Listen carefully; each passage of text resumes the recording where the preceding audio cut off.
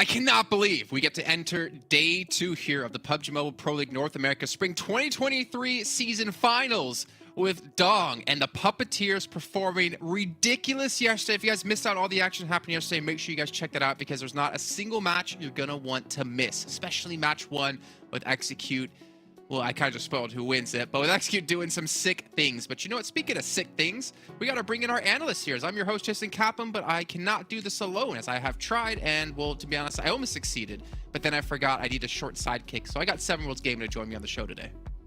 Hey, let's go. Don't make me switch your screen again, all right? By the way, the hair's looking nice. Yeah, you know, it's almost as if I have a full head of hair and none of this is photoshopped at all. AI hair? AI. Well, actually, to be fair, the best way I help my hair stays so flourishingly nice is by washing it with some delicious Monster Energy. And you can wash your hair with it and then drink it after. It kind of works in 2 different ways. It's our official energy drink partner here at PMPL NA. And I also have to say Monster Energy does not support this statement whatsoever. So please don't try washing your hair with it, but you can enjoy the sweet, delicious taste of it. I miss working with you. I wish I could say the same. All right, so everyone, if you missed out on the first day, honestly, 7, yesterday, I don't think I could have wrote a script better than how the entire day played out. That was the perfect way to kick off the finals. From game 1, and then for how it ended too, it was quite impressive. I mean, for I came in saying I think it's gonna be in Hyper. I think it's gonna be between YKG and Hyper. Absolutely. They were non-existent for the first 2 matches, but then they picked it up at the end. And then to be fair, YKG, I mean, they did really, really well. So you know what? Let's pull up the overall because you said it best. I mean, it was a Dong performance from the Puppeteers as they were able to push up to 2nd place with 0 bonus points. I feel like that's the main thing that people need to focus at. They were able to do this with 0 bonus points, and Hyper's currently holding onto that lead because of the 31 bonus points that they came in with. They're currently sitting at 97 points. YKG there was 79, and I'm gonna go down the list a little bit more because there is another team I'm currently looking at, and it's gonna be MEZEXIS. MEZEXIS. Only 16 points? Like, you got me there on that happened? one. Because you were like, oh, I'm going to go on the list to see another team. I was like, oh, it's going to be a positive thing. And then you're like, and MEZEXIS. Nope. And I'm like, nope, that's going negative. I was positive yesterday, okay? Today, I'm the pessimist. You're supposed to be the positive. So tell me something positive about MEZEXIS. Yeah, that's what I thought. They played all the matches, I think. I mean, I obviously we're being a little bit harsh on MEZEXIS, but the ridiculous... And Dave, you're welcome. Momentum they had in the 3rd week was astonishing. We've never seen them perform that well, and it looks like maybe never again. The fact is they got 18 bonus points going into this. They got 2 placement points total, and 14 eliminations. I just don't know what to say to that, 7. I don't know what's going wrong for them. I don't know what's being so different at the moment for this team as well, because they're looking like a shadow of their former selves. But to be fair, right? Maybe it's just because we got to see teams like Execute, Dope, The Chosen, Puppeteers stand out so much here on day 1. I mean, you talk about... Mines did surprise us a little bit yesterday with some of their play. That were quite an aggressive team, and I enjoyed that about them. Hopefully, we'll be seeing that out of them again today. With Golden Eagles, something I do have to mention, they were losing players super early on, and it seemed like it was happening in every single match. I'm hoping Golden Eagles is going to be able to just bounce back from that and try to keep their players alive a little bit longer. You know, it's going to help you with those placement points. And then I'm going to go all the way to the bottom to Team Mobility. There you go. Woo! That was a mouthful right there for me. But the reason why I want to mention it is because it's a team full of veterans, and if there was any team out of that page to actually be able to bounce back, out of that bottom side of the leaderboard to be able to bounce back, I feel like Team Mobility might actually have a chance. Yeah, they might have a chance if you can figure out how to say their name correctly. No, I'm just kidding. I agree. I haven't agreed with you. I have to give you tons of crap. Don't worry. It's part of my contract. It's unfortunate for them, but again, one day there is still a chance to bounce back. But the problem is they have such a hill to climb here. That hill is slowly going to turn into a mountain if they continue to have bad game after bad game after bad game. But now this bad boy here, 7. Now this one for me, this graphic you're seeing at home, is very interesting because on the left-hand side, the green, the darker green, and there's a teal. The green is their average points per game in league play, and then the teal is their average points per game in the finals. And there is some drastic things standing out here. Yeah. You know what? I'm just gonna go all the way to the right. Hello, Puppeteer. It's good to see you here in the finals. I've been a fan of you guys, of how you've been able to play certain things here and there since week 1. good to see that you guys decided to show up here for the finals, averaging almost, you know what, almost 14 points per game. That is so ridiculous. But then you go from a team doing so well here in the finals to the complete opposite when I was talking about MEZEXIS. You go from a team that was averaging almost 9 points per game to just 2.7. Like, where has this MEZEXIS been? If it wasn't for those bonus points, this team would be actually sitting on that 12th place if we went back to that overall inside. By the way, I do want to mention NHyper. Even though they didn't start off great yesterday, like, it is so misleading because they are just such a consistent team. And what's crazy is, I mean, 0.2 points, right? But they still improved, Jason.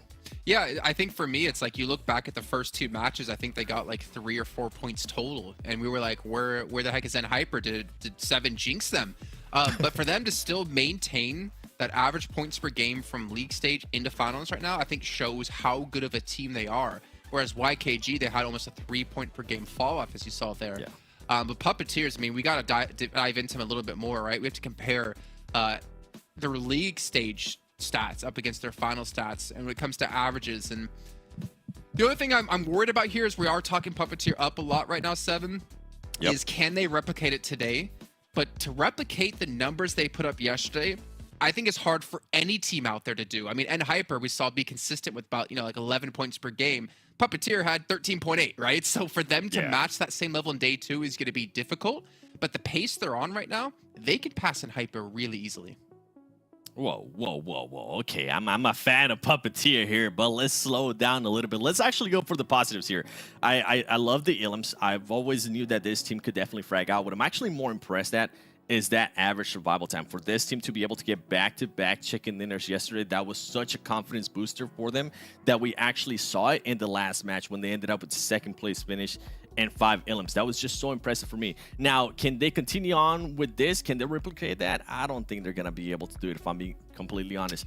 But if they can at least average, you know what, I would say 9 points per game, that's going to be so impressive for this team, especially with what we just saw in the bar graph. I mean, you saw them triple the points.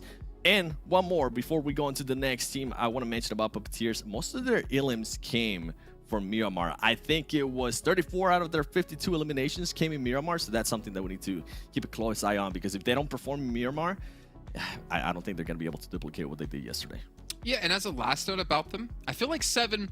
what we got to see yesterday, like you said before, we know they can frag out. We know they can pick up a lot of eliminations. But I think where they struggled in league play was the fights they did take, they wouldn't come out clean with. They wouldn't come out with 4 people, or they'd lose like 1 or 2 or something like that, right?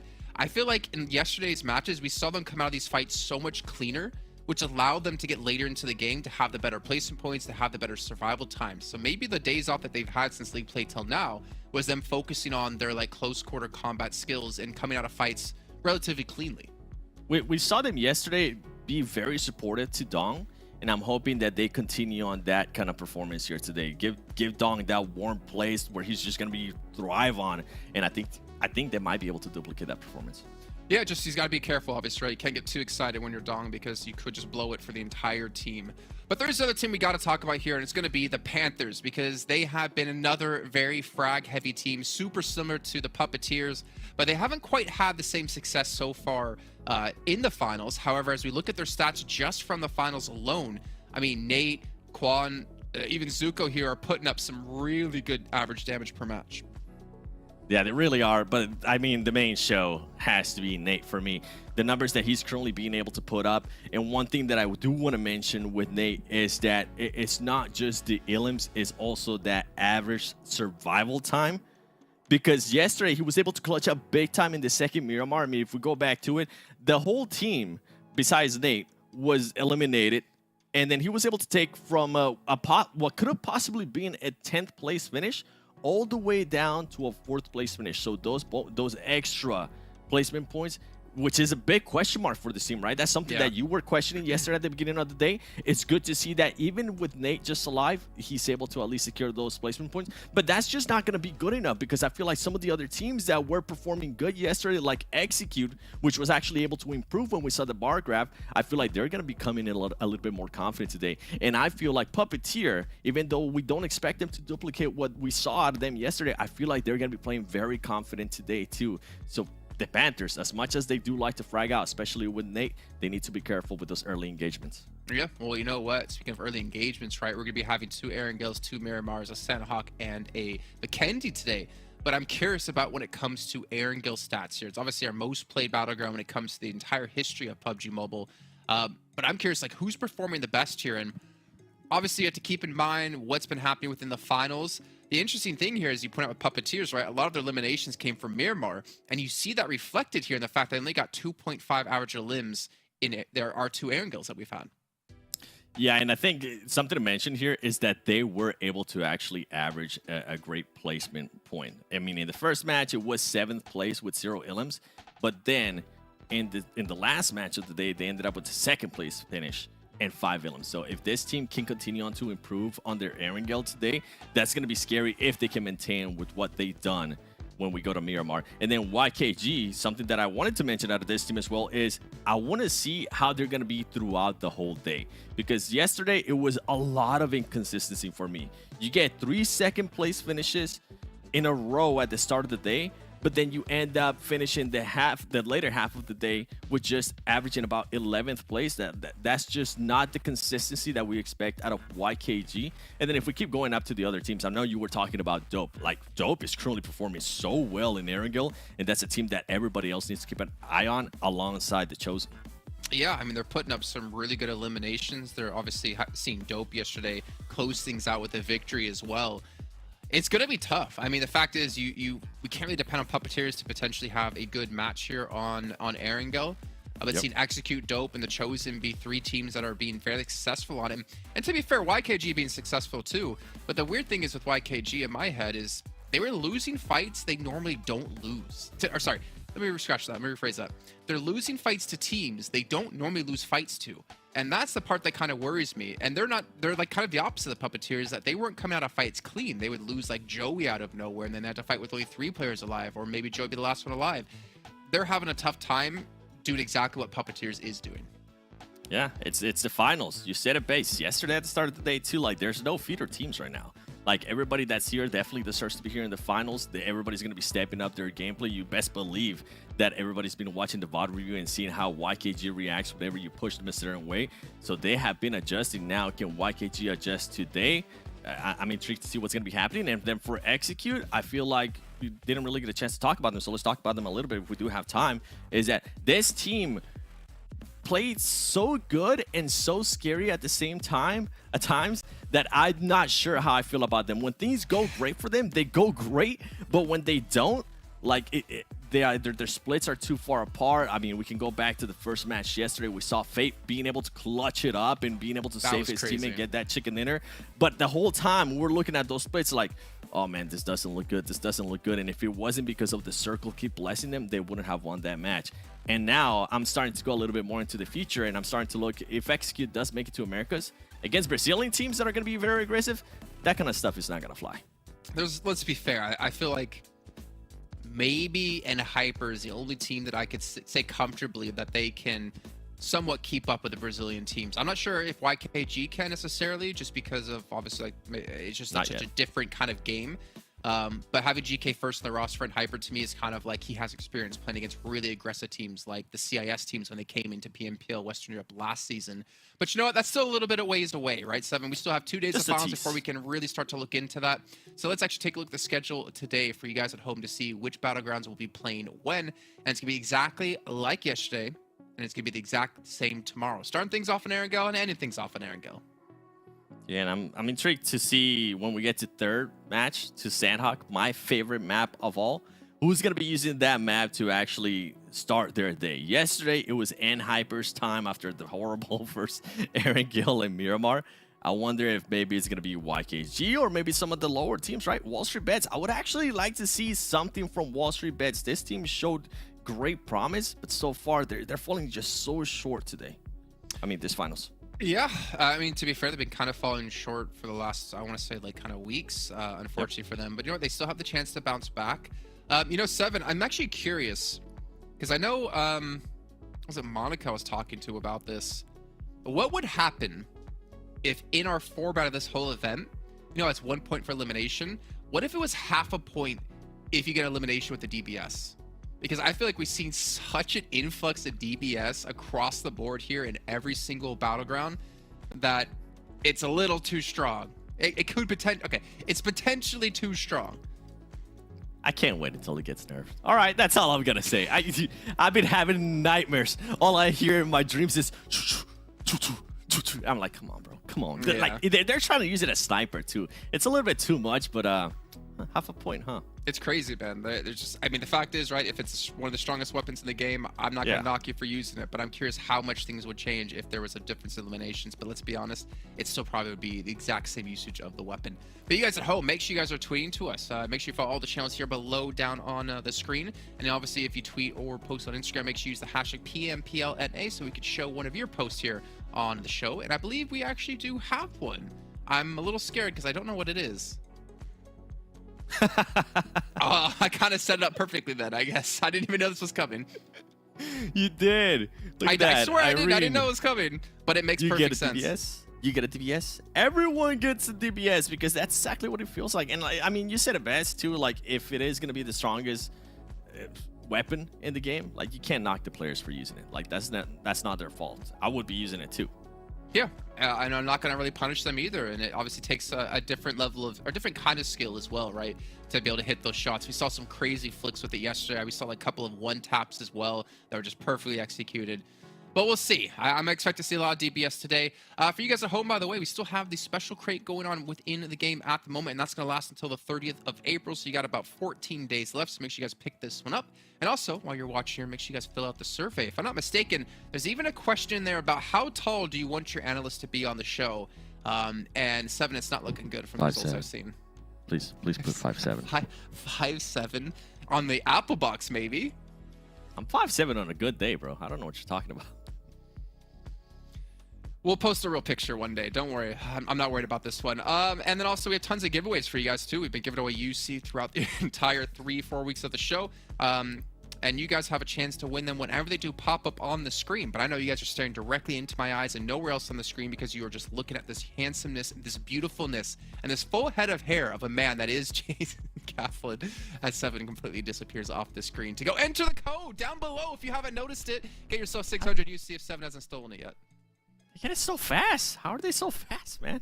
Jeez. You got those old man fingers. All right, so let's head over to our commentators to kick off the first match of the day. He's actually 42. Hot Jukes and Zute, drop us in. 42. I thought he was 47, baby. Yo, what's up, everybody? It's Hot Jukes here with Zute. It's day number 2. Bro, how are you feeling? I'm feeling great, Jukes, and I couldn't feel better after yesterday's games. I'm so excited to see what's going to happen today. The big question on my mind is, what puppeteers are we going to see today? Like, I mean, I think everyone tuning in today, I feel like that is definitely something they're all asking. That's right. That's right. You know what? As a matter of fact, we heard Jason said that he thinks that NHyper is one of those squads that can hang with the Brazilian teams, right? Well, I'll say that yesterday's puppeteers could definitely hang with those squads, but that is not today's puppeteers, Zute. We don't know what we're gonna see, but it's day 2, game number 1. All eyes are on them. All eyes are on them today. 100%. All the teams, yeah, I'm sure, are looking at puppeteer right now, seeing what they could pull off. But there's still a lot of other teams, right, that we need to watch out for, like YKG. They just nowhere to be seen yesterday. Maybe today's the day that they start showing up. Execute had a great game 1, you know, completely wowed everyone. Fate killed Tensa and then clutched it, right? So it's like there's a lot of questions to be had coming into day number 2. Puppeteers being the big one, of course. However, with the way the tournament's going, the way the action has ramped up, all of the teams like have just been performing phenomenally better compared to the league stage. A lot could change in day 2. A lot can change once again in day 2. And you know what? It's so crazy because I think yesterday we were talking about it, and I think it makes the most sense. You know, like squads like NHyper, YKG, you know, not having the oh, hold on, sorry. Oh, the Zarky finish. That too. Zarky finish. Is it possible, Zute? The dream? I give it like a 5% chance. Oh, 5% chance. Everybody, give Zarky your energy. All right. Yesterday we did it to the icy lake. Now it's time to go to Zarky. True. Right? True. We got to at least see it, baby. Come on. Mm-hmm. I have not seen one in ages. I think in my entire competitive or PUBG Mobile career, I think I've seen 3 Zarky finishes. 3? Yeah, That's a 3. lot. And that's a lot. And I was like, I know one for sure, and then 2 close by. And I'm like, that's Zarky enough. You know? That's Jarky enough. You know? So like if I we got get a question. Yeah, what's up? For you. Would you rather have Jarky or Stallber finish? I'd have Jarky. Jarky? I don't even know where that is, bro. But you know what? It sounds good. It sounds good. No, I mean, Zarky is just so rare. I mean, I've seen some Stallber finishes, which are really, really fun, or at least at that mountainside just west of Stallber. I think we've seen that, more than once. But, you know, like a Zarky finish is definitely the dustiest square on my bingo card for competitive PUBG Mobile. So I'm really looking to check that one off here. But, you know, like I was talking about, we'll see. I think we can agree that yesterday we have seen, these teams level up completely. Mm-hmm. Like, it's understandable why NHyper and YKG aren't just, bullying the lobby like the way we saw in league play. Because, I mean, PUPPETEER's obviously the big shocking story because they just had a ridiculous day yesterday. But we saw, Execute pop off at the start. We saw a lot of signs of life from the Panthers as well. MEZEXIS has been quiet, but who knows? This could be their day. I think this is the most important day for squads, right at from 8th place on down. What do you think, Zoo? 8th place on down, yeah, of course, because it's top 5. It's top 5 to qualify, and teams 8th place and down, day 2 is really gonna give them a good idea of what they need to do coming into day number 3. So I wouldn't say it's like do or die already, but well, for some it is, right? For some, I mean, if you're like below 8th place, it's already do or die, starting from this very game, right? True. But if you're hovering in the middle, right, like let's say 10th, this game, if it doesn't go well, you still got a chance, right? You still got a chance. So it's getting to that point, of course, Jukes, and it's just 3 days to determine if you make it to the next stage. It might seem brutal, but then again, these guys have had 3 weeks of gameplay to get those bonus points, and we've seen, even though teams like PUPPETEER 0 bonus points, they just shot their way up. The teams that did get a lot of bonus points, if you took those bonus points away, they'd be way further down. So those bonus points, those 3 weeks of gameplay, still come into effect in a 3-day tournament. I'll tell you what, if I were a player competing at this level right now in this tournament, I would see PUPPETEER's performance as an inspiration, right? Because of course, they have just proved that even with 0 bonus points, you could still top the leaderboards, right? So it's still possible for any one of these teams. There's still plenty enough time. We've only seen 1/3 of this tournament, right? We're about to see the second, though. So if you are going to have a pop-off day, it needs to be today. So hopefully these teams did that homework. One thing I really been waiting to see, Zute, is more of these vehicle rotation route, traps. And we haven't really seen that here at this level. Why do you think that is? I feel like, I don't know. That's a good question. Maybe, I mean, if you trap a team, it requires 2 things to go correctly. First, the team that you're trapping is going to play the way you're expecting them to play. 2, your trap's got to work out. And I said 2, but 3 things. And then 3, afterwards, right, you have to have a very specific game plan for what you're going to do next after you wait at a certain position to trap a team, and then other teams are going to move into certain positions ahead of you, and etc. So I think with those 3 factors combined, some teams just don't feel comfortable with doing a play like that, and they rather just stick to one game plan, which is, this is what we're going to do. We're going to do this. Makes sense, especially with this, first zone. Like I said, a Zarky finish, ultra rare.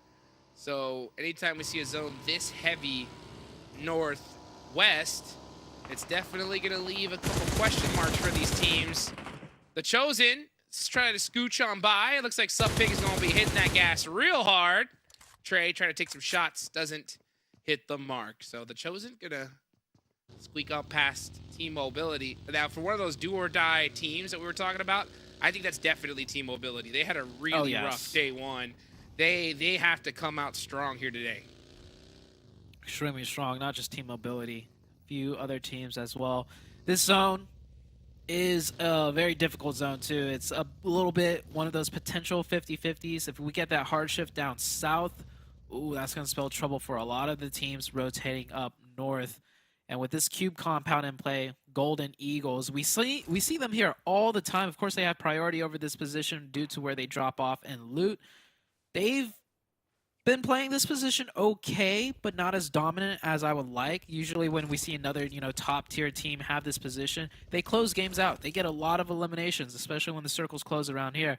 But yesterday, we saw Alf swim up from that south side and absolutely destroy that team of Golden Eagles. So they got to tighten things up as well. Yeah, I mean, Alf really had to put the backpack on yesterday for Golden Eagles. He was able to secure some nice points for his team, but, when we see these crazy performances that we saw yesterday, I think it's definitely lit a fire amongst all these players and teams to realize that, hey, you know what? Having a good day isn't going to be enough. We need to have a great performance if we're looking to move on here. And like a knife to the heart, the Zarky's zone out of there. Centers up, and Zarky no longer in play. Come on, chat. Y'all let Hey, me this down. is pretty good. This is pretty good, too. All right.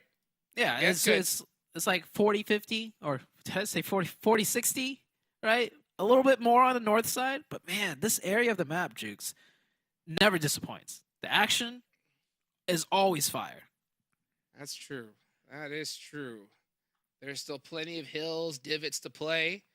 And you can see, Team Mobility in a good spot because they're hedging their bets. If that zone somehow shifts down south, they're going to be in that perfect center to be able to go in a different way. But a lot of eyes are going to be on that spot, so they're going to have to really, really play this careful. BOPE, Phoenix, K19, quite a few teams on the outside of the zone are going to be traveling on inwards here. BOPE looks to have... Oh, they're gassing up. They are gassing up and getting ready for this rotation. Yeah, they're getting ready to make a play here. Definitely talking it over with the team. I feel like this type of circle for them, Oh, yeah. not the easiest to decide to what to do, but they're making a play now. They're rotating in. Definitely going to try and scout something. But obviously, all the bridges are taken. All the crosses are taken. All the power positions at this point are taken. And Puppeteers, the team to watch out for, and the player, Dong, especially to watch out for, getting some shots in from the Execute squad right now, being forced to push back just a little bit. Dong with the UMP. Or, no, that's not the UMP in hand. The barrel and the UMP. Deadly combo. And Bope, oh, well. The Bope-a-dope. This is what Bope's deciding to do. A Hail Mary play, full send across the bridge. They lose one player. Oh, they've lost 2 players. Excuse me, yeah. That is not good for Bope. Really bad. Yeah, they're going to get confirmed here. Jukes, Unless, the West what's up? Bridge. The West Bridge is completely open. I don't understand. Hey, Yeah, sometimes... Why not just take the West? I mean, we could see the Western Bridge is open. But His name this is bridge is Fuego. 100% taken. Like, you don't even have to guess that this Yeah, bridge you know is that. taken. Yeah, everybody who has played even a little bit of comp would know that that bridge is going to be taken. So very interesting play from here. I gotta ask you this though, right? On the second page of the overall standings, which team do you think has the most chance, right, to have a crazy comeback day here today? Second. Man. You got WALLSTREETBETS, Skills of Mine, Golden Eagles, K19. I don't know about BOPE right now. BOPE's in trouble. Yeah. But Phoenix, Esports, Wanted Vigilantes, Team Mobility. I would have to go with Man, I want to say, ooh, that's a circle shift and a half. I want to say Wall Street Bets, but it's like, you know, The fact that he's taking so long to give an answer, guys, is not a good sign. Just want to let y'all know. yeah, but this circle, okay, with this circle, I'll go with Phoenix. Okay. All right. They're All down right. there in the south. Yeah, Alpha's they're up. down. They got a really lucky shift down south here. I mean, this is really Yeah. going to help them out. I mean, hey, it could still go north though. oh, just but look who's coming throwing for out. him. YKG. Look who's coming for him. Uh-oh. You want to change your pick? Nah, they got this. YKG Oh. yesterday, a shadow of their former selves. They got this. Oh, okay. All right. Spicy talking points here. Let's see if that's the truth, though. The Panthers trying to take out Vigilantes. Wanted Vigilantes. Yeah, Wanted Vigilantes they were really deep into second place here. They were 15th with only 13 points coming in to today. So they need to have a monster performance. Yeah, I want to see the Panthers be a little bit more confident. Yesterday on the very first game, we saw it wasn't Nate. Oh, beautiful. my gosh. There we go. There we go. Yeah. Oh my goodness. Nate just Nate the said Nade. goodbye. Dude, Nate's been Bye-bye. putting in so much work for the Panthers. He's like the guy trying to rally the Panthers together right now in the finals. Yes. Like try and give them that old confidence back. And Puppeteers.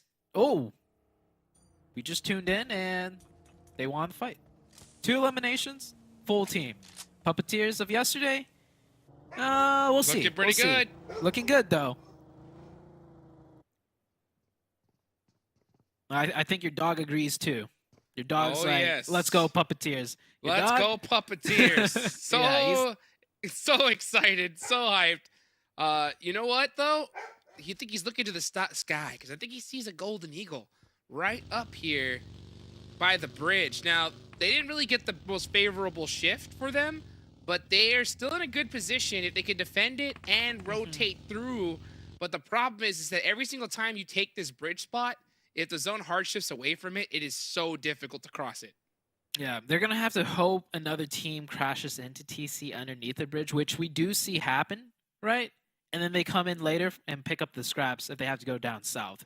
So we'll see very soon how this is going to play out. Puppeteers, by the way, very, very curious to see how they're going to cross down with that shift. It's not going to be easy for any teams in the north to figure this one out. I mean, how do we get that first zone and end up with an Everest finish, right? I mean, this is Oh, yeah, what check out we're- MEZEXIS. They're chilling. MEZEXIS big chilling right there on Mount Everest, not having to worry about a thing. You see YKG, K19, Phoenix, Wall Street Bets, all in ruins, and it is gonna be real difficult to get out of there with a full 4-man. Wall Street Bets are gonna try to do it though. Joey looking to pick up some points on the way in. It looks like Fierce YKG, playing aggressive. yeah, are gonna press up on the Wall Street Bets here. I like this play. Ooh, exotic YKG. laydown's gonna be dangerous. Yeah, there's no way Fierce spots that. He doesn't spot it. Oh, No way. Fierce is just running across in the open. No one's How? shooting him? I mean, I'm surprised he even moved 2 inches forward and didn't get completely busted up. Yeah, I think Wall Street Bets are they're scared. super scared. I mean, especially considering where they're on the leaderboards. It's not looking good. Chico's going to come in hot, though. Trying to sneak some shots through. Oh, and actually gets a tap. That's huge. Every little damage counts in this Fears close got range finished, though. engagement. Wall Street Bets had the edge. Oh, Joey. What a shot on Ikubi. And the Yeah. finish. So now Wall Street Bets is getting picked apart. It is a 3v2. If Exotic can get a good nade in, it ties things up. It ties things up to 2v2. Of course, Joey's got the inside of the circle to work with and the suppressive fire. Oh, there's those shots. Yep. Just, Done. YKG corralled those 2 players right into Joey's sightline. Very well done. Of course, they did lose a player, which I think, you know, not too bad, but for YKG's caliber, I feel like that was definitely a little bit of a slip up.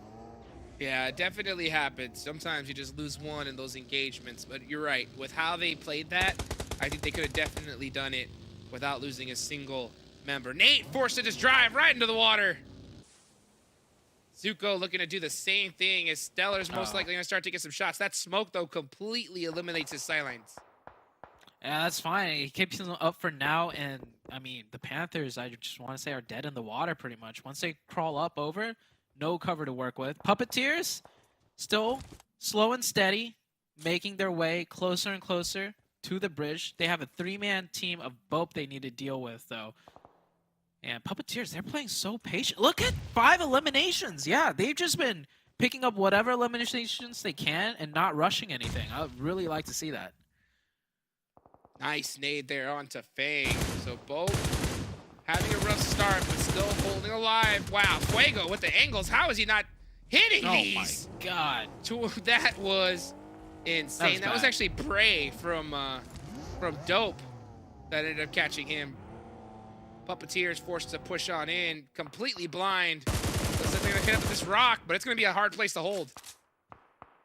Nice cover usage with that car. Stay alive for a little bit.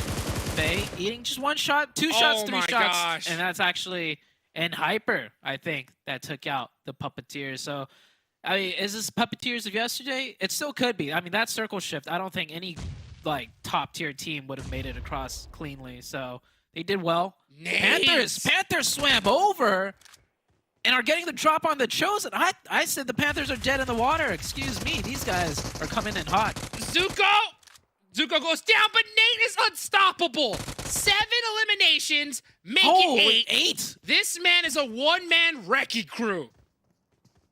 I mean, we got Dong and we got Nate now. Can he finish this 1v1, though? Goes for the revive. I don't know how I feel about this. Yesterday, I saw the team go for a revive, and they lost the fight because of it. Oh! Big Nate eats those. He eats those for breakfast. How is that not a... I don't know. I'm not going to question it. Too strong. The gods of PUBG Mobile are blessing Zuko, Nate right now. Zuko with the bounce. Too wide. Too far. Too far. Nate battle. Back and forth. Zuko doesn't eat those. Anying don't miss these, though. Anying don't miss these. And Zuko's in big trouble, yep. And that's the finish. Oh. Tight peeks from Nate. Hit him right in the head where it hurts. Nate, though, 1v2. Can he pull it off? There's no way he's getting into the zone. I mean, look at that circle. That's true. Yeah, he's got to commit to this 1v2. He is Nate, though. He is Nate. And he has an M4. Sometimes that's all the cover you need.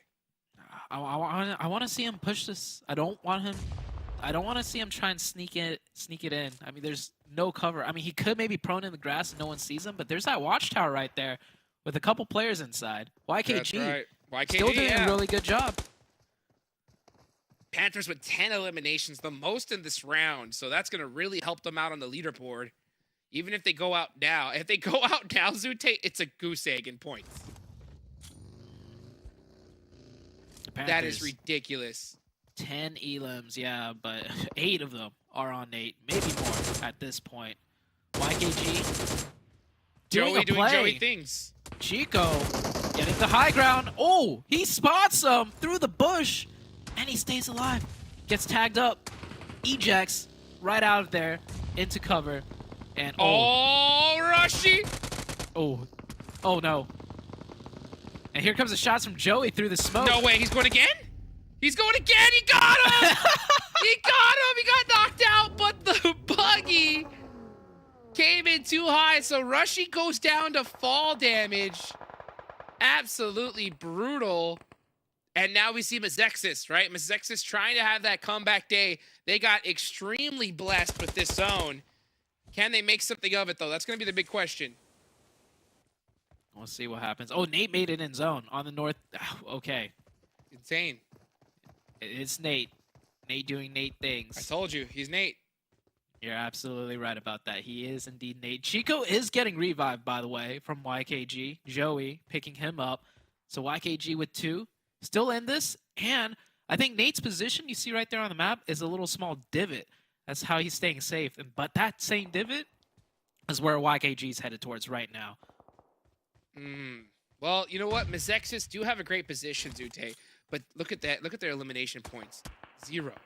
So they haven't been able to pick anybody up. They lose Trick right there as he gets knocked. He actually did hit that nade, though, onto Legend. So Trick, he has definitely got that arm. Unfortunately, does get knocked, but both teams are going to go for the pickup here. Illusion looking for some cheeky angles. Rin has been really putting in some suppressive fire onto Dope. Dope has been in big trouble. Look at Nate, though. On the corner, still up and running. BOPE is still up with 3. Wow. They're forced to make this push, though. There's no way. You got 4 of EnHyper. Look at the nade. It's a red zone. Hellfire. Yeah. Onto the side of Dope. Oh, yeah, Dope's Rin. going to start getting pieced up here. One more nade. A-town. Bounce it off the top. There we go. Hot Zada. Oh, my goodness. Well, BOPE made it really far as how many teams are left with the placement points. You know, it's not that much, not in this new format. So they did the best they could. And I think EnHyper, especially Kindness, is going to go run and try to pick up as much loot as he possibly can. Baby Tang, ooh, getting some nice little pokes through the smoke. They're going to throw some of their own now. Try to get some loot. EnHyper, poised to have a great game as well, depending on where this zone goes. Ander, K19. Trying to pressure and keep MEZEXIS outside of this circle. It's definitely going to be difficult. It's hard to throw nades when you have this kind of elevation. Yeah. But all it takes is that one perfectly placed one to really turn things around for your team. Circle closing in. The rest of the MEZEXIS do have to move in, and I know they don't want to necessarily just stack on the one player that's in zone. Too much of a nade magnet. YKG still up, and so is Nate. So they're going to actually share this small ridgeline side of the zone. I don't think they know Nate's up at all over there. Yeah. So Nate They're not might even be looking able in this to, direction. Nate might be able to do something huge here on the next circle shift when he decides to go just for the backstab, you know, elimination points. Where's the circle going to go, though? Still closing in ever so slowly. The calm before the storm. 30 seconds left on the clock. This zone is going to shift. Joey, ooh, getting some shots, but a nice return fire from Trick is going to shut him down. Yeah, you can see Dope trying to think, what do we do with this next zone? Smoke starting to come out here very proactively and active. Looking to get some information with that buggy. Oh, and he's going for the runovers. Oh. Okay, he actually did. He caught Illusion. Ring around the rosy. He's going to go for another. Here he comes. For the heal from Peralta. So you get give you some cover. Yep, round number 2. Oh, second thoughts. Not yet. Here it goes. Another angle. Oh, we got pieced up there. Oh, he misses. Where was the push from the team? The team had to be coming at the same time. Yeah, so, disjointed. I Check think out it that was maybe circle shift, though. the pressure from Dope may have just been a little bit too much, and that forced Yeah. MEZEXIS to hit the deck. So a little bit of mistiming is going to cost them pretty bad. We're starting to see some more action happen here. 7 teams still remaining. Panthers, Nate up all on by his lonesome. Trick forced to put some suppressive fire in the ways of YKG. MEZEXIS is really stuck in this position. EnHyper moving in with a 4-man team as well. I don't really like what EnHyper's doing. Yeah, it's they have a 4-man team and they're putting themselves wide in the open to just be shot at and withered down. I would have loved to see maybe that 4-man team just, you know, push really hard towards one direction. Like Nate over here. Nate's forced to take this 1v1. Oh, he is full HP. Nate! He is dodging and weaving. Nate is on something else today, Hot Jukes. 10 eliminations right now for the big Nate himself. Oh, that Nate hurt him, though. And that was Nate beating out a DBS from one of the top players in one of the top teams in this lobby. So 12 eliminations for the Panthers. Ridiculous performance from Nate. And I don't think he's done yet, Zoo, especially with how this is all looking. GK first, and then EnHyper looking to circumvent Dope. They do have the high ground advantage, but they got to watch out for teams possibly crossfiring them, and you're going to see that right now. GK first getting naded. Back and forth shots. Kindness has all the angles in the world, though. Yeah, I love the way Hyper's doing this now. I thought they were just going to put themselves in the open and like create a stack of cars as cover, but now they're going aggressive with that high ground. Once again, the high ground always working out for Hyper. They established control now, but they did lose one player, I believe. Yeah, they're down to a 3-man. Lonesome Nate there. You just see him still alive, barely at the edge of this next zone. It's going to be a tough rotation. Is Ren going to go for the run over? Oh, he saw him. He saw him. He's forced to turn around. Oh, Prey just got outplayed there. Ooh, he gets traded right back, though, from the other team. And yeah, Hyper down to 1 now. That was a little bit way too aggressive for Hyper. He didn't need to clear that much room, especially when they had the zone. And this area of the map that he pushed into is out of the next circle. There's no reason to really push over there. Hyper could still win this, though, if Kindness could somehow crawl the way back. And QZZ, that's a dangerous revive, though. Joey with some nice shots on the K-19. QZZ looking at Nate. Nate's going to hit the deck for now. Nate, so many of these players are outside of this next zone. 56 seconds on the clock. Nate is forced to use a buggy, and he's rotating on in. Oh, and he does find the tree. He finds the cover. Huge. How is Nate still up? How is Nate still alive? It's the Nate show today, dudes, and I'm all for it. But this match is not over. Joey gets found by QZZ. 2v1v1. Legend in the open. Oh, goes down. 3-way standoff now, Jukes. And they're all in the zone. All 3 players left are in the zone and behind cover. And this is the final circle. It's anyone's game. Oh, it's going to go dead into the center after this. What? This finals? Nate can't with get the buggy? better. Nate in the buggy is going to go challenge QZZ. Looking for some toes. The toes. QZZ finds Illusion! Illusion's so lit! Close.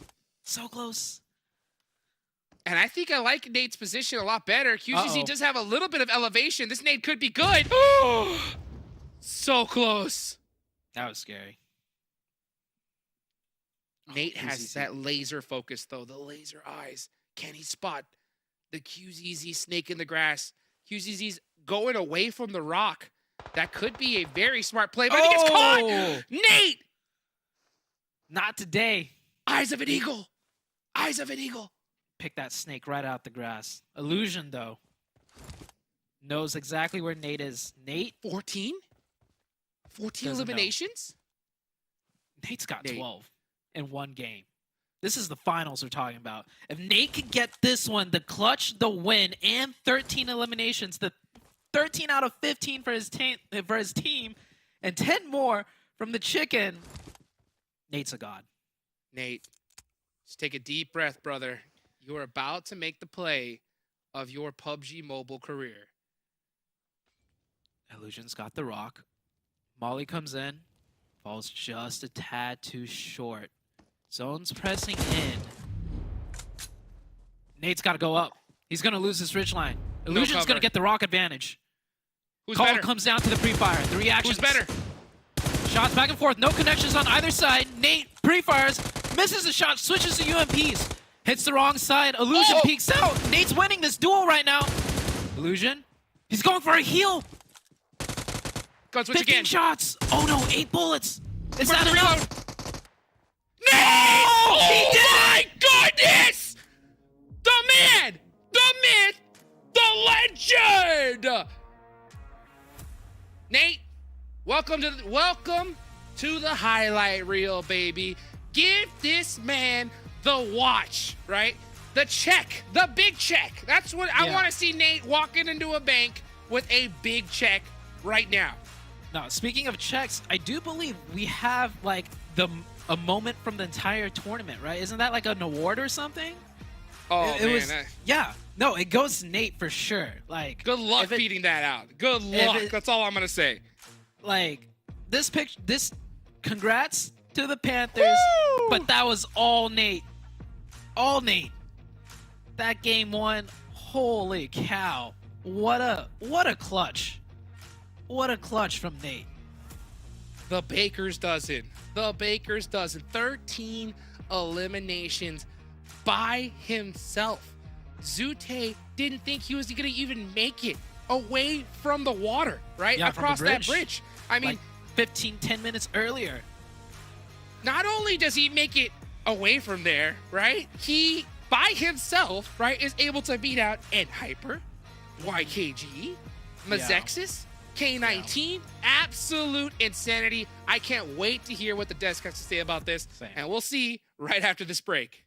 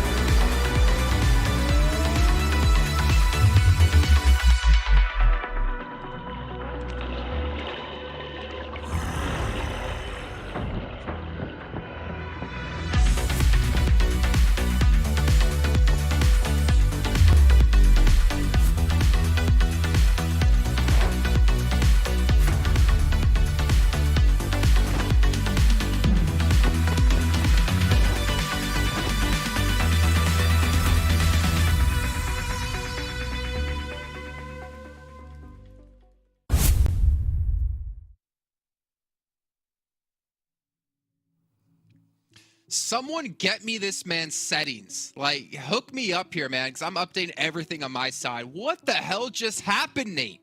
I knew you were a baller. I knew you could get a lot of eliminations like we've seen before, and I know you were feeling it. But to close things out like that, the Panthers, I think, have just skyrocketed up the leaderboards. Let that man cook.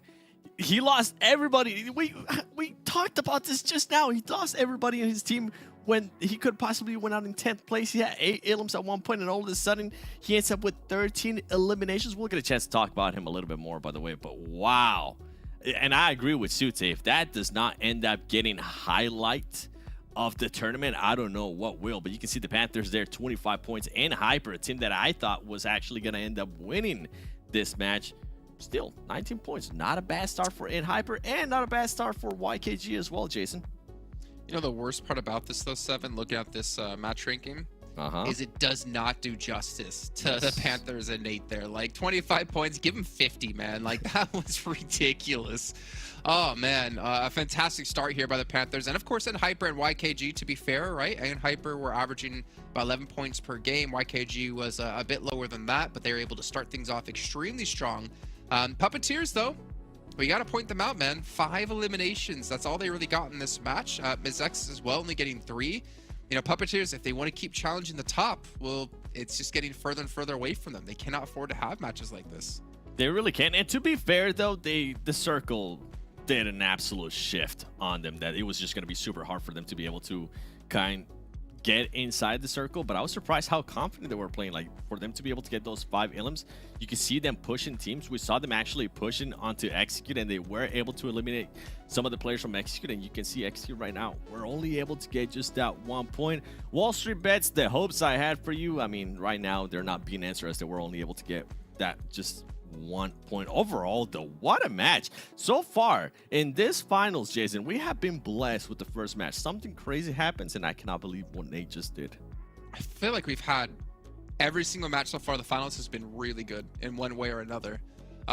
This is, yeah, definitely a finals to remember. But again, we got 2 minutes till the next match here, so we quickly got to do it. Let's take a look at our damage here in this last match across the board for all the teams. I'm expecting Of course, the Panthers going to be #1. YKG and Hyper, though. I mean, combined, these 3 teams put down like 7,000 damage. Over 7,000 damage. And to be fair, I actually expected Hyper. I thought Hyper was going to end up having the most damage out of everybody because of their location. They control a compound for so long that they were able to just pick and choose who they wanted to shoot at, who they were going to be able to engage with. And I feel like, I'm going to say it again, I thought they were going to win. But you know what? To be fair, though, I mean, the Panthers, those 2,700 damage, I think, what is it, like 2,000? He almost did more damage than the entire team of Hyper. Let's actually take a look here at the Panthers player stats from this match, and you're going to see what we've been talking about. 2,000. Oh, I mean, we highlighted at the start of the day, and we showed that Nate, Nate, Zuko, and Quan were all doing like pretty good damage. He was averaging like 330, 340 a match. Well, he just blew it out of the water here with a 2K. Yeah, Nate came and said, wait, Dong who? Dong what? He's trying to go for that MVP today. By the way, Nate, yesterday, he got 14 illims in 6 matches. Today, first match, 13 illims. Just Nate things. You know Kalaris, right? You know how he always makes like a sound whenever a player does over 1,000 damage? You know that, right? What would happen if a player got over 2,000? I got to take a screenshot of that, send it over to him, and hear his reaction. We'll play it on the show. Ridiculous stuff. But to be fair, not only he was doing exceptionally well, Joey was. I mean, 1,500 damage. He was popping heads constantly, as we saw the last member for YKG. You know what, Seven? Let me throw something your way here, and let me know how it sits. For it. Nate and Joey on the same team. Yes. I mean, the fact is, right, like Nate is consistently doing this for the Panthers, and Joey, we see him be consistent as well. He just has, I mean, things, I don't want to talk bad about the Panthers, but I feel like Joey has more of a supporting cast on his team, and any player can step up. But on the Panthers side, we haven't really seen that too much. I agree. By the way, Nate right now is looking like, oh yeah, who's gonna want to try to pick me up if the Panthers doesn't make it to Americas? Bring me the money, baby. You never know. Well, what I do know is, though, we're going to head over to our commentators, though, because the second match of the day is ready. It's going to be Miramar, Hot Jukes, and Zute. Can Nate do it again? Oh my gosh, don't say that, guys, right? But I will say this, right?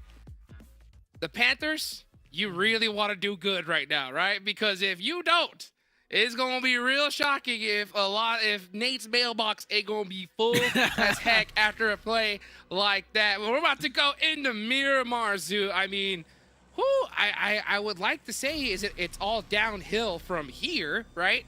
As we throw 600 UCA giveaway code. But I thought the same thing yesterday after Execute's performance in Game 1, and I was even more shocked later on, Zute. So, what could happen today? I mean, I came in today saying anything could happen just because, it's a blanket statement, right? Anything can happen, sure. Did I really think anything crazy was going to happen? Maybe, yeah, but something like that? That crazy? Yeah. No. In the very first game, not even. I thought we were just going to have a really good game, and it's like, oh man, that was hype. Yeah, let's go. But no, that was, you heard Seven say it too. That was the moment of the entire tournament so far. The 4 weeks, for me, the highlight play. To do what he just did is unreal. I mean, I'm telling you, this man has... I challenge the viewers, try and get 13 kills in a classic match. Like, it's not even that easy to get 13 in the classic match. And I'm talking, of course, if you're like Conqueror ranked, okay? Like, don't drop in as a silver player and get like 20, okay? That doesn't count. But Nate just got 13 in the PUBG Mobile North American Finals. And won, though, Zute. Not just 13, and won. That is the craziest part of it all. Oh, my goodness. Yeah, I mean, the man has definitely etched his name into the stone of PUBG Mobile greatness after a game like that. Now, right, what is next? What is next for the Panthers? What is next for all of these squads? Yeah, look at YKG. They're even jumping for joy after seeing a play like that. Even though they didn't win. Yeah, YKG, they had a good game. That was like their bounce back game. Yeah, Joey popped off, but I mean, it's so crazy that even though Joey had like, what was it, like 8 eliminations that last game? Yeah. It was just completely overshadowed. Yeah. by a ridiculous play. Okay, YKG busted out the tricks to, you know, be able to get that quick rotation. You like to see that. Yeah, they're trying. They're trying to stack people on the car. But I mean, what's important for me is like, you know, YKG yesterday was like, ooh, are they gonna not show up this like in the finals? But I think after that game, you know, that's a good sign. That's a good bounce back for YKG. Of course, the Panthers even bigger bounce back. And I want to even, you know, talk a little about Puppeteers, right? They had 5 eliminations, and that circle was so bad for them. It shifted across the bridge. They were all the way on the north, and they still picked up 5 eliminations. So I think like almost every team, or not, I don't want to say every team, but a lot of the teams we're looking at are shaping up to, you know, give us an explosive day 2 as well. Well, you know what? Enough talking, right? It's about doing. We got to see it happen right here, right now in this Miramar match. I mean, we have seen the craziest of gameplay, right? Yesterday with Puppeteers going off in Miramar. So it's definitely possible for all of these squads. But, man, what is going to happen? My eyes are focused on this game, focused on the chat from last game, because they are already going nuts, Zute. This is just, this is madness. It is madness indeed. Honestly, you know, if we could like send a message to all the players playing right now, it'd be like, let's take a pause timer. All the players competing, open up the stream, and just, you know, just watch. We'll just watch back the beauty of what just happened. Oh my goodness.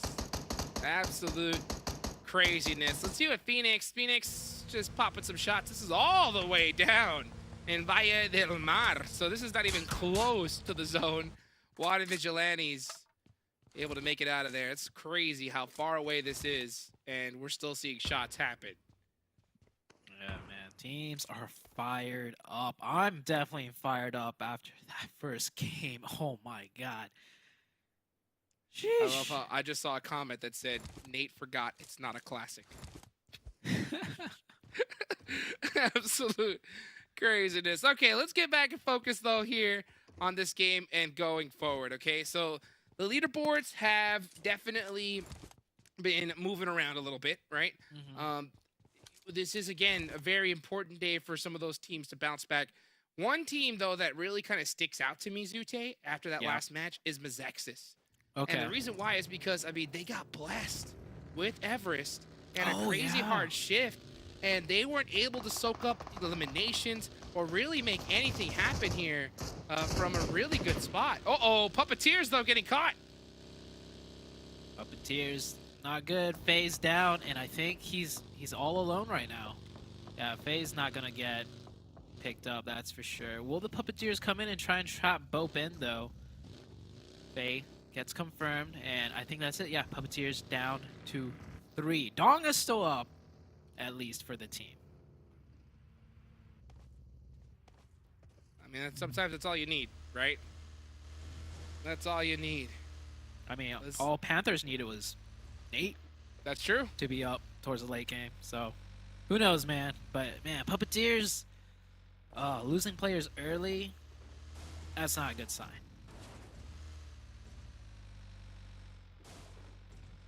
Real bad sign there, losing Faye.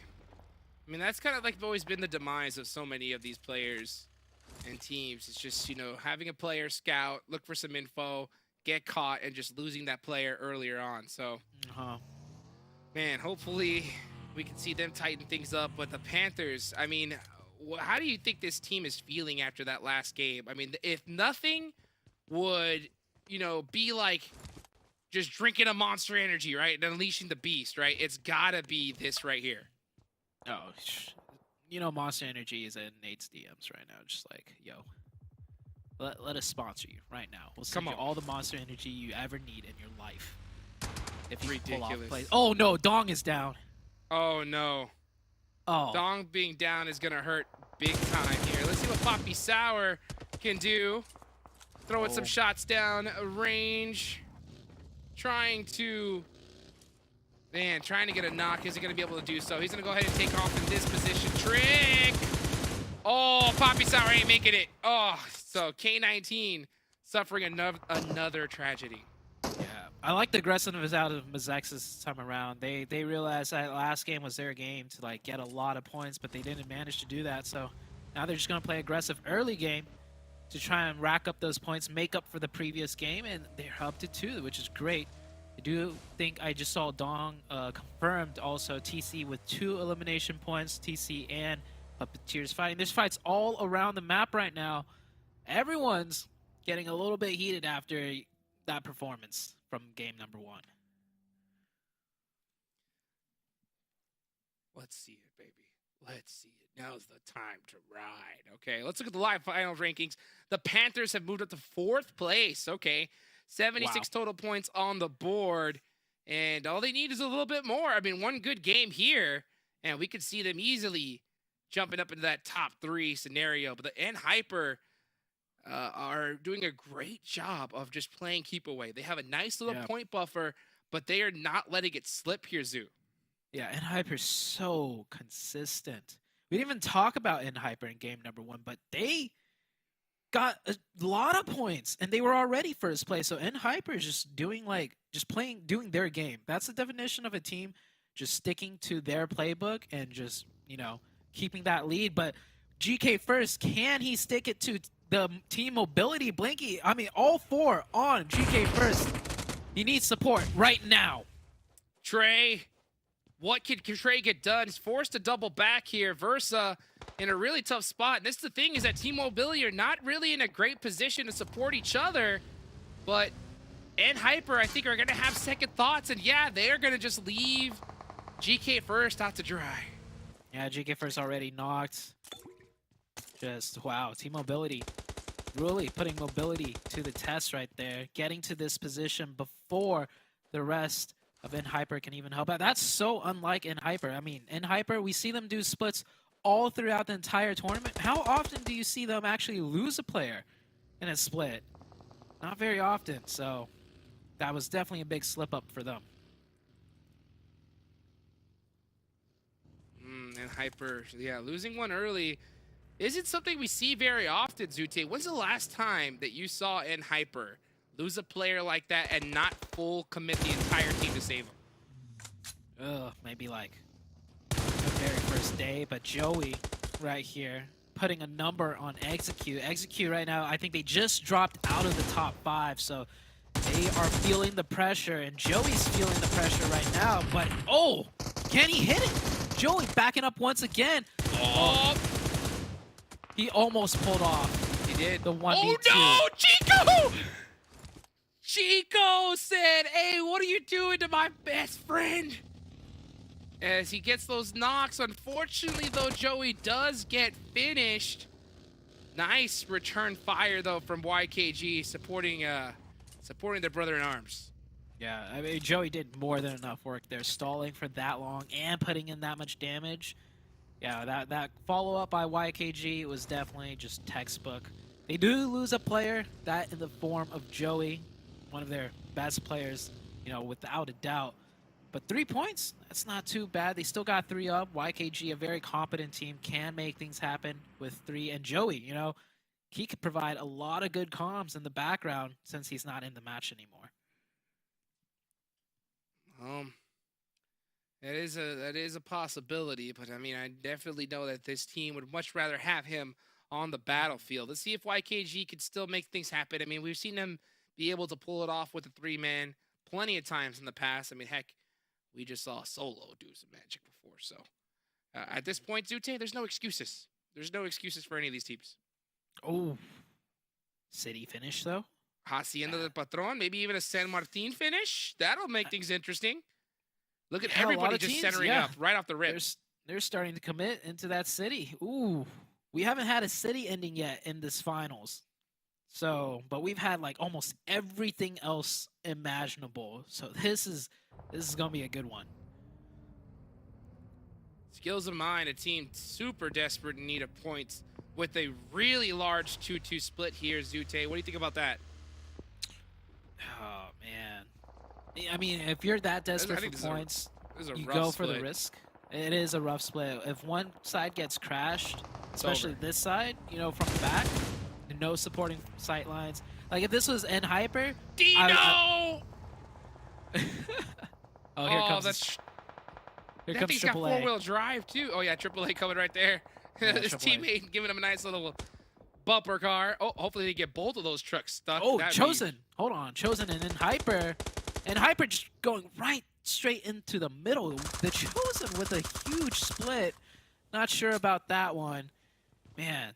Like teams that play split in urban environments, I don't know how I feel about that one, Jukes.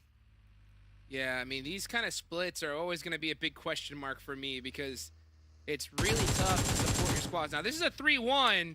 At the same time, though, as Suppig gets crashed on, I mean, he has zero help. Nice shots, though, from Anying up on top of the hill. So far, so good. So All Golden right. Eagles I take that back. eliminated. I mean, wow. I mean, that worked out really well. I take that right back. The Chosen, do all the splits you want. Yeah, It could that's go true. either way, though, but this time, man, they played it beautifully. And Hyper down to one player now. QZZ. This is going to be the first, like, Oh. bad game that I've seen in a while from. And Oh! Tactical! No, tactical. Wow. Deny the point. Or wait, never mind. Stiller. I thought QZZ threw a nade right in front of his face and it blew up. Nope. Oh, maybe Stellar he should have caught him. done that. Maybe Yeah. he should have done that instead, yeah. I will say that I love the fact that the Chosen, even though they were doing the split, they realized when they had the advantage and weren't afraid to press up. I think so many Yeah. times we see teams, you know, utilize a 3-1 or a full 4-man split, and they're just kind of taking little poke shots from angles. And even though they get the knock, they don't commit. But no, the Chosen, they were doing it. Once they got that knock, they fully collapsed and did it instantly, and it worked out beautifully. Yeah, I agree with that one. I think that's a problem with a lot of urban splits too, right? It's like, oh, so much building, so much cover. I don't know if I should run over, and then That's true. Yeah. And then there's no support. You're just two duos essentially, and it's not a 2-2 with support lines. Next circle could very well once again be a city finish. Hacienda still in the zone too on that eastern front side. Let's see what's going to happen here. Right now, my eyes are going to be still on MEZEXIS because MEZEXIS, man, did they pop off in league stage, especially towards the end. But they haven't been able to replicate that heat that we saw then, that fuego, right?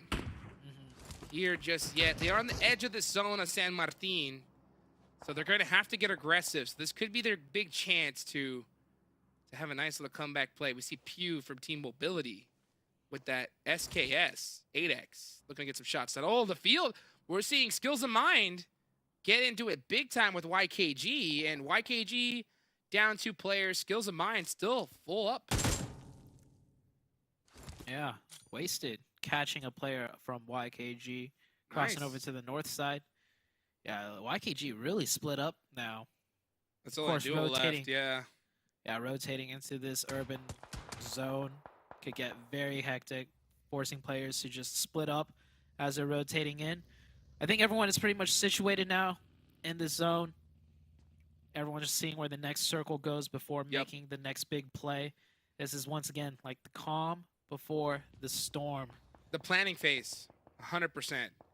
Right now, all these IGLs are talking to their teammates. They're saying, okay, guys, if the zone goes here, we're going to path this way. At least that's what they should be doing, right?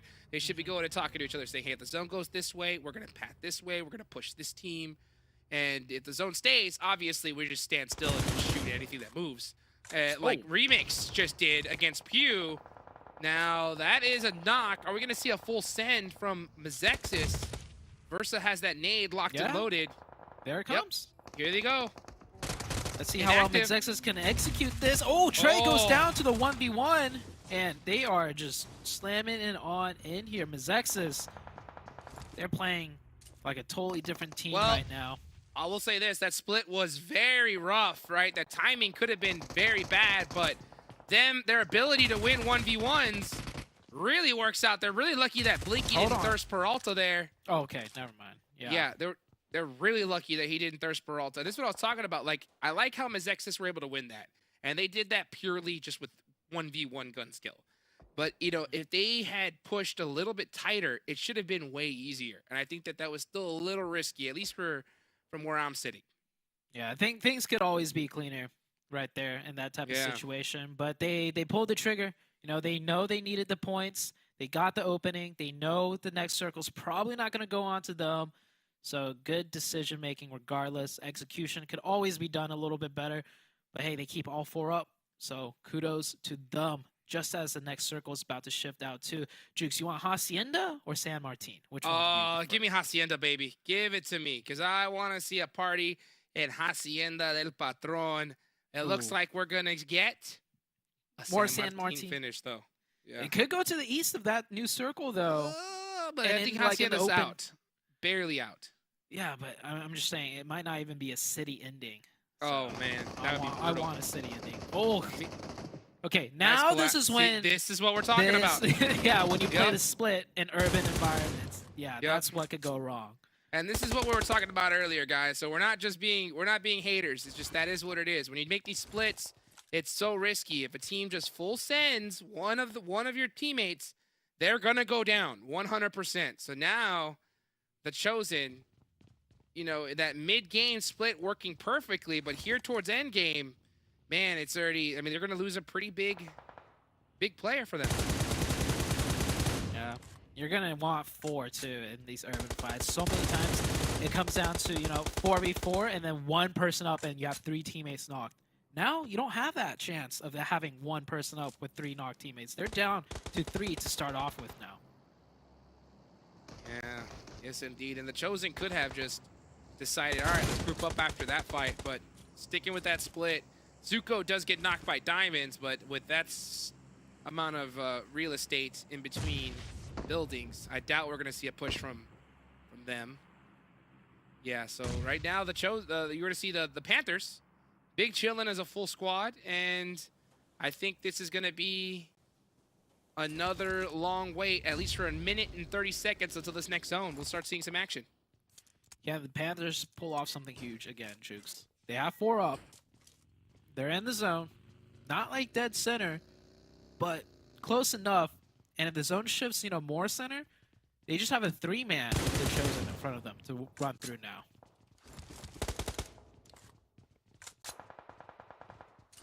See what Quan can do, man. My eyes are locked in on the Panthers. I want to see what they're able to do as a full squad, because when you have a player do what Nate just did, I mean, the hype. Oh, man, the whole team is going to be fired up like crazy. And look at that instant pickup on their boy Nate. Instant pickup. That is one player you do not want to lose. Double knock, though, for the Chosen. Smoke's coming in, blocking sightlines. The Chosen are actually going to go aggro on this. You know what? I respect it. It could look at that. Well not work, though. That was a really good Molotov just to help buy some time. Gaji's forced to just try and pre-fire through the smoke with 0 sightlines at all. And that vehicle stuck in that door eliminates that ability to pressure them even further. But now Nate's up close. A Molotov is going to be good. It does catch Supig. He's on fire.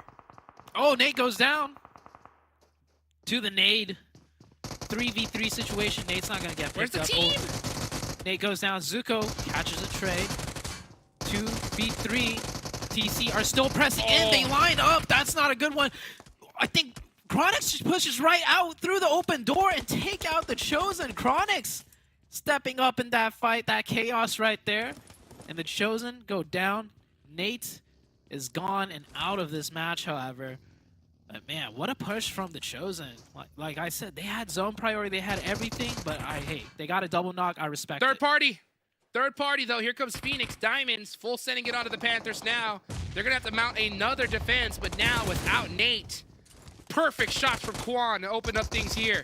Nice pre-fire as well. That Molotov stops him, but he doesn't have to worry. Chronix definitely showing up for his boy Nate and squad. Let's see what Rushy could do. Rushy throwing a Molotov, or Nate actually right inside that door. But 3-1 advantage. Should see a push come out any second now. Yeah, before another third party. Dope moves in. New neighbors. Rushy. Got him. Yeah, tried to do what he can. And the Panthers just racked up 7 eliminations right there. Yeah. Now, a lot of good points. The Panthers were pretty high up on the leaderboards. if, you know, Puppeteers, which are already, yeah, Puppeteers are going to have a really rough game. They only have one player up, 0 points. YKG with 2. And then N Hyper went out as well. So if the Panthers are able to finish with the top 3 here, we're going to see them rocket launch up this leaderboard too. Yeah, I think they were already like just up in. I might be completely 4th wrong, place. but yeah, 4th place. Yeah, they're already rocketed up the leaderboards. They rocket any further, they're pretty much 1st place by now. So we'll see what they could do. 7 points already. MEZEXIS is having a really good game themselves right now. 8 elimination points, and all 4 players still up. Trick, looking for some toes. That monster truck. A lot of cover with that tire, but that's really just about it. Yeah. At the same time, I guarantee you, Fuego does not want to lose that monster truck. Just in case that zone shifts off to the side. You can, yeah, there's that other smoke there. Little puppy we saw. Yep, he's hopping in the monster truck. Oh! And that was just a, that was just a ready, set, go for Trick. He was waiting for that. Yeah, Trick just lasered him right out of that truck. Hey, MEZEXIS, 8 eliminations. Yeah, All 9. right. So Trick's getting that one for sure. that's true. So, I mean, MEZEXIS, maybe they heard us talking about him after match 1, and maybe they were frustrated after losing that one because, honestly, with the position that they got in the last match, we should have seen a performance like this from them. So I think they're really looking to make it up here now. And, oh boy, are they definitely doing so.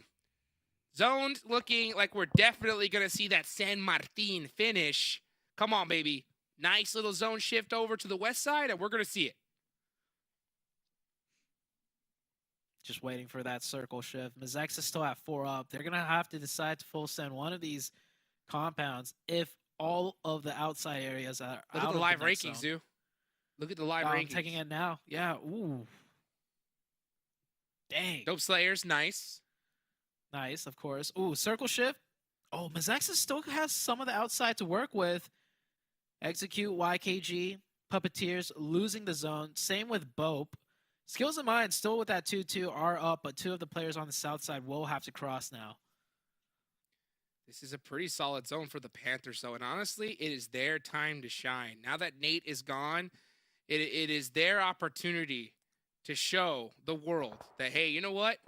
We are here to stay, baby. And honestly, if the Panthers win this match and really push to this tournament, I want to see this squad stick together for a while. WALLSTREETBETS down to 1. Pretty much gone. There's nothing D could do at this point. He's got 2 players of Skills of Mine. He's got MEZEXIS on the high ground. My eyes are really just focused on MEZEXIS this match. This could be a day where just one team after another just have huge pop-off games, and MEZEXIS is shaping up to have one of those. This is definitely their opportunity. MEZEXIS have been way too quiet this entire tournament. And right now, honestly, Zute, is the perfect opportunity for MEZEXIS to turn the tides. There's still plenty enough time. But honestly, it's really this game, right? We're just about to hit the halfway mark of this tournament. So if there's any game to make it happen, it's right here, right now. YKG, oh, completely stuck. Fears is feeling his name right now because trying to make it across this isn't going to be easy. Yeah. Oh, nice shots, though. From the high ground, from somewhere. Wow, and Fears, like, calculated that perfectly. He saw the bullet patter the side of the wall window, and he's like, okay, that guy got lit up. Yeah, that's exactly what he said. Oh, he got lit. I'm moving. Yeah, he makes it into the next zone, I think, too. So he survives another circle, but not a lot of teams go down. And placement points, man, you really need almost the entire lobby to be whittled down for those placement points to start coming in. WALLSTREETBETS with a goose egg here. That's just WALLSTREETBETS have just not had a great tournament here so far. Puppeteers, Reckless all by himself. Looking to get into the thick of it. He's got that DBS action. Starting to press into some buildings. And I guarantee you, if we start seeing some more of this urban finish, we're definitely going to see them DBSs pop out. Reckless trying to throw some smokes and move his way on in. MEZEXIS are going to have that open range, but if that zone centers up any further, they're going to be stuck like some sitting ducks out there in the open. Yeah, But they don't hey, have a you know zone what? now. If you don't have any cover, Zute, you know what you got? M4s. That's all you need. And you got 3 teammates with you. So 4-man team. Now's the time to just press in. That new circle, I don't think they have that ridge line within reach now. Now they're gonna have to push. Yeah, Skills Mind losing players now since they did that 2-2 split and never grouped up. That's an easy go-ahead push now for MEZEXIS. Yep. Get the opening, crossover, take center zone. MEZEXIS looking very strong right now. YKG eliminated. Fear is not able to make it in to this next zone. Bomba! Looking for some angles.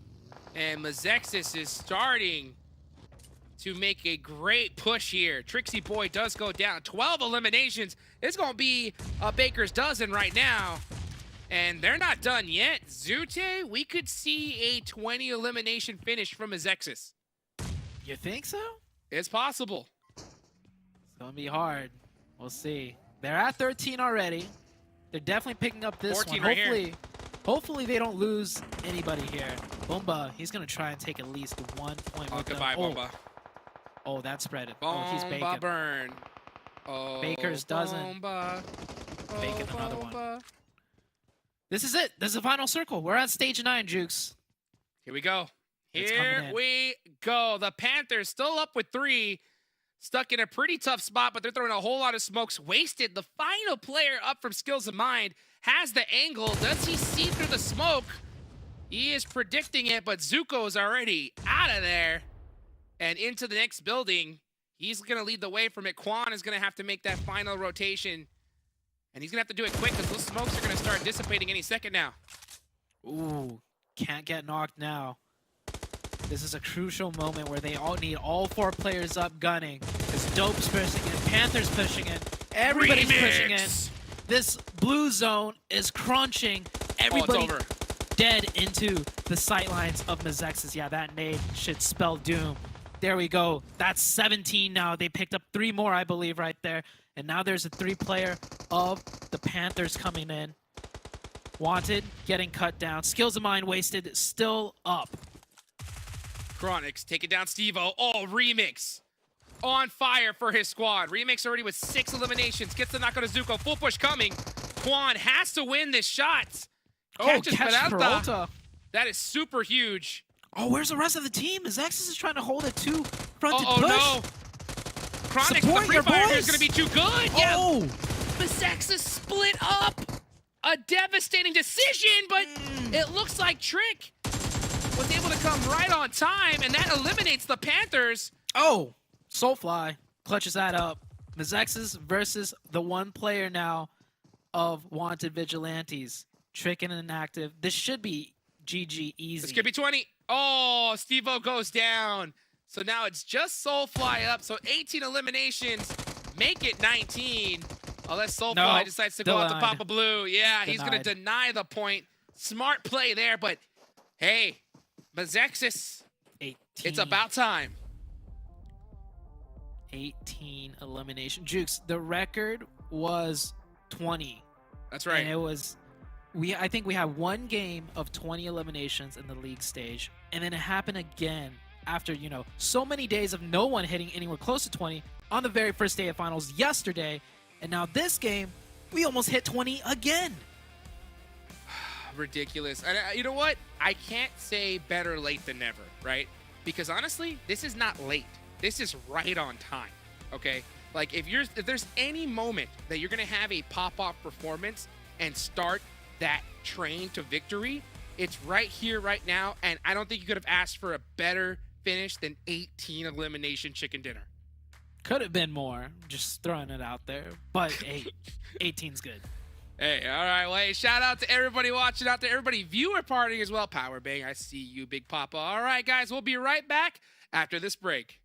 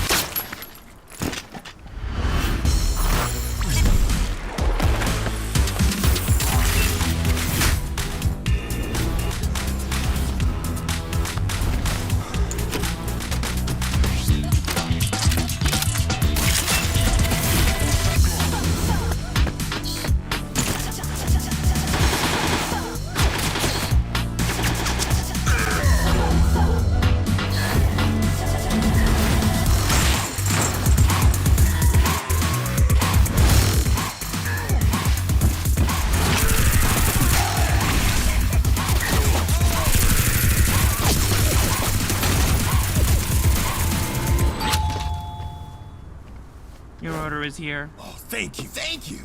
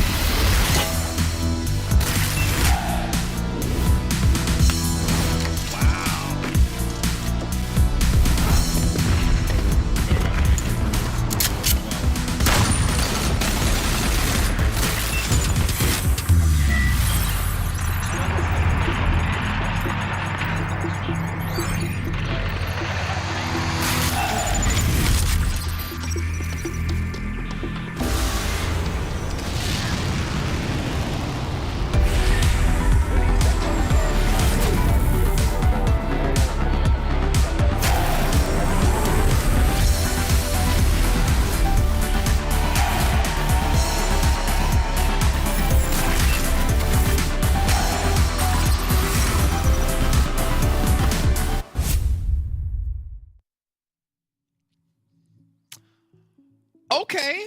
All right. We're starting to see some life in some teams we didn't really expect to see today. Maybe some momentum can be coming back as well. Welcome back here, Seven. Another great match as well. That finish, rough, man. I was like, look at the screen. I asked you, like, is that the final zone? You're like, yeah. I'm like, oh my God, it's going to be hectic. It's going to be crazy. And it turned out to be exactly that. But MEZEXIS hold out strong here, get themselves the chicken dinner. And honestly, Seven, 28 much needed points. You said it right. 28 much needed points. I The always say it placement right, points, especially too. I mean, those 10 points, they definitely needed that. By the way, at one point, we're looking at MEZEXIS and we're like, where are they going to rotate to now? Because they just had nowhere to go. They played that out so good. I mean, they took on Skills of Minds. They were able to take on that compound. Great play out of MEZEXIS. And the Panthers, hey, second place for the well, actually not second place for the Panthers, but second place in regards to being able to get the total points. 15 points total for that team. We'll be getting a chance to talk about them in a little bit later. And a better surprise here, Skills of Mine, one of Vigilantes taking points from some other teams. And then we go to the bottom a little bit more, and we see Execute there with 4 points. I was honestly expecting a little bit more of Execute today. So far, it hasn't hit the mark. Well, so we already skipped the page. I was gonna say, let me hop back and talk about Skills of Mine and 1 to Vigilantes, because the thing is, with them getting more points like this, that means teams like YKG and Hyper are not, which allows other teams to catch up to them, right? So it actually helps out quite a few different teams out here. We're looking at the list here, I mean, and Hyper only getting themselves 2, unfortunately. Golden Eagles again, another goose egg, which I guess we can call it an eagle egg for them. It's been tough times. Even Puppeteer's not able to really replicate what they've done before. But I wanted to touch on the Chosen really quickly, because I like their position they had in Hacienda, but they rock up on the Panthers, they knock Nate, and you and I are like, okay, I guess they're out. But we'll touch on them a little bit later on, but it was really well done, actually, and it kind of qualms the questions we had about Panthers if they can live without Nate. But let's actually take a look at MEZEXIS first, though, because this team has been ultra quiet, insanely quiet. They've been, some might even say, inactive. But we can see here, MEZEXIS able to step up, and hopefully this is like that first victory they got that they can use to catapult themselves forward. Yeah, they had some questionable plays earlier in the day when we went into Erangel, so it's good for them to see that bounce back here in this match. Remix, though, being able to put up 7 eliminations, 1100 damage, and going back to what we were saying, what I was saying in regards to how that team was able to rotate, like they waited out for the right time, they took the right engagements. Completely the opposite of what the Chosen was able to do against the Panthers. I felt like, in going back to what you were saying in regards to the Chosen, they had 2 players knock. I think it was Gaji that was able to knock the 2 players from the Panthers. And they were just a little bit too far. They waited a little bit too long to make that push. And the Panthers, to be fair, I mean, we were questioning. We were saying they better watch out. If nobody steps it up, Nate might end up going to another team. Well, guess what? They were like, you guys need to put some respect on our name, because they came out and they just put up a great performance. I mean, Chronix, 972 damage, 7 ilms. That's great stuff out of them. And then you can see Quan and Suko there with 2 ilms apiece. Overall, this is what we wanted to see out of the Panthers, right? We wanted to see what they could do if Nate wasn't there. Yeah, I agree with that. Also, to see what like Chronix can do, right? Because we looked at the start of the day, he was like at 100 average damage. He was like the only one in the 100 range, where the rest of the team was at 300. So I'm really happy to see him step up as well. But we still have more matches to go, and I'm curious to see if the Panthers can continue to perform. But before we get into that, I'm going to remind you guys once again, we have the survey going on currently over in chat. Give us your feedback about the show, and also check out this crate here you're seeing on your screen. It's going to be there until the 30th of April, so make sure you guys secure it ASAP. And also fill out that survey. Make sure you put you like Jason, you like 7, even if he's a little bit short. But he makes it up for being extra handsome. Just like these two gentlemen who are going to be bringing us our third match of the day on Sanhok with Hot Jukes and Zute. Heck yeah, baby. Man, thank you so much, Jason, for the beautiful, kind words. You're a beautiful man yourself. And we have seen some beautiful PUBG Mobile today, Zute, right? I don't know if we're going to see something top what we saw in, Erangel just a moment ago, but we're in Sanhok, baby. 600 UC. We're in the jungle. If anything crazy can happen, Zoo, it's right here. Man, just so Let's go. much pristine PUBG Mobile action happening this finals. Today, yesterday, we still got a whole nother day ahead of us. And each day has only been getting better. I thought yesterday, I was like, oh, nothing's going to top that. And then Nate topped it all in the very first game today. So I only think it's going to get spicier.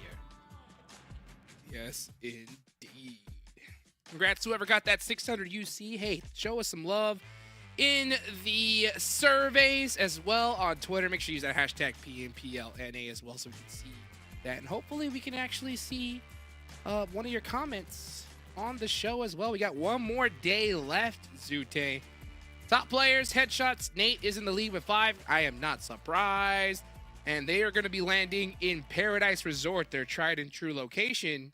So the Panthers, we saw them pop off and do really well on Sanhok yesterday. You think we're going to see a repeat performance here today, Zoo? I think, like in this map specifically, or just like in this map right here, right now. Oh, with this circle, I feel like with this circle, I'm gonna have to give it to. For some reason, something tells me I should give it over to NHyper. Like, yeah, they kind of have the zone on the south side, but NHyper, they had a bad game that last one, right? I feel like that's it. That's it for them. Like, they're not gonna have any more bad games. Usually, coming into finals. Oh, okay, good. Oh my gosh, I thought you said. No, that's it for them. It's in the done for. No. I was like, what? Coming into the finals, they have been playing so well that at most, I feel like they just dropped one map out of the 6, right, each day, and they dropped that last map. That last map, not very good whatsoever for NHyper. So I feel like with Sanhok, especially with the zone kind of towards them, and they did win yesterday's Sanhok, if I'm not mistaken, right? Yeah, so. I think this could be their game. Dog. YKG on the move very early. This was a set trap play from Puppeteers. And 24K though, oh my gosh, has something to say as he shreds this whole roster almost by himself. It's just dog. 24K. Oh, this UMP too strong. 24K not even 1v2 touched right now. Oh my gosh, 24K! That's how you do it, baby. 1v3 all day long. Wow. Sheesh. What's in the water today, Zute? What is in the water?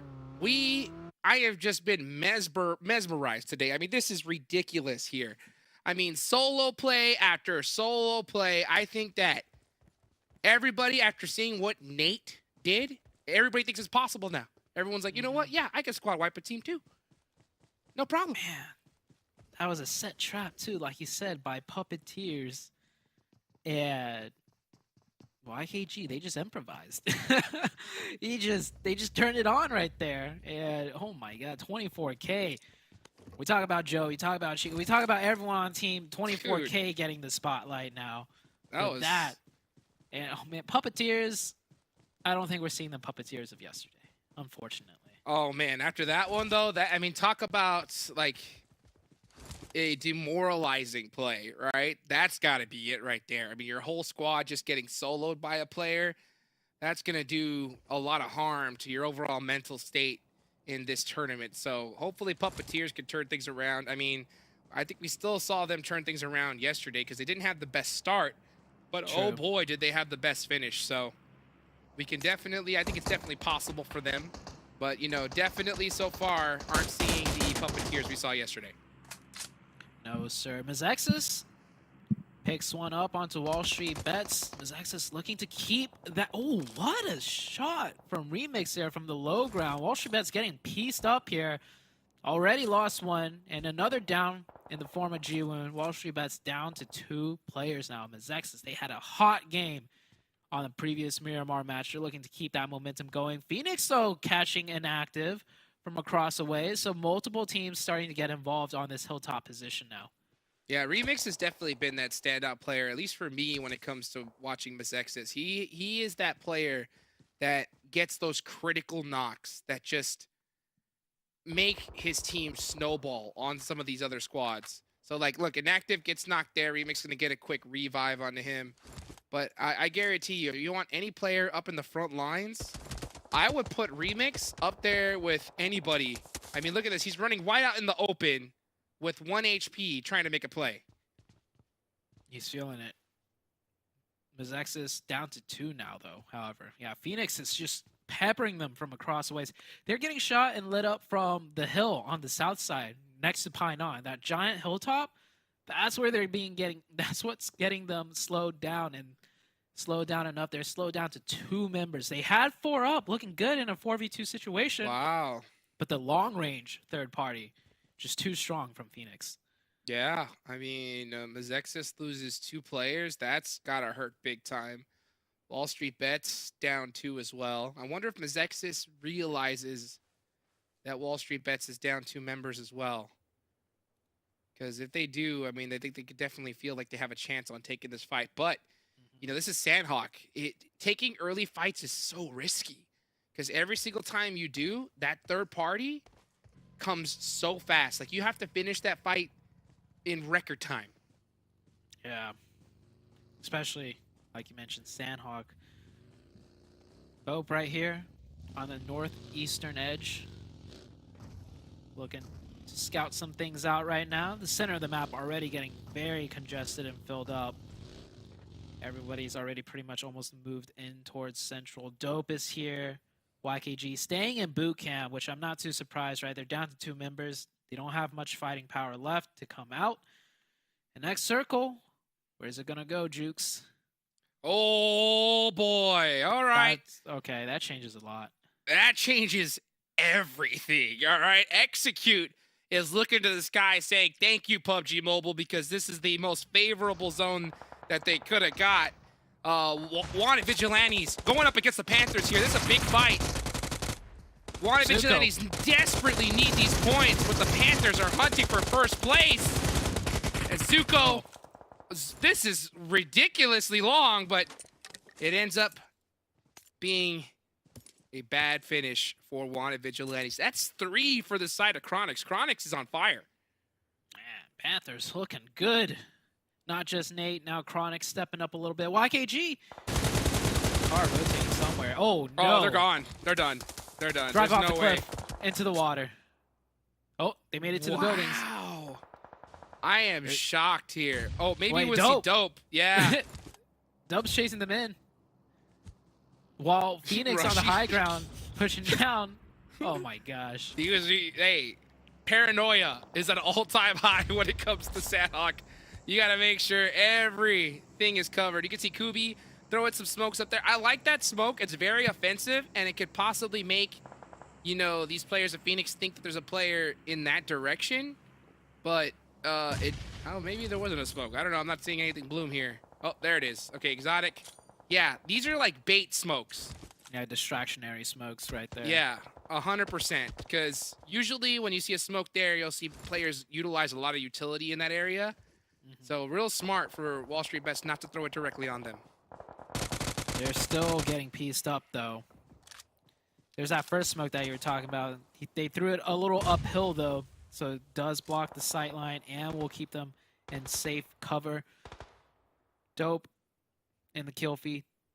And Hyper and the Chosen. Snake off. QZZ and Stellar very close to each other.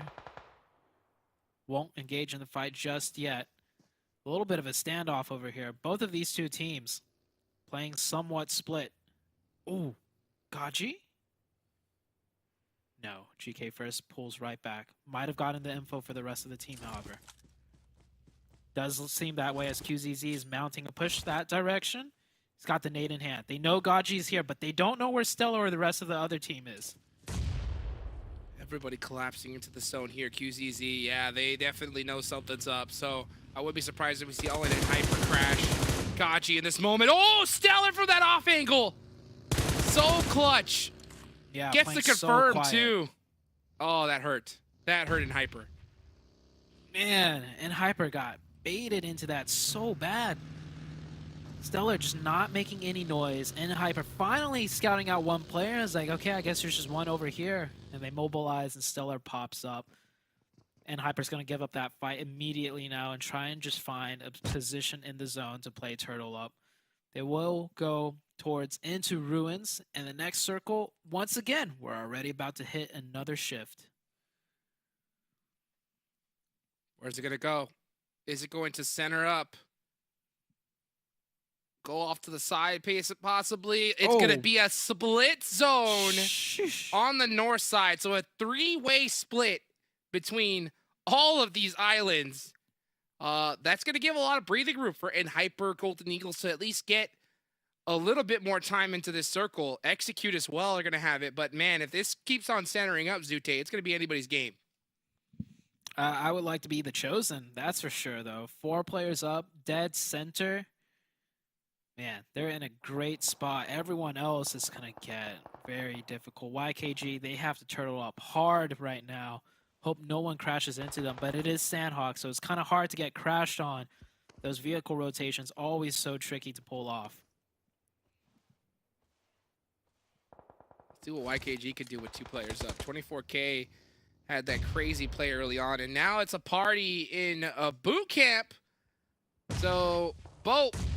Oh, a beautiful nade on the Bray is going to definitely open things up.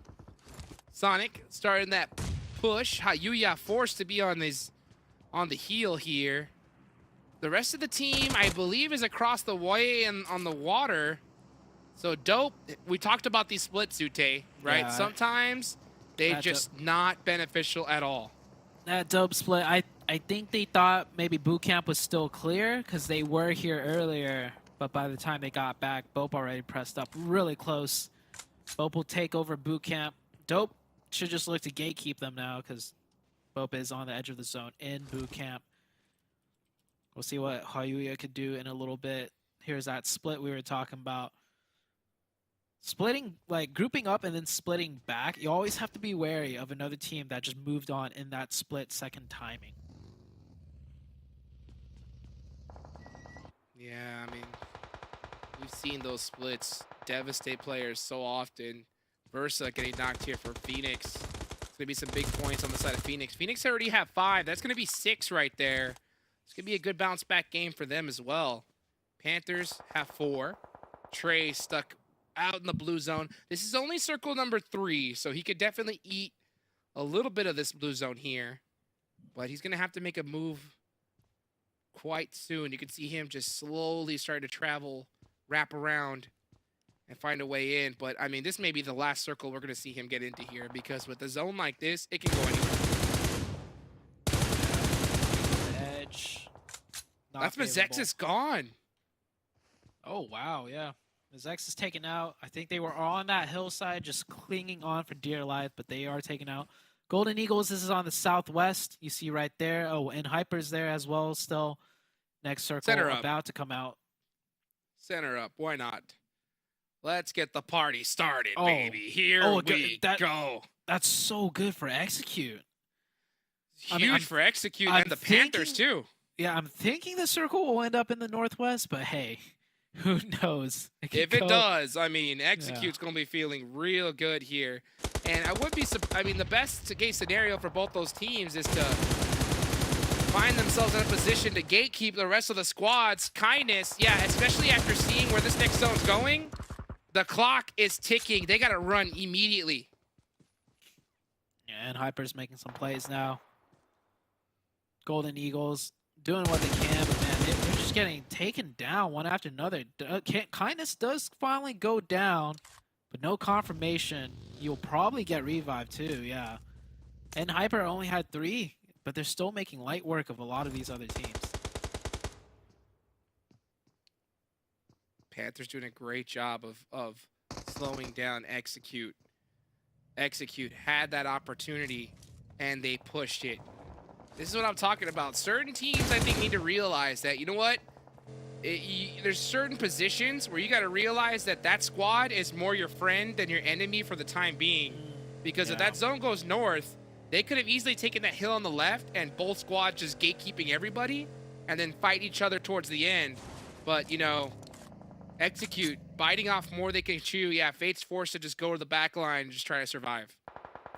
Execute is their potential on making it into the top 5 slowly slipping away, Jukes. They were 6th place after game 1, I believe. Not sure where they ended up after game 2, but man, this was supposed to be, I wouldn't say their game, but this should have been a decent game for them with that circle shifting. They're down to 1 now. Let's see what Robert GG can do. Can he hit these shots? Oh, he does. Beautifully done. Nothing like a suppressed M4 in Sanhok. Gets that finish there. That's going to be 3. Panthers with 7. Phoenix with 7 as well. Lucky number 7. I can hear 7WG dancing in the background. Can Trey hit this nade, though? Uh-oh. He's in the open field. We've seen Nate win this from this position before. But Trey's got something to say. That Molotov, oh, just a little bit too far. That's got to hurt, but the blue zone hurts even more. Ronnie, you got to finish this fight. You're not going to be able to get into this next zone. Yeah, blue zone cooking both of them now. Nade goes up and touchdown. Ronnie, he's got to run, though. That blue zone is cooking. He does make it in. No, he does not. Ronnie goes down to the blue. Skills of mine pushing Chico now. Chico gets the revive at the last second. Backing up. Chico's got to hold this down for 24K, but he goes down. 24K trying to get that heal in. Bumba does find him, though. YKG out in 8th place. 5 eliminations. Could have been worse, but Skills of mine making it in with 4 or 3 players. And new circle goes north, Jukes. Wow. It does indeed go north. Monster game for the Panthers. We're going to see it right now because they're going to gatekeep everybody. Anying realizing where this next zone's going. That's it. Time's up. Circle is now closing. They have to cross this bridge, and I don't think they're going to make it. Yeah, Sub Pig getting knocked. That's brutal. Nice shots from Wasted. The Chosen could cross up pretty easily. They have that water in zone right next to them. Skills of mine, though, they have their work cut out for them. The Chosen gatekeeping as hard as possible. They should just take the dive, take a swim. Definitely could get a lot further in. Wasted, however, he wants to challenge this. Sup Pig was picked up. Creeping up over the bridge side. Yep. Wasted! Immediately gets caught. It's too much. Yeah, he's not getting up. Yep. That's it. Stellar was thinking about going for that finish. Yeah, he's having those second thoughts. He wants those points, but with this blue zone being so brutal, he's going to have to try and make it in right now. Everyone's starting to make this migration to that north side, starting to make that swim. They got their trunks on. Oh, the Panthers getting knocked in this position. Could be rough. And Hyper looking to circumvent them. Fate is going to be in a 1v1 battle with Rin in the next few seconds. Yeah, Fate has to drop on Rin, though. Rin has no idea Fate is up there. And Fate being a solo player now. I mean, he clutched up last time. Look at all these fishies. Oh, my gosh. It is all the Panthers. It is all the Panthers. They're rocking a 2-2 split. There's a lot of fishies here, though. And you got Kindness, Rin, and Fate on the edge of this next zone. Not to mention BOPE on the other side. could cause problems. The Panthers need to group up and focus on one squad at a time. If they bite off more than they could chew, they're going to be in big trouble here. They're getting crunched in from both sides. The Chosen with 3, BOPE with 2 on the northern side. Chosen will lose Supig. I feel like they could have revived Supig. It was a little bit risky for them, so they didn't go for it. Looks like they're trying to maybe attempt it. Nate No, got the he goes confirm. down. Yeah, Yeah, Nate got Chosen the confirm right there. down to 3. Dope. On the edge, swimming their way. Bomba staying up here. Kindness peeked it. Chronix shutting him down immediately. But now Quan is on the front line, having to gatekeep the Chosen. And he's going to throw some nice utility there to shut him down. Taking away that angle from the N-Hyper. Kindness getting knocked there was huge for the Panthers. Oh, Quan. Oh, he felt that. Luckily, it was too far range. The Panthers are splitting up, Jukes. They have a player on the northern side. They're going to do a 3-1 split. Chosen have 3, however, and they're all grouping up. Oh. One nade catches one. Nate's falling back now. Chronix prone close by. Rin getting involved now on the backside. Backstabs Chronix from the flank. And Fate finally shows up, rears his head, takes out Rin and Hyper out of here. Fate moving up into the prime position of the compounds, and the Panthers, Jukes, the Panthers are falling apart. They played this horribly wrong, in my opinion. Gaji on the other side takes down Zuko. The Panthers down to 1. Maybe they can reset to 3 right there with 2 of their members down as the battle ensues elsewhere. Well, Zuko made the sacrifice, but now we're seeing the battle definitely ensue here with Dope versus Bope, the Bopa Dope. As Fuego. Oh, he's got the nade. That pin pull, they had to hear it. Yeah, Nesquik is pushing up. The high ground being too strong once again. Oh, can the high ground beat a DBS? No, sir. Shot down right in the face. The Panthers recover. They're back up to 3. They could have gone down, like all of them. It looks like Fate was caught in the back. So that is execute out of there. Down to 4 teams. Chosen have 3 up. So does the Panthers, and it comes down to those 2 teams because everyone else, they're kind of just stuck down in the water side. They could still have some sort of impact, so we can't count them out just yet. And this is a battle of the Panthers versus the Chosen. Nate, with that DBS, is going to clear out Dope, but this is a rematch here because we've seen the Panthers and the Chosen go at it multiple times. The Chosen have some really good angles here. Nate throwing his Molotov on the ground, saying, I don't even need it. Stellar going fishing for Bomba. Bomba barely surviving. Oh, Anying onto Quan, Gaji, onto Chronix. It's done. It's done. It's all over. Unless Nate. Oh. Couldn't do it. Couldn't do it. So it's going to be the Chosen winning this game. As Bomba is done for pretty much here in the next few seconds. Yep. And only 1 player up left. I mean, 9 eliminations for the Chosen and a chicken dinner here. That's going to be pretty huge for them. The Chosen this time around with a huge game. Each team back to back, all needing the points, all finding the chicken dinner, Jukes. They're hungry. All these teams want it. And Huayuya, he just wants... Oh, man. 2nd place at least, which he got. Imagine you're the Panthers and look how many placement points you got, 4. But the Chosen win that game. Beautifully done for them. And man, I mean, you're right. We're seeing these teams that really needed these points, Zute, clutching it out time and time again here in day 2.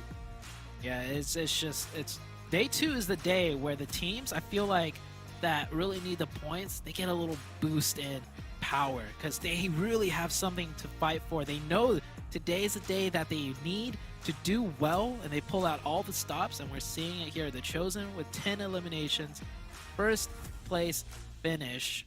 Very well done by that team. And the Panthers, I feel like they could have done a little bit better, of course, with the zone, the way it blessed them. But hey, it's another good game in the books on day number 2 for the Panthers. Yeah, some good points indeed, and it's always tough when you're in that position because sometimes you want to focus on too many squads and all that chaos. One little slip up and your team is done for. But at the end of the day, some big points for them. And considering that we saw the Puppeteers go out early, we saw NHyper go out early, YKG got taken out, this leaderboard is going to start getting very interesting in the next few minutes. We'll be back to wrap things up with the desk in a few minutes.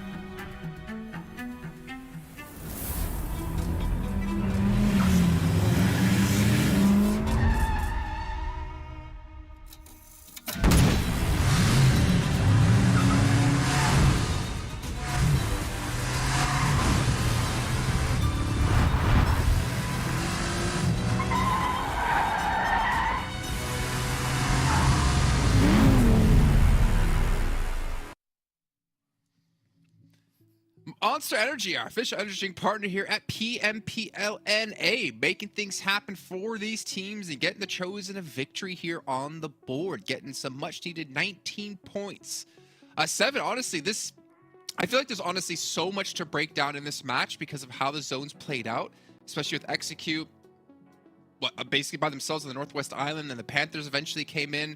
We'll take a look at the match rank as we start to break this down here, but it was a very odd game, I want to say. It really was. I feel like you and I expected a lot more out of Execute because of what you just mentioned. They were in the North Island by themselves for a very long time. And then the Panthers came in and they decided to do what Execute should have been doing. The Panthers, though, being able to get 15 points, that's great out of them. And once again, we saw Chronix being able to perform really well for his team. I think he ended up with 8 elims, the Chosen, 20 points. That's great for them. And that's a team that's been impressing you too, Jason. Yeah, and I'm happy to see them have like a pretty good performance. I mean, the Chosen, they got the rematch against the Panthers there after losing to them, I believe, in Miramar in our last match. But another important thing to note here, 7, we're seeing YKG only on 6, no NHyper. I really want to get to these overalls at some point here in the segment because I feel like things are starting to change drastically, especially for the Panthers who, realistically, 7, they could have actually caught up to NHyper. And the sad part is, Puppeteers, if you could just play even half as good as yesterday, you would have passed NHyper and created a buffer against them. I feel like the Panthers might have a chance to catch up to, I mean, the Panthers, yeah, NHyper. Let me think about this. I'll go back to that, all right? NHyper, though, talking about them, 3 points for them, like, it's crazy what's going on today. And then Puppeteers, 2 points, like teams that we thought might have had a good day today and might have continued to improve. And we were hyping up NHyper about how consistent they have been. So far, that hasn't really been it for them. MEZEXIS not being able to follow up on the win that they just got. And then you see the rest of the teams that are currently, I mean, WALLSTREETBETS, what can I say about them? They're continuing to disappoint me. And Golden Eagles continuing with those golden eggs, as you were mentioning earlier. What is this, like Willy Wonka? I mean, mobility, Golden Eagles, K19. We're starting to see one to Vigilantes, I want to say, to some extent. We're seeing consistently certain teams here on the second page. And if they want to have a chance, I mean, I don't want to put it behind them to get top 5 right now, but I feel like as every match goes on, that chance, that window they have to break top 5 is just closing on them. So if anything, they really need to work towards getting this extra prize earnings and extra experience here. But take a look at our top damage dealers on Sanhok. Some interesting stuff for the Chosen. And actually, to be fair, I'm kind of surprised to see the Panthers this high up in damage. Really? Well, I don't know, because I felt like the position they had, like I think most of that damage came in maybe like the last 5 minutes of play. Because everything else besides that was them just waiting. It did, and it kind of goes with what Sute was saying. They kind of threw that a little bit. They got a little bit too aggressive there at the end.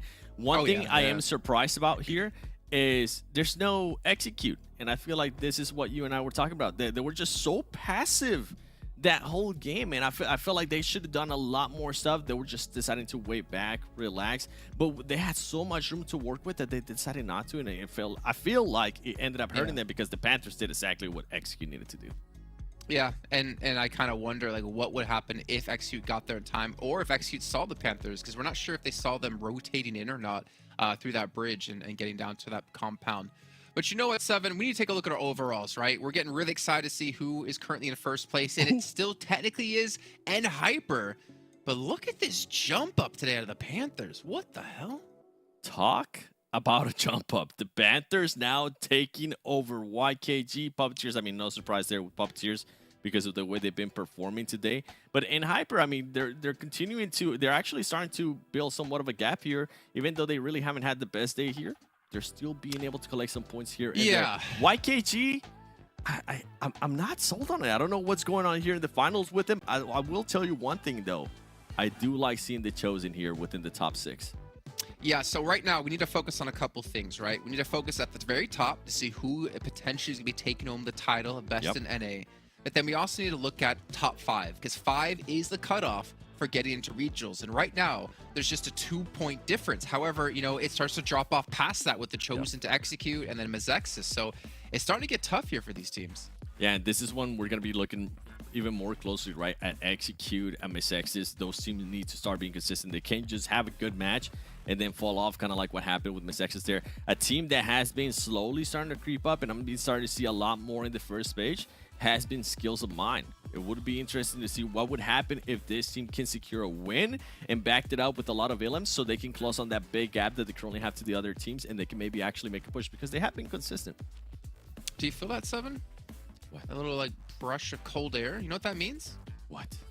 It means we're going to Vikendi, man. And I cannot wait to see how this one's going to break out today. I hope we have a castle finish. Papa Jukes and Zute, can you make that happen for us? Pretty please?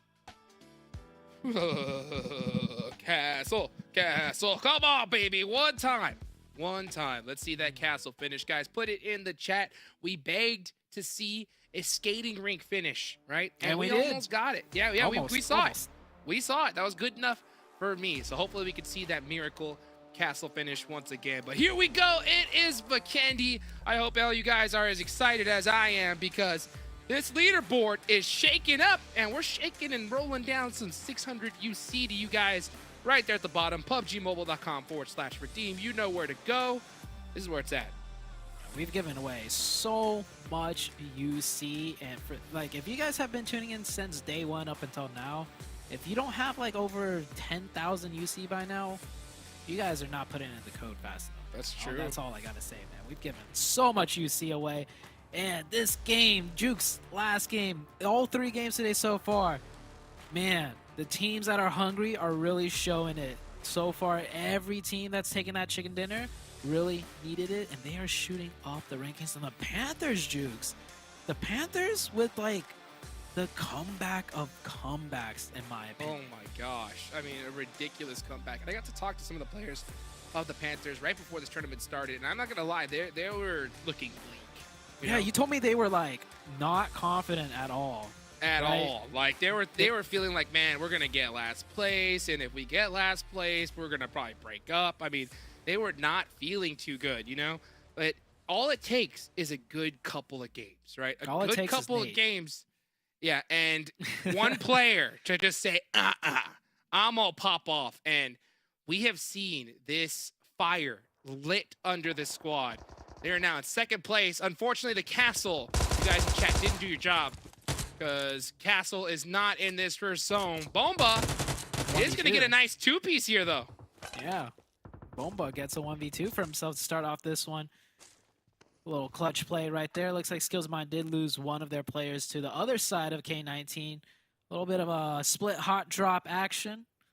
Might get a Cosmodrome finish. That'd be interesting with that circle all the way up in the northeastern side. So I feel like with a circle like this, it could be slow in the beginning or it could be fast, because there's a few bridges that teams need to cross.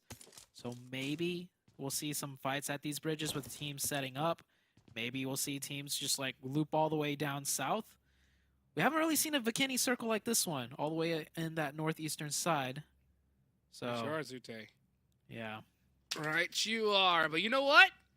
Maybe the chat said, we really want that castle finish, baby. We're going to have a little bit of a remake right here. I'm going to cross my fingers just one more time. One more time, baby. Come on, give it to us. Give it to us, you.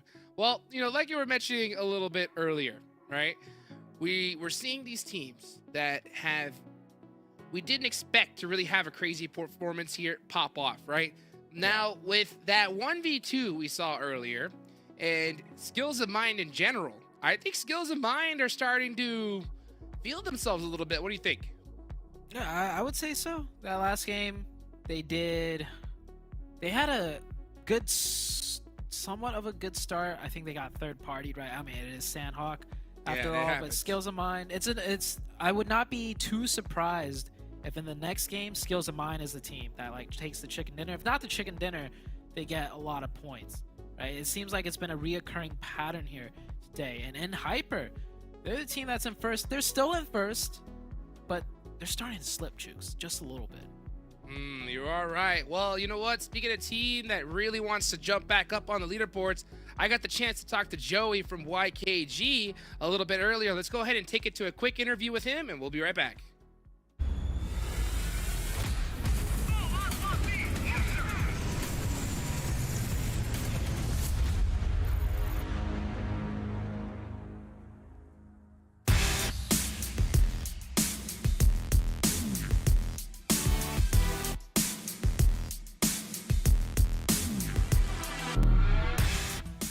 What's up, everybody? I'm Hot Jukes, and I'm here with the man, the myth, the legend, Joey from YKG, brother. How are you feeling today? I'm feeling good, man. How about yourself? Bro, I'm so pumped to be able to talk to you, man. I'm so proud to see your journey from the beginning to where it is now. Oh, man, I'm so pumped. And you know what? I got a few questions for you. Are you ready? All right, let's go. Let's do it. All right. So the first question I have is, how is the synergy in the squad right now? I mean, I know you guys have already tanked a nice little first place spot, but, how are you feeling about the squad? I mean, the synergy of the squad is just amazing. These guys have played together for a long time. They have probably some of the most synergy out of anyone in NA. And I'm kind of just a little side factor, but ultimately, I am able to work really well with them. I love my boy Chico. He's able to find his own stuff and find his own spots. I don't need to, pay too much attention to him. I can tell, Fears is 24 where to go, and they'll just destroy the lobby. I mean, it's really simple. It's really easy. So. I love to hear it, brother. So what is your specific role in the squad right now? My specific role is IGL. I tell them where to go. Where we rotate to, I basically construct like fighting plans and stuff like that. But ultimately, it's not too much of a role because all these guys are capable of making a call on their own. So, did week one go as expected? Did you expect to get more than first place? I don't know. Tell me how you feel about that. Well, I'd like to know what's more than first place, but we did how we expected the later half of the week. Once that weekend hit, we really showed what we are really made of. The first couple of days, we honestly threw a lot of games away, made some simple mistakes, and the dumbest mistakes will always catch up to you. But ultimately, we found how we want to play, and we want to carry this over all the way to finals. We want to carry this throughout the tourney. We're very comfortable, and we're very satisfied with our results.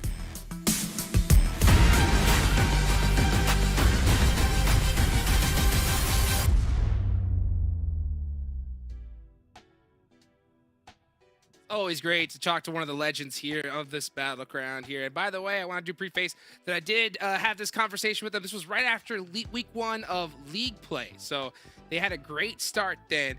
I'm wondering how their mentality is going to the finals, though. I mean, they are obviously pretty high up on the leaderboards. We're starting to see them get passed up here, Zute. Yeah. But I think I'm going to kind of go with what you said about Hyper. I think YKG isn't going to allow that to happen for too long, but they're going to come back even harder here in the next few games. What do you think? Yeah, I agree, especially with Hyper, kind of dropping a few games back to back. That gives YKG a little bit of space to now start showing up more. Whereas, if Hyper just kept getting consistent games from day one to day two, that might demoralize YKG just a little bit. But I think, it's shaping up to give everyone a decent chance to go for that first place position right now, right? Puppeteers put themselves in a good spot. The Panthers now today are putting themselves in a real good spot. And Hyper slipping up just a little bit puts everyone else in a decent spot to take. That's right. So it's like it's just it gets tighter and tighter right now, the points, and they're still like we're only halfway done, right? We finished day 1, we're halfway wild. done. Yeah, so it's just like still a lot can happen, a lot can change.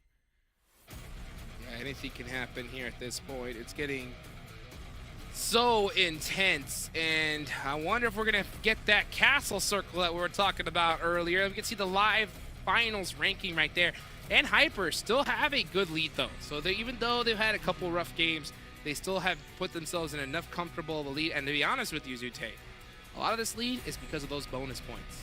Yep. And no castle. Come on. I'd rather Water zone. I would have preferred the Cosmo Circle, to be honest with you. This circle on the Southwest, we see it more often than not. I feel like this is the most common one on Vikendi. Definitely. Yeah, so it goes down that way once again. Maybe Dino Park. Hey, maybe we Hey, can get Dino that'd be Park. fun. Yeah. Another Dino Park finish. You know what? I think Hyper say no. No, thank you. I think we've had enough Dino Park. But I definitely have not. I would like to see some of that action. MEZEXIS are going to be in a great spot for this zone since they are looting that entire Vihar Movatra area right there on that shoreline. So all the rest of the teams are going to have to go over to them. So hopefully we can see MEZEXIS use this opportunity to put some more points on the board.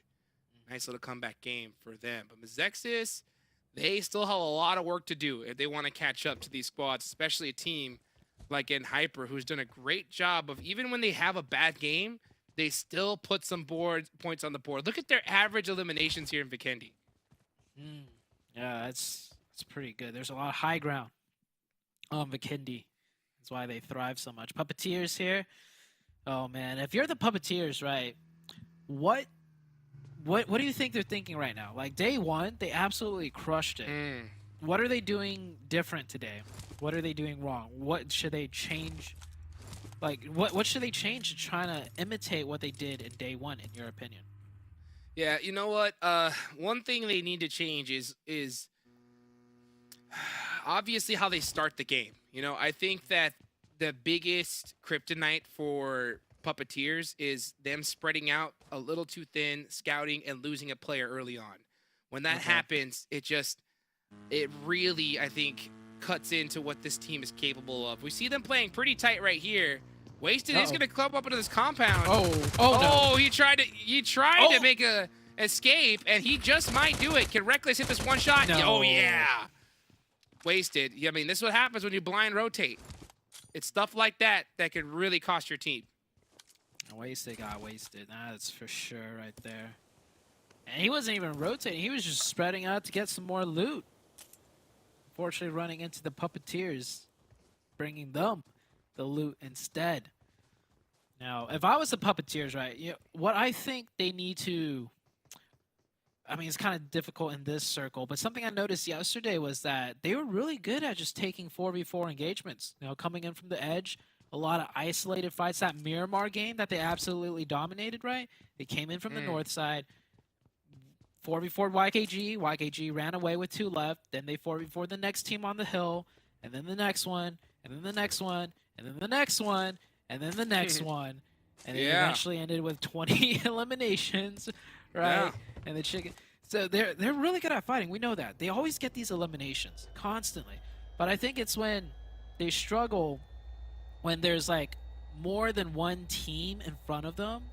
Like there's a team in front of them and then there's a team off to their side, right? They're not sure how to deal with a situation like that. If they could somehow replicate just head-on 4v4s coming in from one side of the circle, I think that's their cream and butter right there.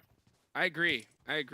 Yeah, I mean, that's all they got to do. That's all they got to do is play together. For a second, I got a little confused. So I was thinking the cream and butter. I mean, cream does turn into butter, right? Yeah. So, I threw that one in. I confused myself right after I said that. I was like, wait a second.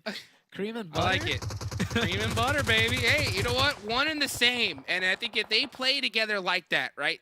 The synergy, right? Close together and just frag out. I think we're going to see the Puppeteers succeed more often than not. I think we're seeing too many of these teams try these cheeky splits, you know, because they see some of these squads in different regions do it. And I think in certain situations, it is completely viable, but not in every single one. Sometimes just sticking together and making plays is the play.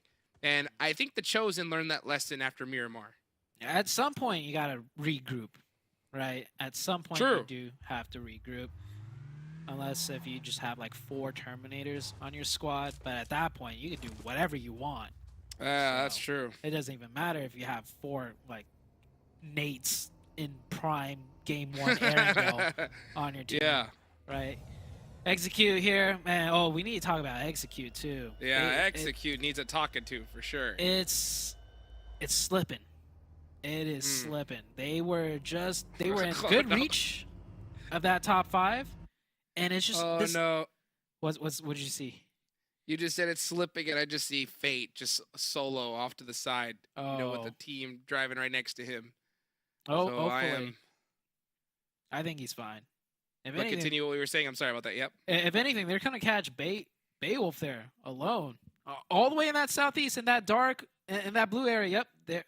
There's that death marker. Execute, pick up 1 point. Golden could collapse onto them though, so we might see that happen in the next couple minutes. Meanwhile, everyone else rotating in. YKG, Chico kind of caught by himself. He's got to get out of there. Nemesis popping in shots. Chico actually doesn't run away. Nice. I like that. I like that so much. Wow, that was textbook right there. What you should do. Yeah, I wouldn't say textbook. That's pretty high level. But yeah, so many players mess up. They just keep driving, give away free shots. But if you get out of the car and shoot just a little bit, makes the other player second guess just long enough for you to eject safely. So really good job. Fishy though. You don't even have to hit those shots. You just gotta shoot just to make them nervous. And speaking of nervous, you know, Fishy is feeling the nerves now. The rest of Wanted Vigilantes are coming. He does get 1 knock. That's huge. Now he's buying time. Yeah, he's nice stall there. So Wanted Vigilantes looking to turn things around. Chico. Oh, no. Getting knocked. That's brutal for YKG. They're getting picked apart. They're getting... Wanted? Yeah, by Vigilantes. 3v2. It's not done just yet. Fears and Joey is up. They're getting that revive.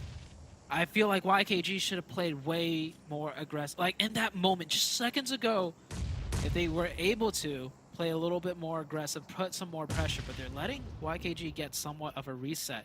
And that's not good. They had the momentum in their favor. Fears throwing a nade, trying to turn this fight around for his team.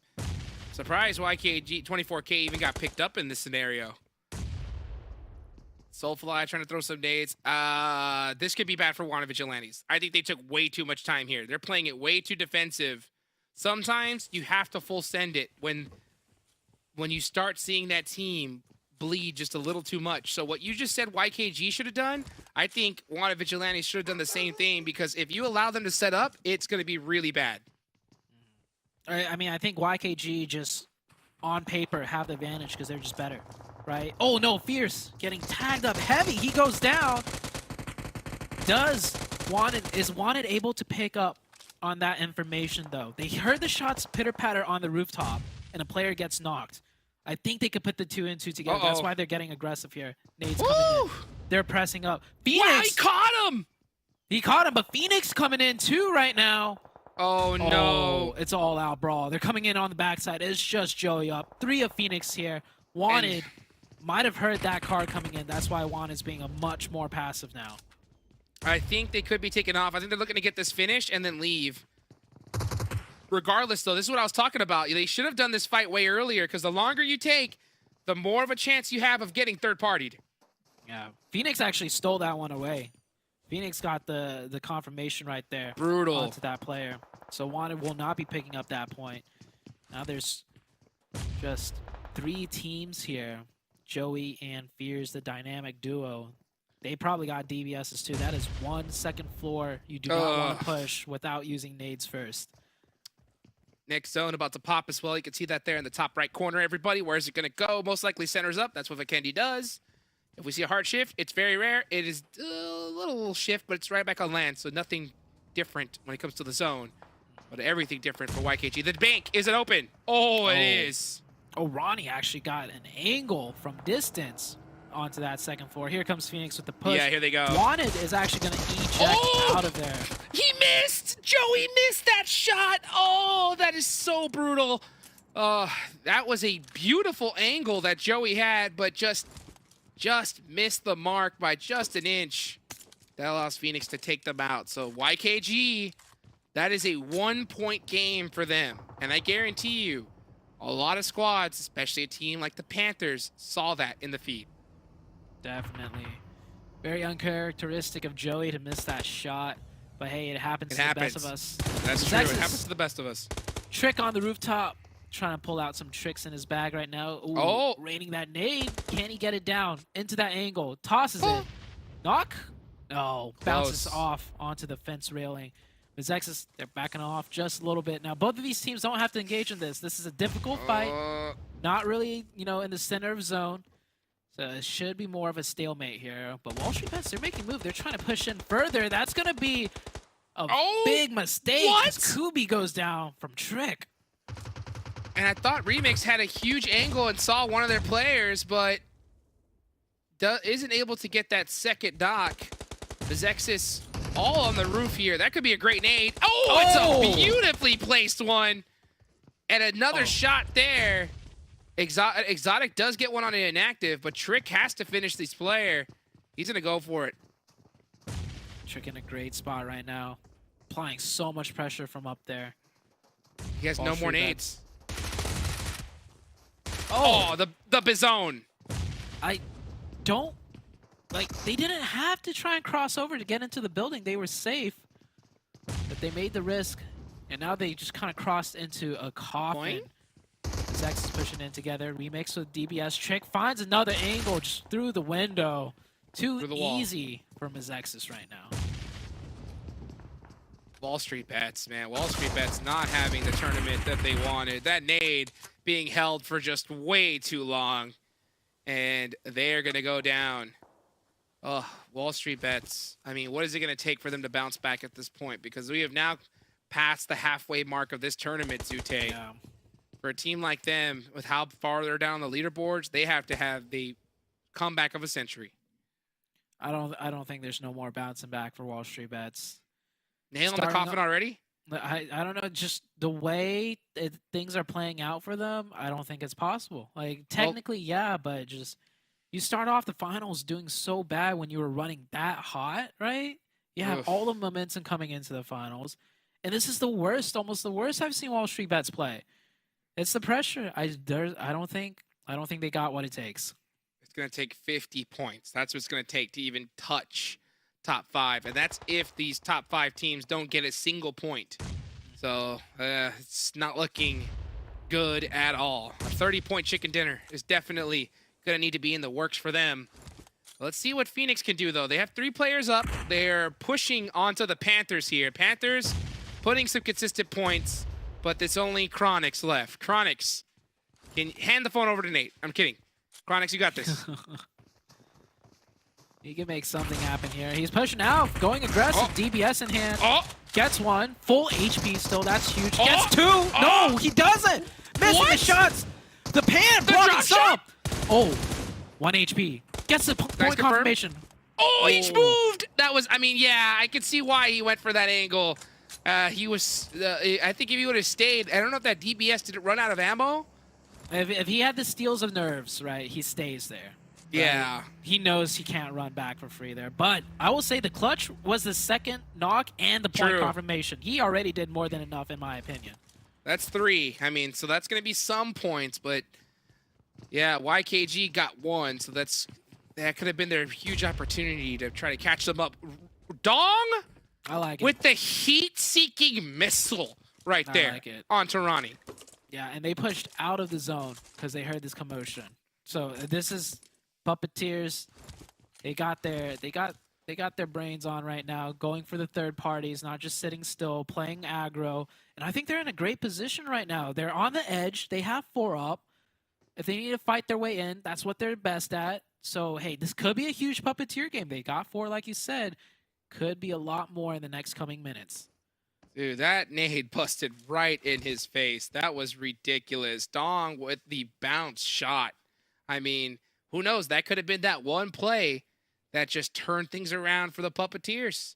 And they have all 4 up. They have a good position here in Mavatra, where no matter where the zone goes, I think they're going to have a pathway into this next circle.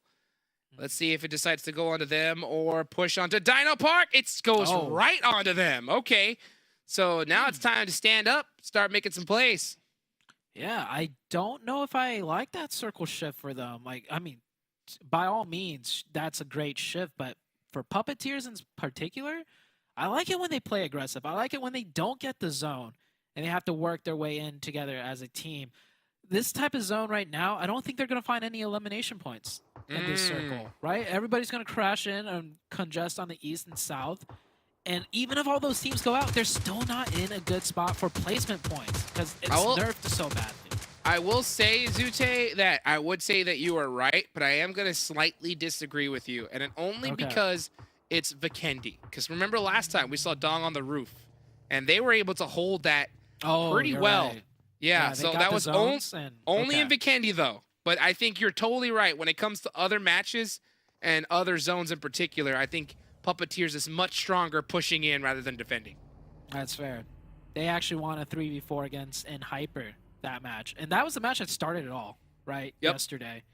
For Puppeteers to just fucking skyrocket even higher and higher and higher. So we'll see what they do here. If they get more zones, will they clutch another chicken dinner? Yet to be seen. There's still a lot of strong teams, though, in the mix. The Chosen, right? They got 4 up. They got 4 eliminations. They had a huge game just previously. So they're looking good, too. Absolutely. Let's see what Hyper could do. Because Hyper decided to take Dino Park once again. So Hyper feeling a little nostalgic from what happened yesterday. Dope forced to do a full push. Wanted Vigilantes already took out YKG. Oh, Soulfly trying to push in, though. Getting knocked and thirsted here. That's going to definitely stunt the energy from Wanted Vigilantes. Oh, Steve-O's now in trouble. Oh, yeah. Getting picked apart. Dope. Doing a great job of this push. Yeah, Wanted. I feel like it's just, Wanted should have stayed in that third-party fight, like, way earlier. When they had, you know, people set up, work with the chaos. K19. And now they're getting third-partied. Wow, this is prime Vikendi right here.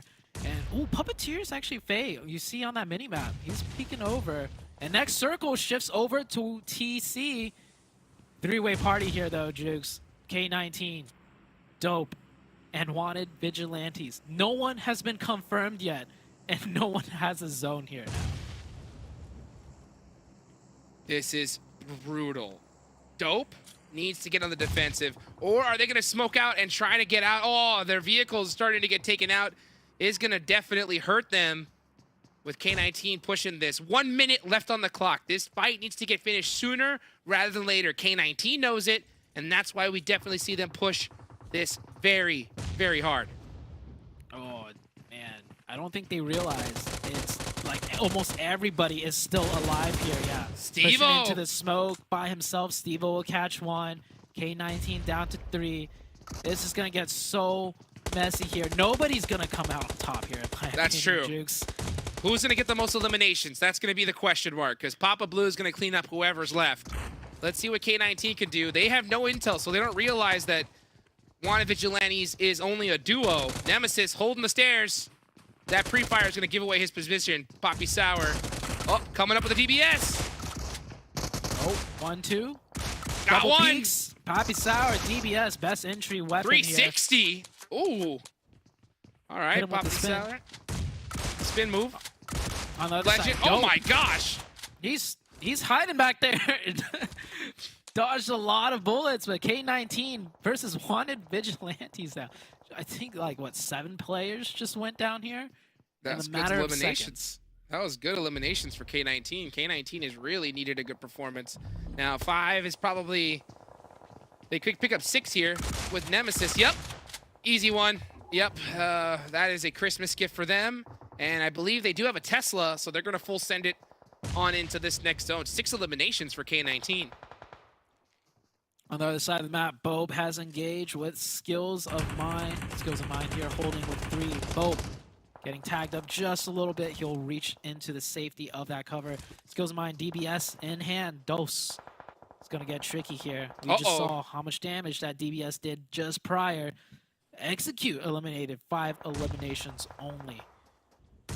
Puppeteers is still up. Zute, this could be their game. Yeah, 6 With eliminations. Another Vikendi finish for Puppeteers could be huge. And we could see them in the feed. Fang catching Trick. Big nade there from Dose. I like Trixie Boy's position there in that tall grass. If he doesn't get caught out, he could definitely play a crucial spoiler role. Zone closing in. Neither team really has much of the circle to work with. Yeah, blue pressing Bomba out. Smoke's coming in. They're trying to block the vision. More nades still raining in. It all comes down to who gets the first nade opening. And I'm going to give it over to BOPE. Skills of Mine just not in a good position on the outside. Man, none of the nades. Oh, finally, Bomba goes down. That should be the push now for BOPE. One more for good measure. Fuego. Oh, vaulting the window. Super risky. Oh, yeah. Anytime you vault, you got to know the chances of you surviving is going to be slim, but a great nade from No Hacks is going to slow down Dose. Yeah, they're just going to use manpower. Oh, and that, yeah. This is really bad for Skills of Mine. Trixie Boy running over, getting shot at by Puppeteers. Puppeteers have their eyes set over here now onto the BOPE, and it's a 3-way fight. BOPE not going to be making it into this circle, at least not with the full squad, unless if they somehow take out Fang over here and then slice in from that southwestern position. But Puppeteers should be prepared for that. Puppeteers dead center. Now they're on the defense. 9 eliminations. They got to take out the Chosen, though. The Chosen are in a great spot. They are going to press onto them. Puppeteers is sandwiched. Puppeteers needs to turn around and full focus the Chosen. Yeah, BOPE is going to push up on you, but you got to take out one team at a time. It's either that or take out BOPE, and it looks like their eyes are on BOPE first. Oh, BOPE actually did the one play I did not want them to do. Just reach into the circle and just put themselves in a bad position. They have 4. They could have sliced down and try and, you know, pincer Puppeteers in, but instead, they're kind of like sitting ducks now. They'll survive because they had all 4 in zone. For how But long? that power that they had with 4 kind of just dwindles down now, in my opinion. Well, they really got fortunate and avoid those nades. Though they placed some very crucial smokes and moved away from them. And that, I think, really helped confuse the Chosen and Puppeteers just a little bit. Oh, did Gaji not see? No! Yeah, he did not see Hadzana in the wide open, and Gaji goes down. That is going to really hurt the Chosen. That's actually great for the side of Puppeteers, of course. The Chosen now on the back foot. Puppeteers get the zone. Uh-oh. They just need to hold a strong defense. The Chosen need to be the aggressors now. Chosen, another player going down. Ooh, trades back and forth. Puppeteers catching one of BOPE. The Chosen trying to reset back to 4. More eliminations for Puppeteers. They are rocking it here. BOPE, all the way to the end game. Only 1 elimination here, Zute.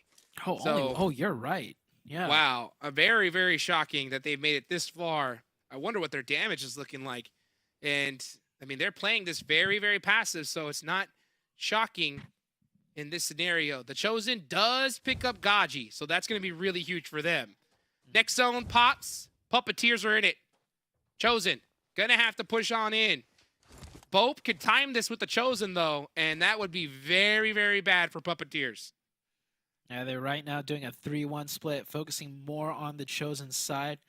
Fang right now holding down the southern half of the circle against 3 of BOPE. Fang, of course, does have Giving it a up. good position. Now just moving back to another smoke here. Crawling in, the Chosen. BOPE crushing into Puppeteers now. Dong. And they mounted a good defense. Gaji, full setting it on in. BOPE catches Fang and Gaji. They timed it perfectly, but Dong shuts down that push from the Chosen. Now forced to look in every single direction. The Chosen, stellar. Picking up BOPE. I mean, it's a battle in every single direction. Zone's closing.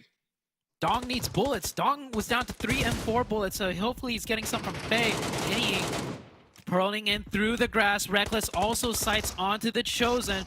Fuego's last up for BOPE. Dong! The Chosen are done, and just like that, BOPE is also done. Puppeteers, Jukes, you're absolutely correct on your prediction way earlier. Hey, this is Vikendi. They can get the circle and then work their way in, and they crushed it. Puppeteers, does that put them in first? Oh, I don't know. I don't know. That's a heck of a start, though. 12 eliminations, double-digit elims, and a chicken dinner. This is why I think Puppeteer is one of the most dangerous squads. Because if they get that opening, if they get that zone, they have proved time and time again, it is Dong all over your screen, guys. I mean, this guy has been the star player for this Puppeteers team, really leading the charge.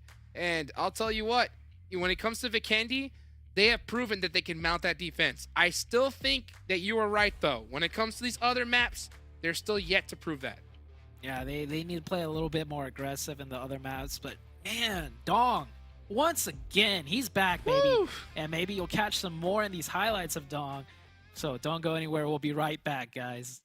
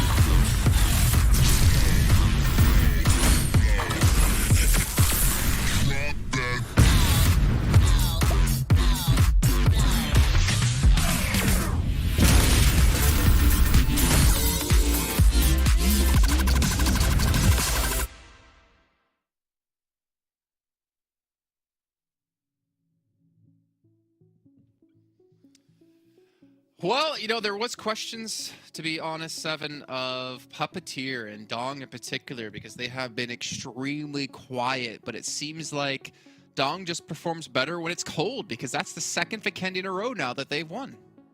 That is surprising. Usually that's not what happens, but it is. They are the Vikendi champions. I can't believe that we're able to do it there back-to-back, and this is actually what the big question mark started becoming yesterday for the Puppeteer, right? Could they actually continue on with the momentum going into Miramar? They did yesterday. I'm intrigued to see if they're actually going to be able to do it today. And for them to be able to put up 12 elims, this is great points considering how their day have been. And the Chosen, once again, the team that you are getting behind here, Jason, 12 points for them. A great day so far. Yeah, man, they're starting to pick up some steam here. And again, we're kind of focused on like the top 5 placings. Obviously, the Chosen, they do have a chance to get into first, but they're also creating a little bit more of a buffer for them to maintain a top 5 position and potentially go into the Americas regionals. But then again, you know, looking on the list here, we're seeing a lot. Oh, okay, we already passed it. We're seeing a lot of teams we normally don't see, or we do see. They're on the second page here, like Skills of Mind is one of them, for instance. But we're starting to see some other teams step up, whereas YKG and Hyper, second page. Today is just, I mean, they have had some good points, but it's just not what we're used to seeing out of these two teams. It's not what I'm used to seeing out of Hyper. Like, Hyper, in a way, it's gonna. We heard the caster say it too. with them not performing how we expect them to, other teams are going to be picking up these points. I mean, we saw what Puppeteer is going to be able to do. In a way, I'm a little bit excited because it is going to close some of the gaps, but also I wanted to see a little bit more consistency out of these teams, and we're currently not getting any of that. Yeah, we're torn, right? Because you want to see NHyper and YKG just do exceptionally well, because then going into regionals, you have high hopes for North America as a region, but now we're seeing them start to fall off a little bit. It's good for other teams, like you said, because they get to catch up, but at the end of the day, we'll see how things are going to work out as we're going to head to take a look at Puppeteers, compare their stats yesterday up against today. And the real question is, like, when Dong's worn out, when he's, you know, thrown away, or, you know, he's having a tough time because he's tired, can other players step up? And I think we're starting to see it here, Seven. I think we really are. I mean, you can't. To be fair, though, I would have loved to see this stats before this past Vikendi, because I feel like it would have been a lot more different than this. You can see them starting to pick it up, though, but neither you or I, neither probably a lot of the viewers watching, expecting them to be able to duplicate what Puppeteers was able to do yesterday. But for them to be able to now get this chicken dinner going into Miramar, hopefully they can go with that momentum. 15 average survival time, 2.3 elims, like that's not going to keep you within the top 5. So I am glad that they're finally stepping it up.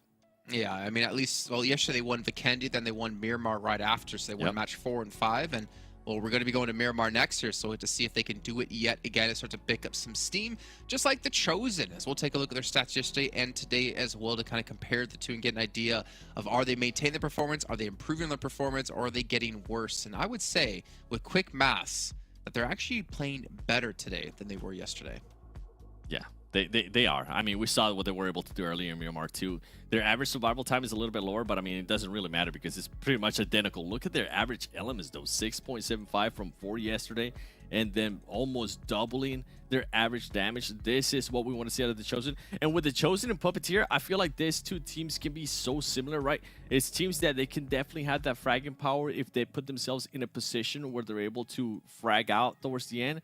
They're going to be able to just collect points easily. So far for the Chosen, I mean, it's working out. Yesterday, they ended the day with a 16th finish into the next Miramar that we're going to be going to. I'm hoping that's not the case here for the Chosen. They need to take advantage of what's currently being given to them. With Execute not performing so well, with YKG not performing well, same with NHyper. This is the time for all of these teams that are looking to secure their place in the top 5 to get those points now that the big dogs are currently allowing them to get it. Yeah, before we move to Miramar, because I noticed we have a little bit more time here, I want to throw production a little bit of a loop here. Can we take a look at Puppeteer's player stats today as an average? Because I'm curious, like you were saying before, Seven, that Dong was a standout player. He had 20 plus frags. He had 6 or 8 more frags than anyone else in the entire day. But I'm curious who else is stepping up for the team to give them a little bit of light, right? Because we're in a team with Dong. I mean, he kind of takes most of the attention as Dong would do. So you got to see if other people can really start to shine here. So we'll take a look right here and now. And this production's going to mess with me, which, to be fair, they've been known to do. It's still Dong. It's Dong all over the screen. You can see Dong, 665 man. Average damage, 3.67 elims. To be fair though, Faye is doing pretty good. Faye has been able to put up some good points alongside with Fang and Reckless. We saw those kind of stats from him yesterday. So in a way, I mean, it is still the Dong show. Yeah, and you know what? I pay money to watch that show, and I probably would pay it multiple times because honestly, seeing him perform like this, it's not necessarily like he's like single-handedly carrying, but he's like the Nate of Puppeteer right now. I feel like for the Panthers, he's been able to like take him to another level. I wouldn't go that far. By the way, something I do want to point out that Puppeteer did so well that last match was being able to rotate and not get into fights until they got to their actual rotation spot. Good job, Puppeteers. It actually worked out for you. All right, well, let's head on over to Miramar here once again. And my question to Hot Jukes and Zute is, would you rather have teeth for nails or nails for teeth? Woo! Teeth for nails. Teeth for nails. 100% just wear gloves. For nails or nails. Teeth wear for gloves, nails, baby. Because how are you gonna eat? Exactly. That. Yeah. You can't even smile. It's gonna look weird on camera. What was How am I that? supposed What was to that do question? the PMPL? Yeah. Like, hold on. Like, what was it's that an easy question? answer. Easy answer, right? My question is this though: if you're gonna take someone into battle, you're gonna take Nate or you're gonna take Dong? That's my question, huh? And who's gonna get that 600 UC? That's my second question. All right. Who's gonna win this Miramar? That's my third question. Let's go. Who would you take, Nate or Dong? I'm taking Dong into battle all day long, baby. Taking Dong? I think. You know, but if it's into Sanhok, I'm taking Big Nate. Okay. I'd have to go. I'd have to go with Dong as well. Like on paper, Dong just, I don't know. He's had more explosive games than Nate, so maybe you could say he's He's a been little more explosive. consistent. But Nate, that's a tough one. We'll see. We'll see at the end of the day, because who knows, man. Nate and Dong are going head to head right now, just trying to outdo each other. Yep, look at that. Highest damage, Dong just barely edging it out. Highest knockouts, it's all Dong. I'm telling you. This guy is just, especially after yesterday, it's just been too consistent. Nate, did something magical. And speaking of magical, That Zute. is some type of circle right there. Oh, man. All right, so we're going to get spicy up here in Miramar. Look at the live finals rankings. Puppeteers, Ooh. second place. YKG down to 4th. The Panthers in 3rd, though. Like, do you remember, like, week 1, week 2, the Panthers were slipping and doing so poorly that we were like, man, this Panthers team is just, I don't think they got what it takes. They lost their identity, and now they're in 3rd place. I mean, I've said it before. Like, I was talking to some of these players before this finals, and they were feeling demoralized, And they all it should have, took- right? Yeah, They because should of have, because how they did so bad. We were shocked. We were truly shocked at what they were doing in the league play. But come finals times, I mean, they have really stepped up, and the storyline would be just incredible, especially after seeing that match that Nate did. I mean, I want to see this team move on. That's for sure. Yeah. Keep it going. It's really This crazy. is a team. This team needs to get it going though right now. I mean, I've already counted them out. Yeah, look at Kubi. He's like, if I can't knock anyone, I may as well just use my bullets now. Oh, Right.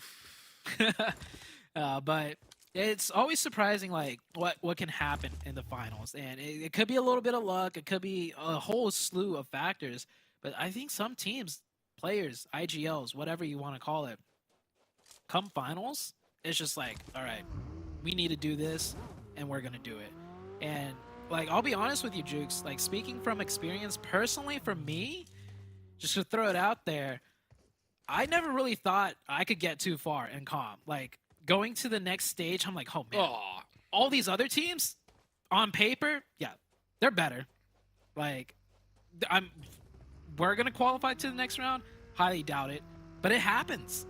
yeah, And it happens a lot, right? that's true. And I don't know about you, Jukes. You've also qualified, right, to the next stage. Shoosh. Before you did, were you like, oh, yeah, we're for sure qualifying? Because on paper, no, heck no. 100%. Exactly. Like when I Yeah. first, when I was blessed to get in at the start, right? So when I first did, I remember I was like, oh man, these teams are so much better, so much well versed than we are. And they But one are. thing- and they are, Yeah. But the benefit that I had was, and that's something that a lot of these teams are going to learn real quick, right? Is it's different when you're playing at home versus at a LAN. Okay, and that's And it's also something that different going it's into way finals. different. That's true. That is true, right? So like when it comes LAN time, you may have some players and teams that are so much better on paper that destroy you in the finals while they're at home. But when it comes LAN time and those cameras are in front of them and those cannons are going off, air cannons, everything, those hands start to shake, Zute, right? Yeah. And you could see some teams that would whoop you all day long just fall apart when it comes to those cameras being in their face. So you could have a team that is, not so good, but guess what? Come LAN time, they don't get nervous. And if you don't get nervous come LAN time, you're going to have a massive advantage, Zute. And unfortunately, that is something that you cannot train for, right? I mean, there's some... Yeah. I want to take everything you just said, but just apply it to even at home going into finals. Because I think that's what's happening here, Yeah. right? Like, Panthers League 3 weeks in a row, they were just okay, but not great. and then come into finals, what happened to the other teams that like absolutely crushed it constantly, right? Or outdid the Panthers at least. But then come finals, I think the Panthers are locking it in. So the same thing can be applied for the finals, and I think that's what we're seeing here, especially with so many of these teams stepping up today. It's like, okay, we need that top 5. Before it was top 16, so it's like, okay, we're doing okay, and that's fine. And even more important, right? Getting a chicken dinner is what's so huge, right? Because if you're able to get a chicken dinner early on in the finals, that makes your mind realize it's possible, right? And not to mention, not just a chicken dinner, if you also get a chicken dinner where your one player solos the whole lobby, right? Yeah, and gets 15 eliminations, now you know not only is it possible for us to win, we can body this whole lobby, right? So it's written, that mental state is so huge. I mean, like I was saying, I mean, the Panthers going into this finals didn't have that. They were the complete opposite side of the spectrum. But as one game goes on, one good game, one good thing happens, your team works together and is very fortunate, then all of a sudden, that confidence just snowballs, Dute. Yeah. And also and just lead by it's example, huge in 3 right? days, too. Yeah.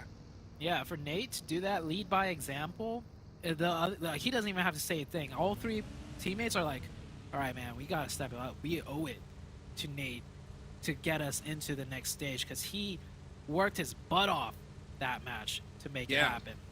Well, another thing, too, is that Nate, after that play, if he says that I need you to do this, they're running, right? They're running instantly because they have full faith in his ability to frag out. Now, let's see if Skills of Mine has that faith. Wall Street Bets needing it big time here. Nate's going back and forth. Rough opening to start things off. Wasted gets finished. The rest of the team so far behind. Dose gonna hold an angle. It is just, it's not looking good for Skills of Mine. Yeah, Wall Street Bets getting the jump right now. Skills of Mine, they've been doing okay here. Wall Street Bets have been doing terribly, but Wall Street Bets finally waking up a little bit. Picks up 2, picks up 3. Only 1 player left for Skills of Mine. I already counted this team out. Honestly, even if they get the 4th player here, it's not enough for me to consider them as a potential team to be able to bounce back. But it's a decent start for them. Oh, yeah. It's a decent start. It's a decent start. But you're right. I mean, we talked about they need more than 50 points, I think, to get in the running. And that's if none of these other teams put up any on the board. So, like I talked about earlier, right? There's that better late than never. It's late. It is late for Wall Street Bets, but they need to do it right now. Like, if it gets any later than... forget it. Forget everything I'm saying. This zone is a rare one, Zute. When's the last time you saw a Miramar finish? Oh. You know, we were chit-chatting for a little bit, but look at how many teams are already in this zone. They've been hauling the Panthers down their way. We were talking about them earlier, and now they get caught split up here. Nate's in a buggy, in a very desperate position. This high ground proving very beneficial for MEZEXIS. An actor trying to catch him with tires. He ain't gonna do it. Quan is just pleading, saying, no, leave my buddy alone. Yeah, I can't even blame any of the teams for any type of shenanigans that happened here, because this zone just kind of throws everything into disarray. So the Panthers getting caught there. Is it them getting caught, or is it just the circle and circumstance? I say I'm gonna give this to the circle, them getting caught, and it being one of the final games of the day. You know? You know, when it gets this late, you see players start making some mistakes, and you start seeing some shenanigans. That's the play right there. Gets ran the heck over by Puppeteers, and Puppeteers are coming for Gaji. And get him. Oh. That right there is as Puppeteer as it can get. It's like, cut him off. And he just U-turns right into him, and his teammate from the back runs him over. That was as Puppeteer as it can get. Oh my god, that was beautiful. The pit maneuver coming in huge right there. Oh man, just disabling the vehicle. And then the quick support run over right on time. Casper gonna catch Blinky here, most likely. He's gonna keep tapping. But Casper just doing what he can right now. oh, He's still alive. I think he survived. Wow. I mean, I thought he was 1 HP. He's getting Casper enjoying this fireworks display above this building. Uh-huh. Awfully close to his face though, and here comes the push. Slowly but surely. The smoke. The smoke to Golden block Eagles. off sight lines. You know, you got to Just play it in safe. case. Oh, hold on. Oh. Stay back up. Oh, he's about there to we get go. caught. Maybe Tank There we finally go. catching the off angle. It takes him out. So That Nice. little scooch, right? And the Yup. volley toss. That was cute. it was. cute. It was. Nice effort. Nice effort right there. Let's see. I'm looking at the map here, Zute. Anything standing out to you besides this ridiculous circle? All my brain's still on that puppeteer play. Right. It's like that puppeteer play. If you ever played those fighting games, you know how you could call in like an assist, Yeah, like yeah, mid-fight. That's what that reminded me of. Yup. He called in the assist play. It is like just whoosh, one hit. Perfectly. The circle pulls up north though, northwest. Oh, this part of the map I've seen like maybe 3 times. It's gonna be. There's a lot of high ground, and YKG in the highest of high grounds right there Yup. on that mountaintop. They love it. They love this area here. They're going to get a lot of vision. MEZEXIS Esports started off with that nice finish to start things off. So this could be a good chance for them to pull some big, much-needed points on the board. Now remember, folks, that left side of the map, that big mountain that's completely unplayable. So this zone's a lot smaller than what it looks like. Way smaller. Phoenix on the top right now.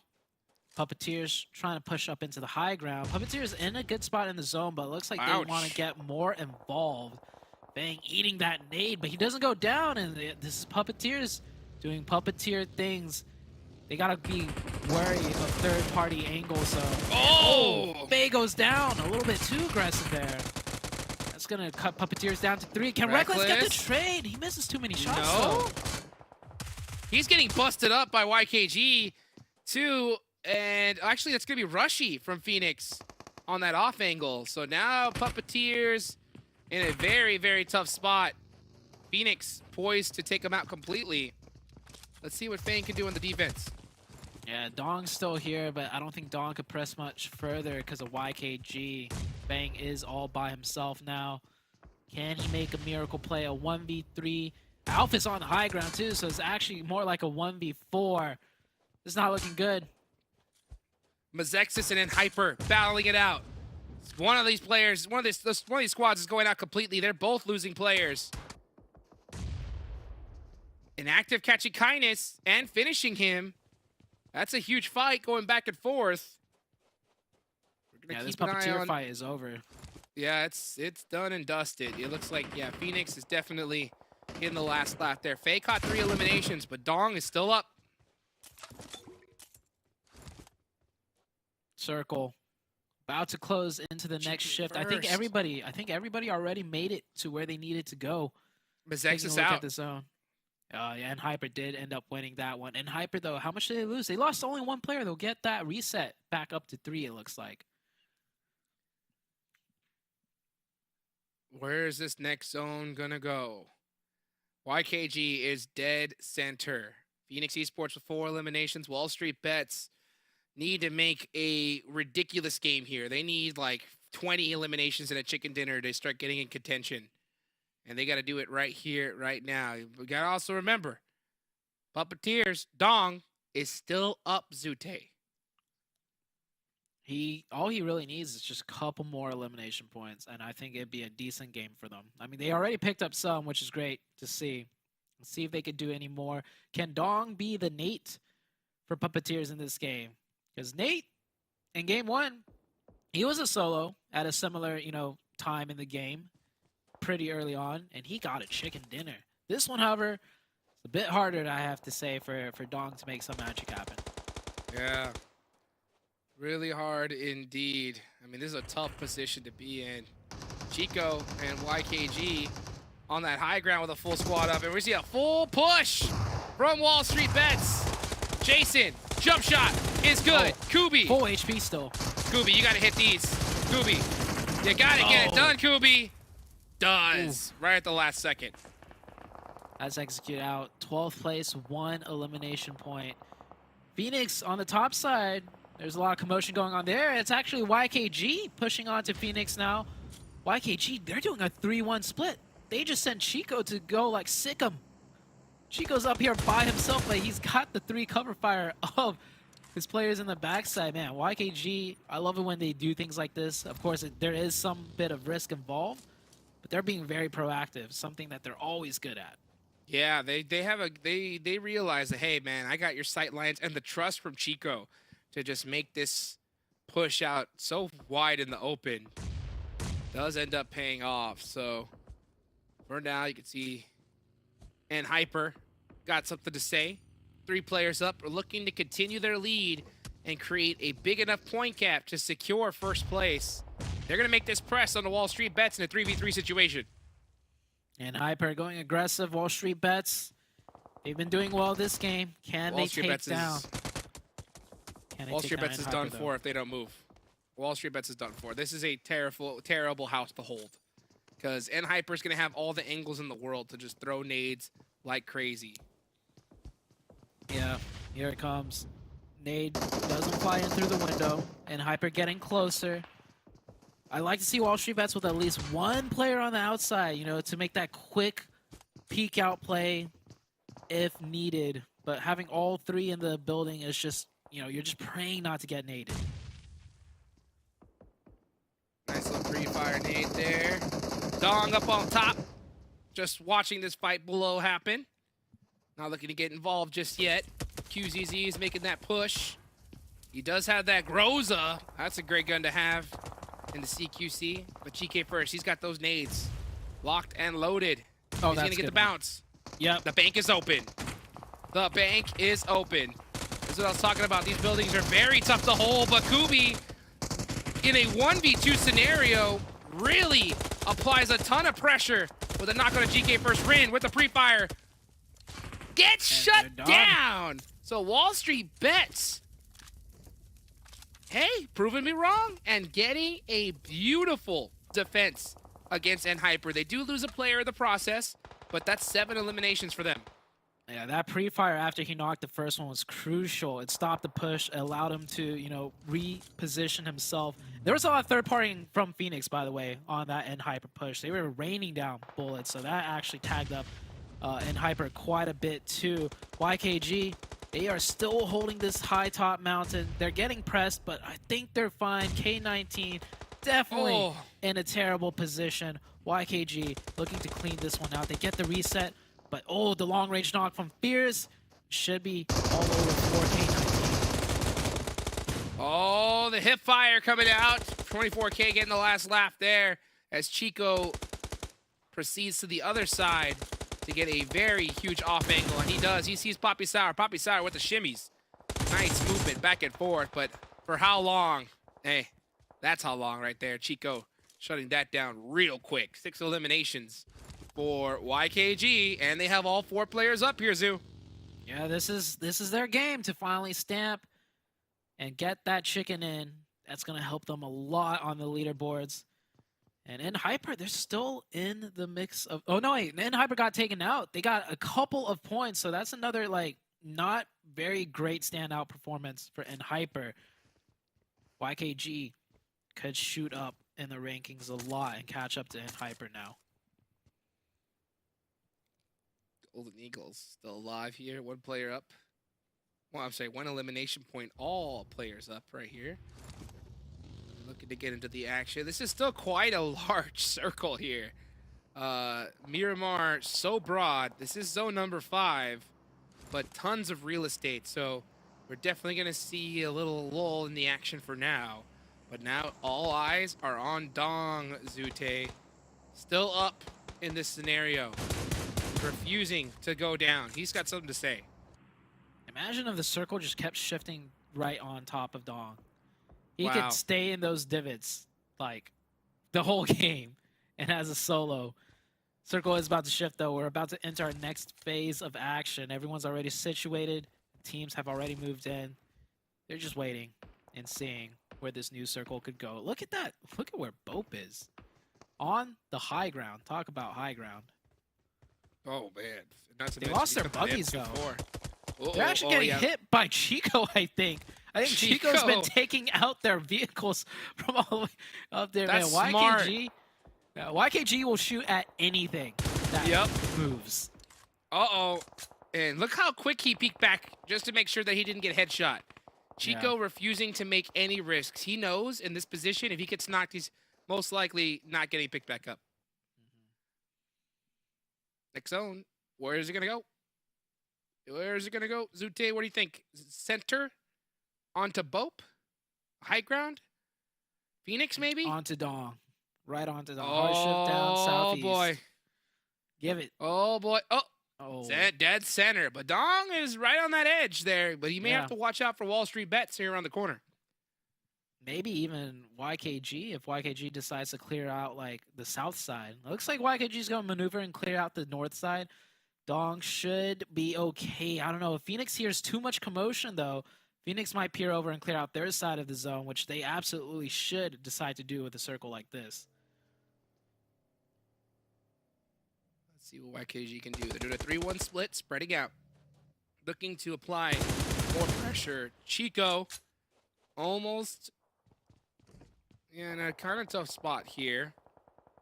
He does have a lot of angles onto Wanted Vigilante, so he's just applying so much information and just giving it to his squad. So applying pressure, giving that intel. Chico in a very utilitarian position for his team.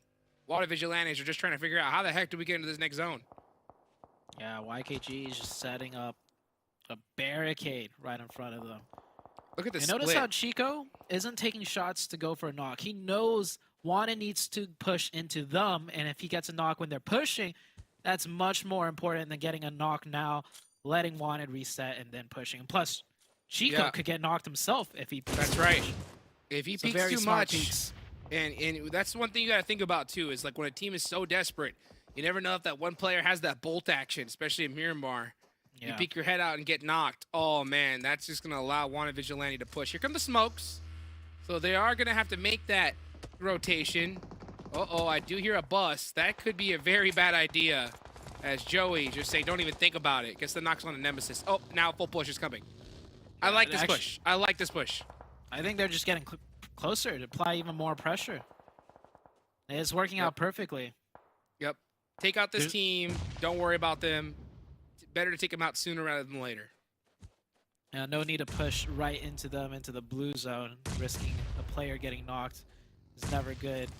And, well, I mean, Wanted, what do you do if you're Wanted here? I think this is pretty much it. There's not much you can do. You have to hit some crazy shots in order to get an opening in. You call your family, ask them what's for dinner, because that's what you're going to be eating in the next couple of minutes. Oh, seconds.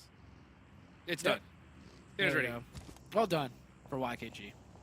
Yep. Yeah, that's what I like is, you know, some players have a good position and they refuse to give it up.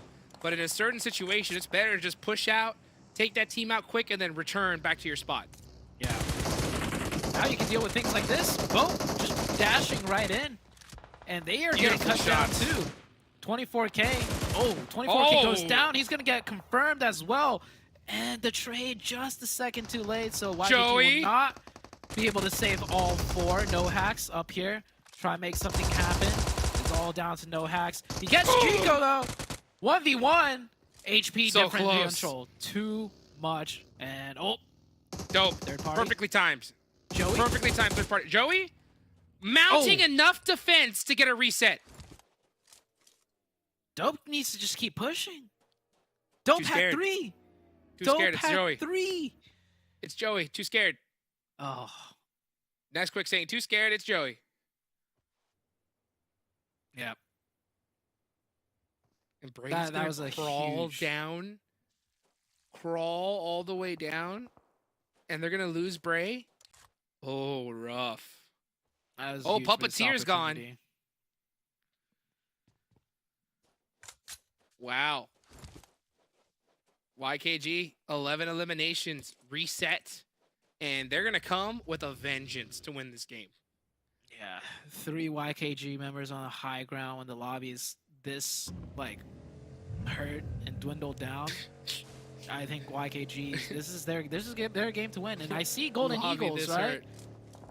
This Golden Eagles team still has 4, but look at where they are, Juice. Oh man, They're not gonna be able to do much from there. with the man advantage, and they're just stuck there at the bottom. No high ground, not willing to make a push, a play for the win. Instead, just trying to put some points on the board. D09 making a run on the open, and look at Chico. YKG punish you so quickly, Zute. You cannot make a mistake against this team. No. When YKG is playing on point, it's just there's not much you can do. You gotta just hit some crazy shots on them, pretty much. Nice shot from shots. Diamond. Yeah, but they'll get that revive.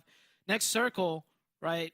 Where's it gonna go? Phoenix, Golden Eagles, YKG, or Dope, or does it just center up and give everyone kind of a circle? Oh, look at how proactive they are. Chico actually pushing really close. No fear from this team. They know they have this entire side of the map to themselves, so they can just rotate to whatever side they want, and they're going to apply that pressure to Phoenix here with Joey on this other side, just in case. Let's see. Alf looking to mount a defense. I think right now they're just throwing some utility, trying to get an opening knock. YKG trying to play smart about this. Playing aggressive, but not too much to where it's just ridiculous. Yeah. They always like do a little poking and prodding, see what happens. How does the enemy team react to us pushing up close? And then they wait for the zone and play it out. Very, very proactive team out of YKG. Joey actually catches one of the players of Dope pushing into his backside. That might call the other members back from YKG because now they're getting pushed from the north. Here we see the entire battlefield now. Every team's position. Oh, man.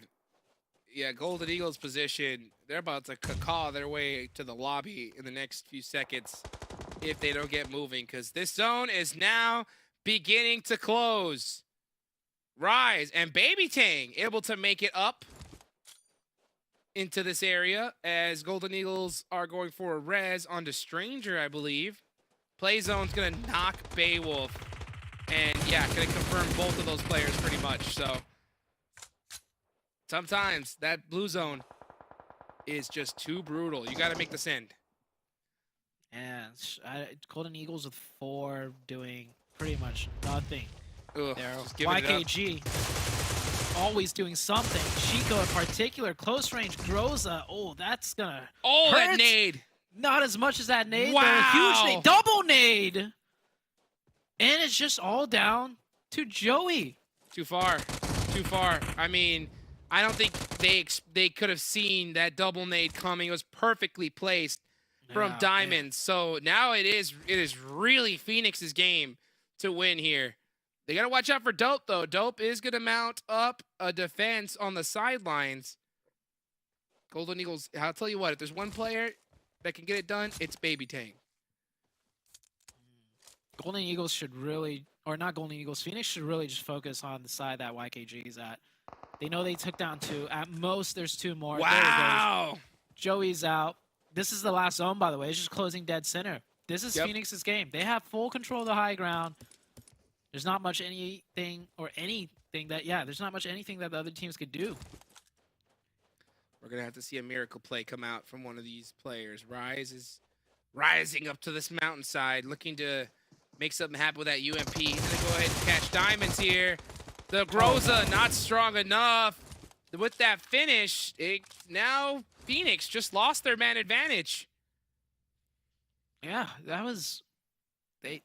Not sure what Phoenix was trying to do. Should have just grouped up on one side, but now here comes the downhill push. Phoenix actually at a disadvantage with this high ground because this hill's sloping in a way where the people underneath are in cover. And it's closing in. Golden Eagles now. Rashi gets the finish. Oh, Hayuya from the side saying, how dare you shoot my friend. Now it's just Alf. I'll tell you what, Alf has proven that he can get it done all by himself. Baby Tang finishing it. The high ground, not strong enough though. It is Golden Eagles. Caw-caw!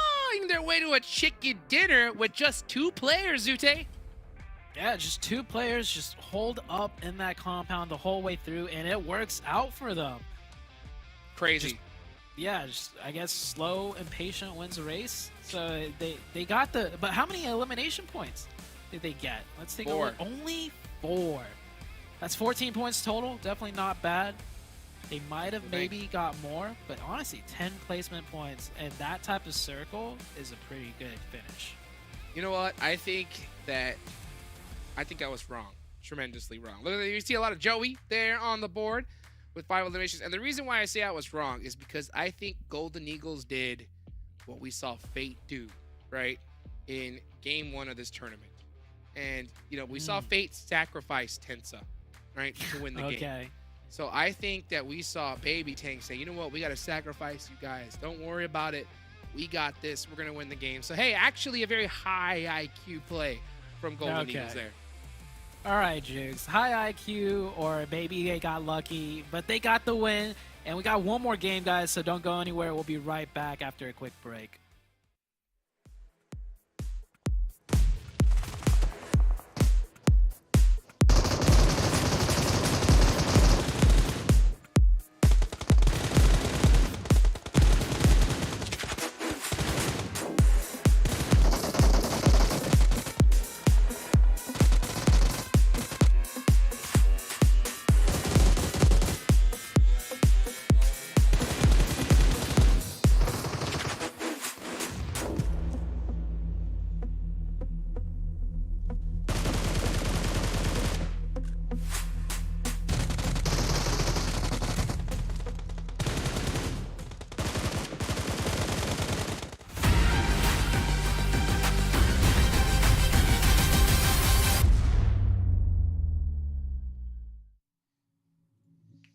Okay, we're starting to see some new winners, and we're starting to see YKG wake up more importantly here in the tail end of day 2 of our finals. We only have one more day left to go here, so we have 7 matches in total.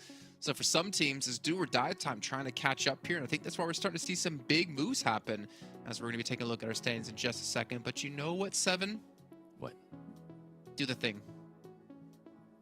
Unleash the beast. That one or the other one? You want the other one? Yeah, I want the other one. Monster Energy, our official energy drink partner. That's the one he wanted. I thought you had another one like planned. I was actually really curious when he said another one. I'm saving it for tomorrow. Okay, I'm saving it for the final day. And then he took a second to think about it. So I was like, is he trying to come up with it at the top of his head? All right, their official energy drink partner, like you said. Let's take a look at the match rankings, though, get an idea, because YKG were able to put up some good eliminations and some confidence as well, I'd say. But Phoenix, I mean, for some teams that need to make big moves, this is definitely one of those teams. Same with the Golden Eagles. So both birds here need to make big plays, and they get themselves a good amount of points. Yeah, I mean, earlier I was talking about Skills of Mine, how they've been performing well. They just needed to get a chick in there and maybe push themselves a little bit higher. Well, guess what? Phoenix came into this match in 13th place with 28 total points. This is going to be able to push them up a little bit more, but I'm just not going to be able to. I'm sorry, Phoenix. I don't see you making a top 5. Okay, YKG, I am impressed because of what we were talking about, Jason, during the match. We were realizing that they were only taking fights whenever it would come to them. And I did like the 1-3 split that they did at one point where they had Chico on the other side of the road, and that's where they ended up rotating to. So YKG starting to play with a little bit more confidence. Dope Slayer, this is a team that's actually been surprising me a lot. They've been super quiet. We really haven't covered much about them besides the beginning of the day, but they have been consistent and they're able to get 7 points. Yeah, I think Monica kind of had the same thing where she's like, I think she picked Dope a couple times at the end of the day, just kind of suspecting something that we didn't, and then they always seem to surprise us and do well. I don't know. I feel kind of odd about them because they're just so quiet under the radar. Like, yeah. I don't know if I see them beating Brazilian teams right now.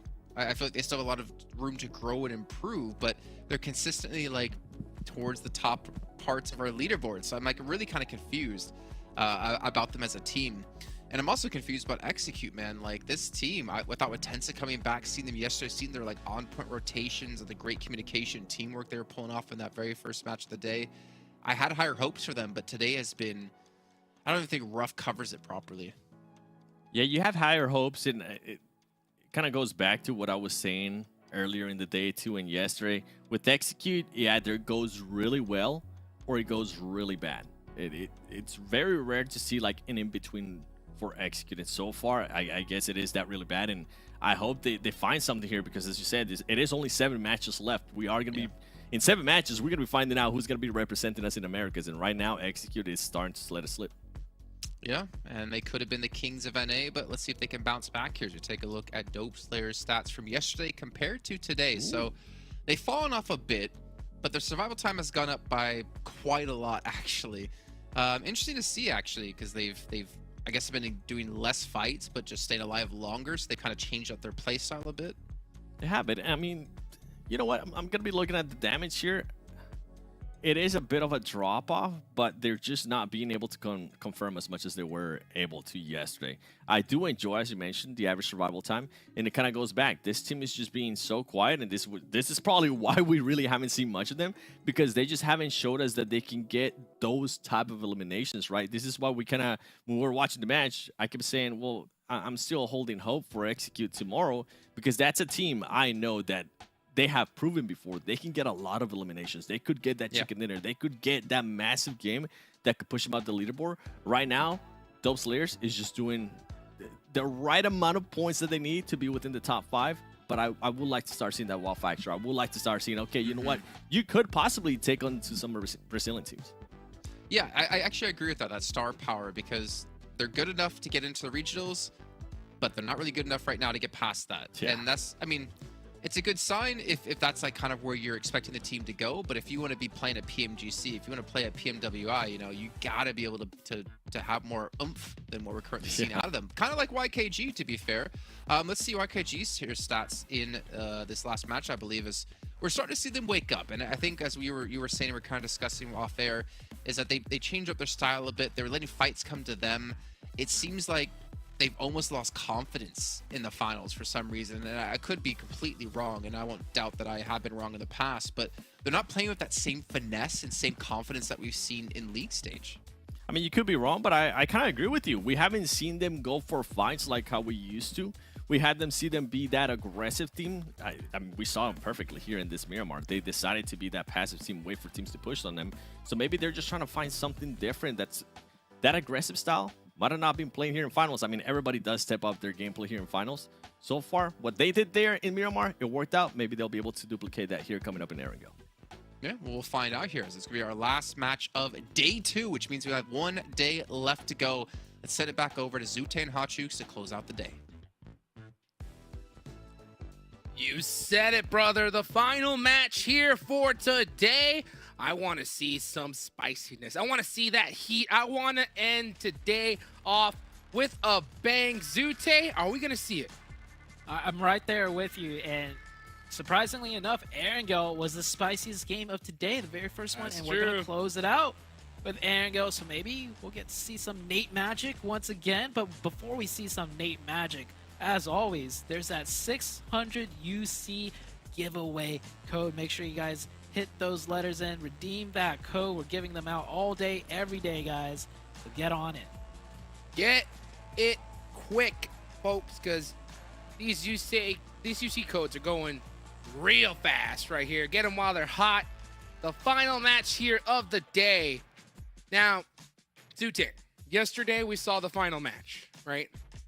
And I think we saw some shenanigans, okay? I think we saw a lot of teams go out super early, and I think that could do with a little bit of that fatigue, right? We talked about that before. I wonder if teams prepared for that today, because when you see that kind of play style come out, that could be a big opportunity for those teams that really need points to take advantage of it. Yeah, those shenanigans, you know, some teams just thrive in that chaos, that craziness. We'll see what happens. The playing path really far on the east this time around, and I would like to see, like, throw us a military zone, because why not, right? There's no way this day could get any crazier unless if we see some type of military zone, maybe mill to power, and and another northern one. 50 potential. These teams must be sick of this by now. Yeah, this has just been happening so many times here. So we're not going to get that legendary military finish. Execute are going to land on the military island here, so they're most likely trying to get that loot, find those vehicles, and head up through Ferry Pier. That's where they normally like to loot up. I wonder if Hyper are going to try to mount up a bit of a gatekeep here on that bridge. That could make things interesting. Potentially, or maybe Execute themselves will just bridge camp on the other side, because we've seen Execute, you know, the only team to really pull off bridge camps to pick up some points here and there. That might be the case this time around, because Execute, that's a team that really needs a good game here to come into tomorrow with a good mental. Like, even if they drop this game, it's doable for them, right? But you don't want to go into the last day off a bad game on the previous day. Yeah, that's for sure. That is for sure. You want to end the day off strong. And, I mean, there's only one more day after this. We've passed the halfway point of this tournament, Zute. We are now about to hit that 2/3 of the way mark. So, for a lot of these squads, I mean, this is potentially a do-or-die game right here. It is a do-or-die game for so many of these teams. It absolutely is. And with a tricky circle like this, they better have everything in their playbook ready to try and make some things happen.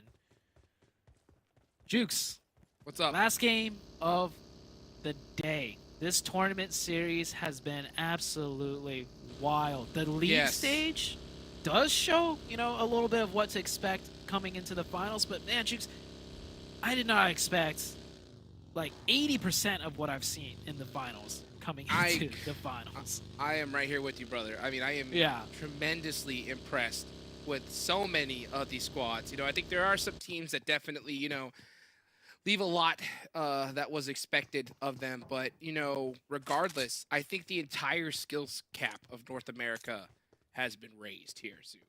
I think this is a pivotal moment for NA.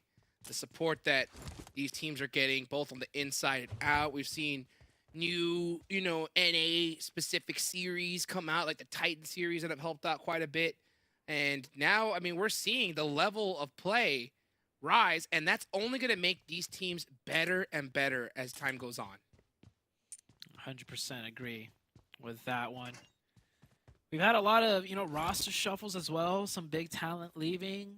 And, well, with big talent leaving, there's some big talent, you know, showing up, taking the spotlight. Nate, consistency yet to be there for the team itself, but Puppeteers with Dong, we don't know how long they're going to be able to keep that up, but they're both of those teams, Panthers and Puppeteers, they're in a good spot to continue on to prove themselves. It's not over yet, though. They could still get knocked out if they really start dropping the ball on this last game and tomorrow. What was that? What was that? Oh, folks, this just in. I just got some intel right now into my ear that Big Nate is the reason why Coops left the region. Zute, you're hearing it here first, right? After that play, you know, Coops saw what was coming. He saw the potential. He saw the fire in the eyes of Nate and say, you know what? I'm not having none of it. I'm leaving the region right before this thing even starts. So, I mean, hey, smart play for him.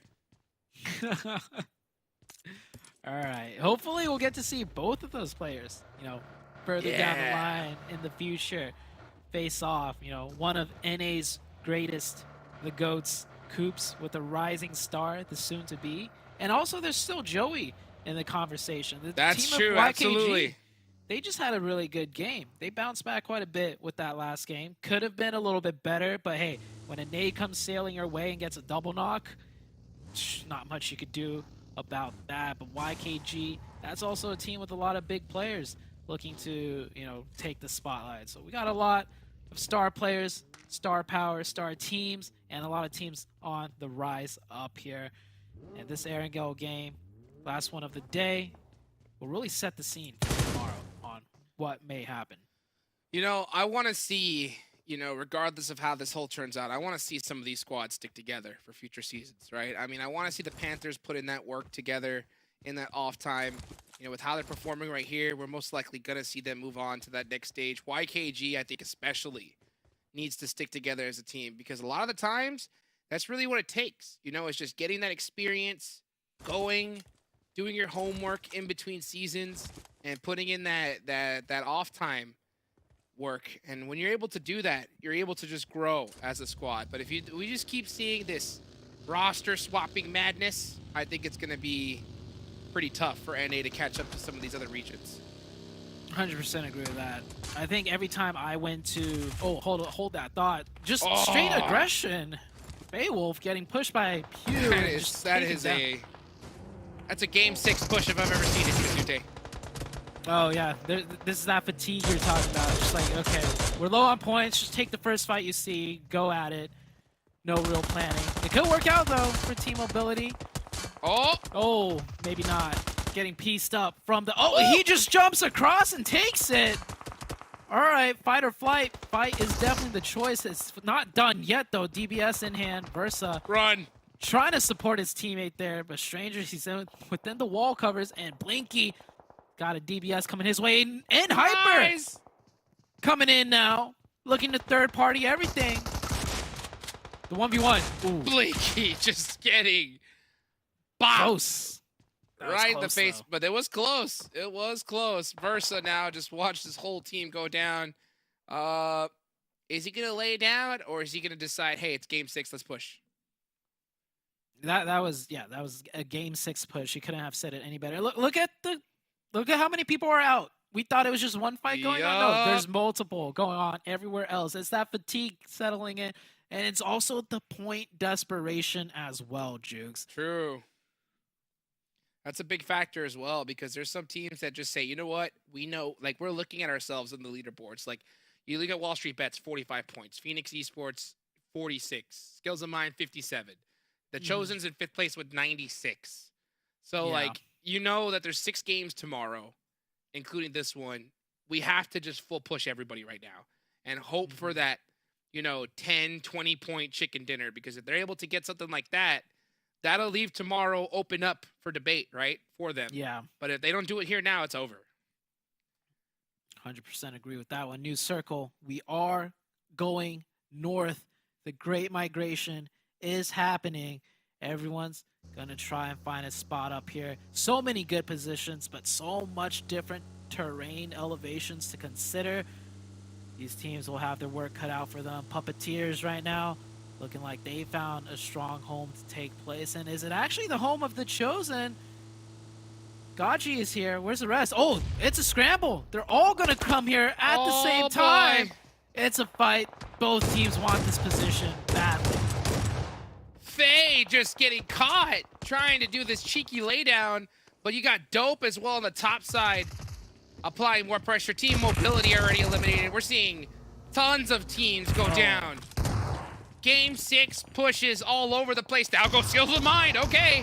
And let's see if Stellar can mount a defense. He gets knocked by Reckless. Puppeteers might get the last laugh here. Oh, I don't think so. It's done. Oh! The Chosen. Just a little bit too fast for the Puppeteers. And the Chosen will secure this position. Only losing one player, but that is Puppeteers. Out. Only 1 point for them.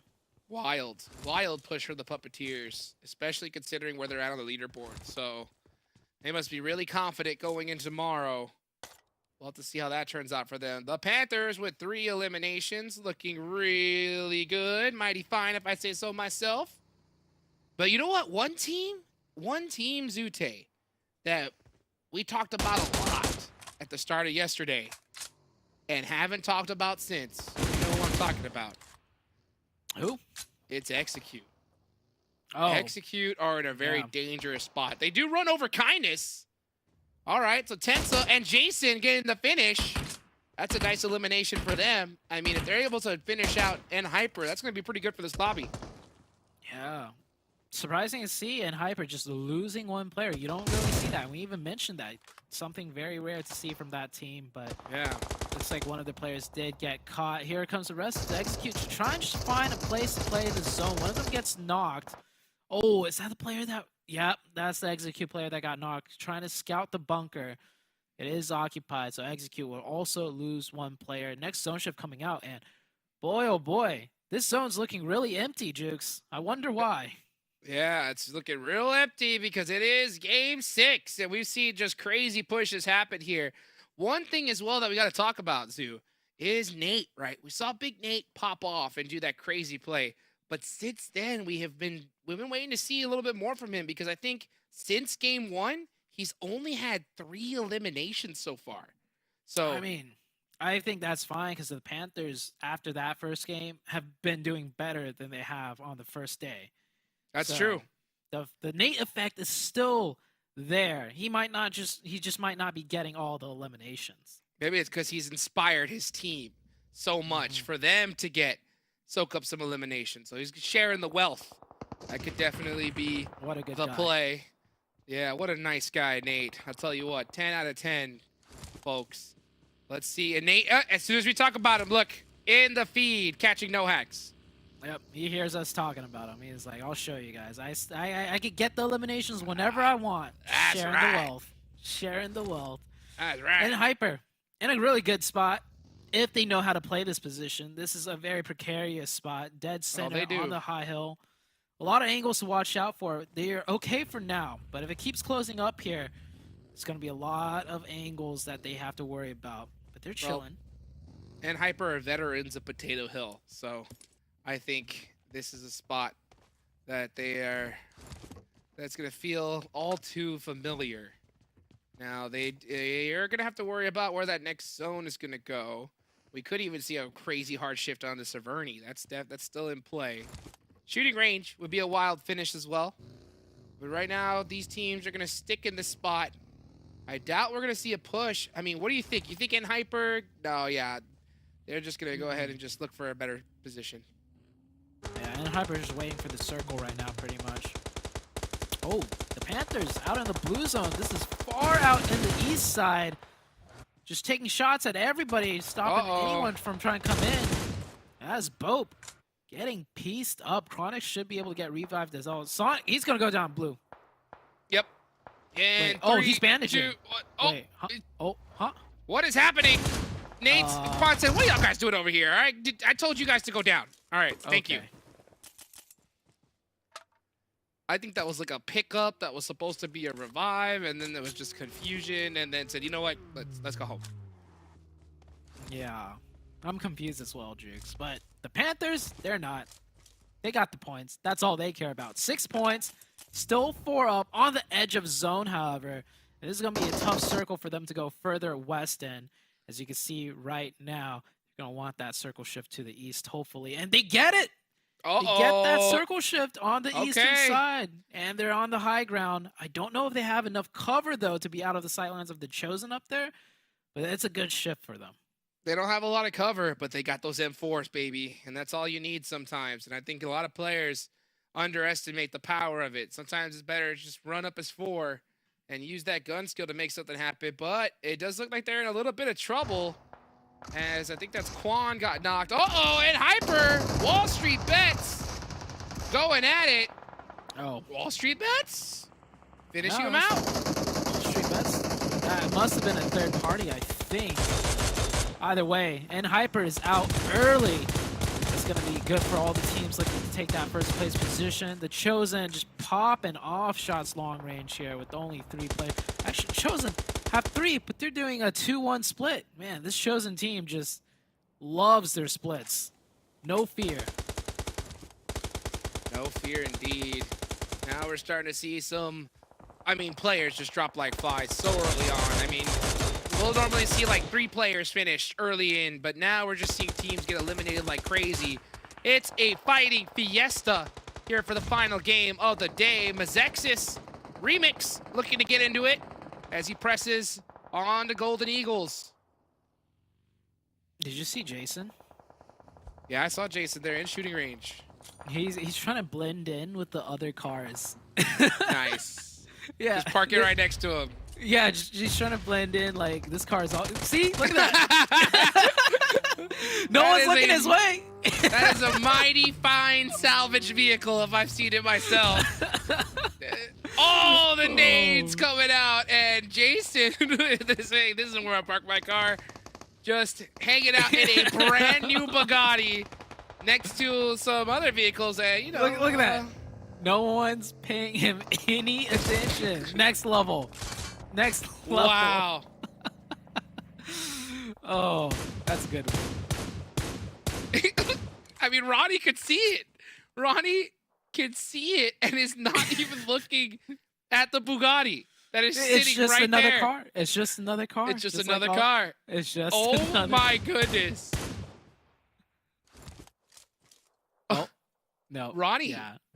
Like, you don't zoom in that 6x, buddy. Oh, I if mean, it was a with snake, so it much would've been going, with so much going on though, why would you Brilliant. look at a car? Oh man, Phoenix is Brilliant. doing a great job though right now on this southwestern hide. He's leaving Ronnie back there on the high ground, giving all the info while the other three are pushing up. Alpha's down. He should be able to get picked up. MEZEXIS is eating a beating right now. Alpha's gonna start bleeding out though. That nade did connect. He's gonna have to go for that pickup.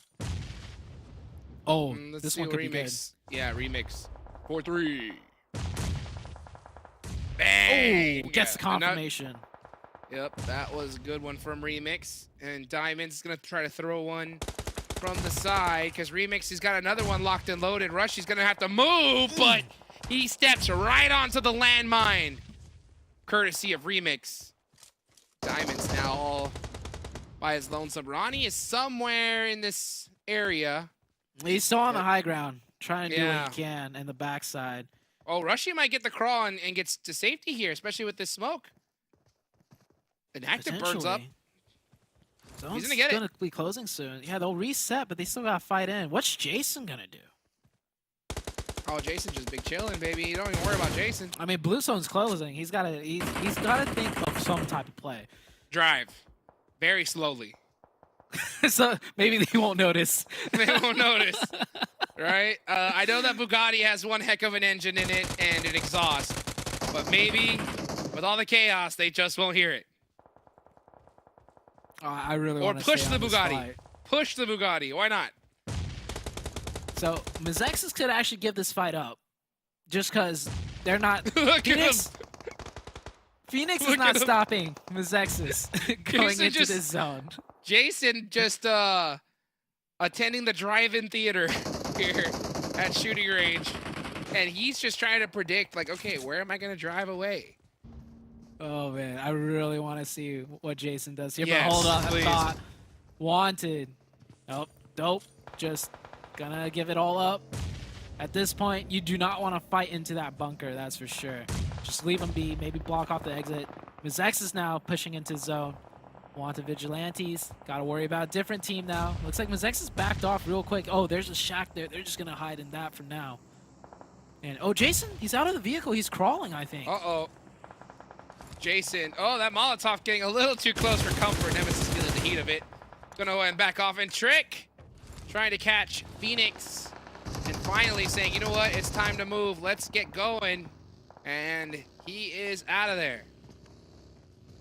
Remix pushing up onto the bunker now. Getting awfully close, proning his way up. Not trying to make too much noise, but Trick is Panthers. right there. Panthers get eliminated. They had 8 eliminations, so they end up getting wiped. That is going to be pretty devastating. Let's see. Jason's still big chillin', watching all this action happen. Yeah, he's looking to backstab Phoenix. Can Jason actually? No, Jason has to fight. That zone is in a spot where he has to go up and maybe take some The shots. Bugatti. The Bugatti. Never doubt the Bugatti. Nice little drive. Oh, yeah, I think that's the blue zone. Starting to pressure Jason a little bit.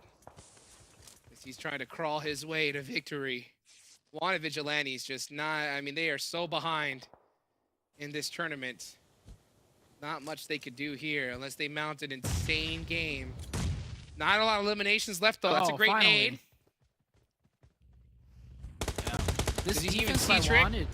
This defense by Wanted just finally able to do something there. And Jason finally goes down. Trick, yeah, Trick is close by, just prone. They might not even find him. Oh, Phoenix is pushing maybe? No, Phoenix has They're just getting a little bit closer. Now Oh, Trick's the finds MG3! The squad wiper gets two. MG3! Oh, Get- the one, oh! oh, so close. The 180 drop shot. That was way too close. Ronnie takes advantage of it. You think Phoenix is going to push that?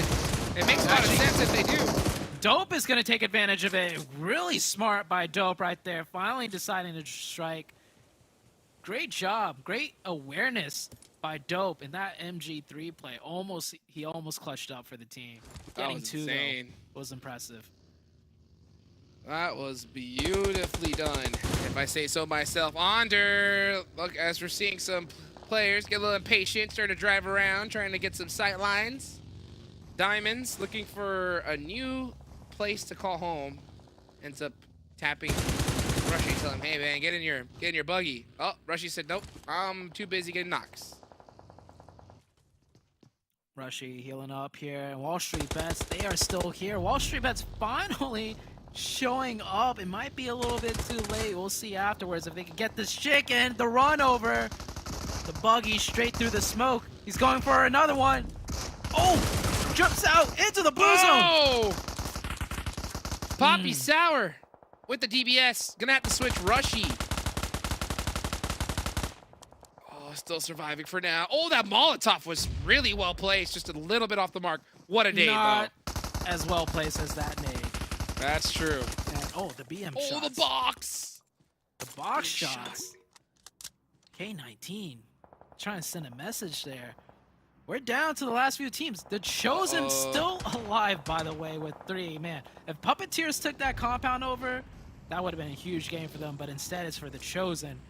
K19 on the outside. Wall Street Bets with majority of the zone with 4 alive.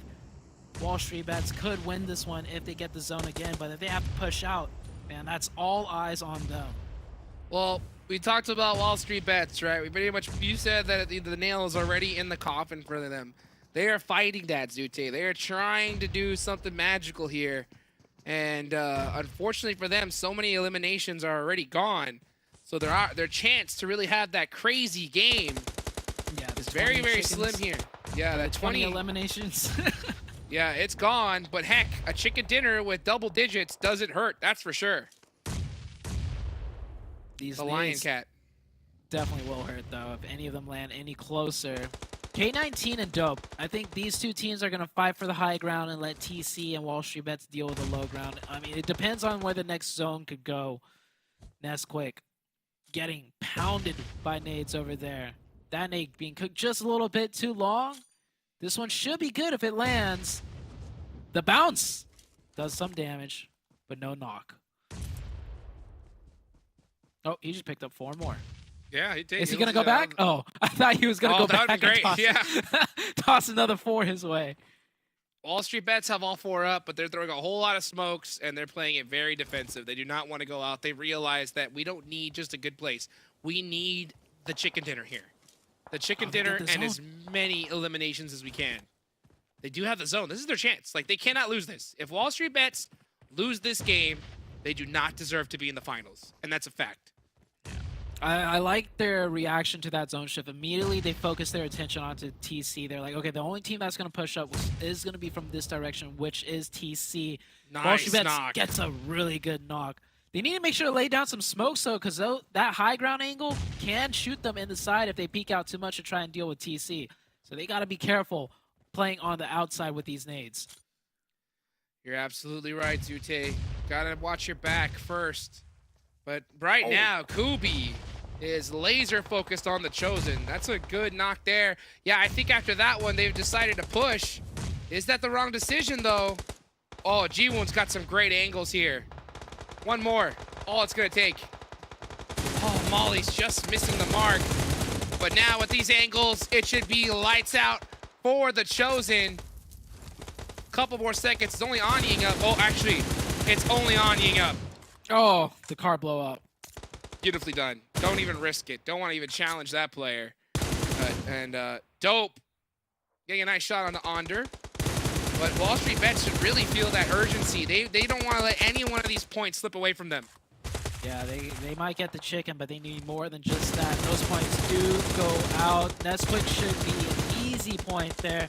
This should be a Wall Street Bets in, but how many points can they get more of? They can get 2 more points. Should be some easy confirmations here now for the side of Wall Street Bets. Let's go. That's 14. This could be 16. A 16-point chicken dinner, Zute, is going to feel real good going into tomorrow.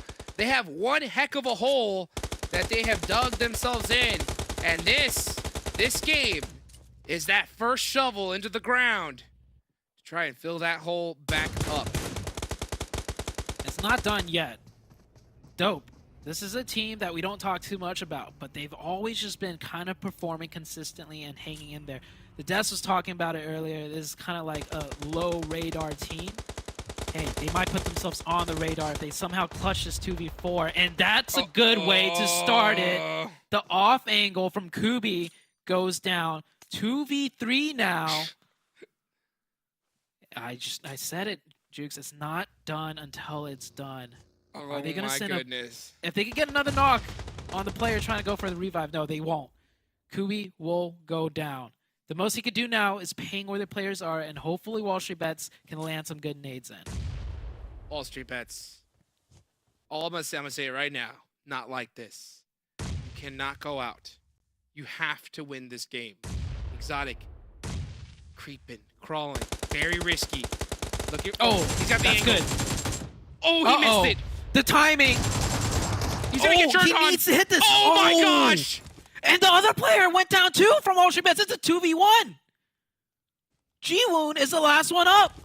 He's getting that revive though. And oh, Dope needs to play this carefully because they can throw it right back. Oh. Distract him. Don't jump out. That's a good spot to jump out. Stall for time. The other player is far out though. And there we go. They did it.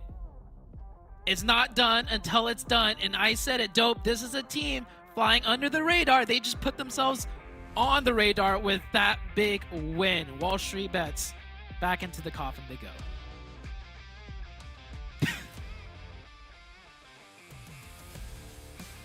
Wow. Yeah. Way to go, Dope. Way to go, Dope. I mean, Dope had that one from the start, right? I mean, WALLSTREETBETS didn't stand a chance. Jukes, you were saying, can they, let's see how many they get. Oh, they can make it 16. I was like, no, it's not over until it's over. I've watched way too many games, Jukes.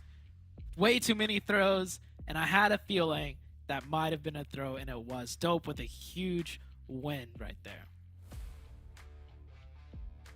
Oh.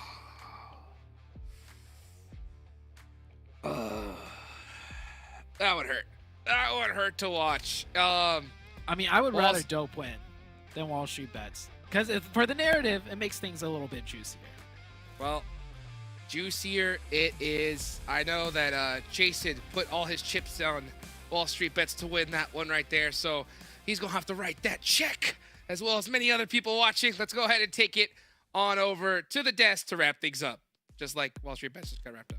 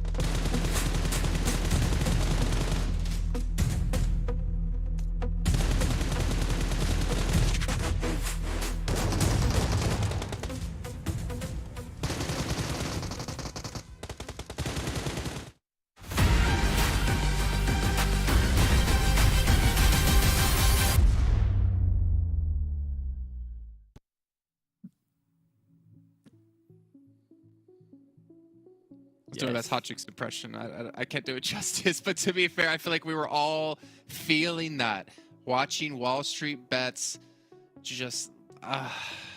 thing is, Zute and Hot Chick set up so perfectly, right? Talking about how they've been under the radar. This might be them getting on the radar. And then Dope and just says, nope, think about us. Keep focusing on us because we're still a team to compete with here. And they close things out in a... Was it a 2-on-4? It should not happen that way. After we were saying Dope has been too quiet, they've been consistent, but they didn't have that power, right?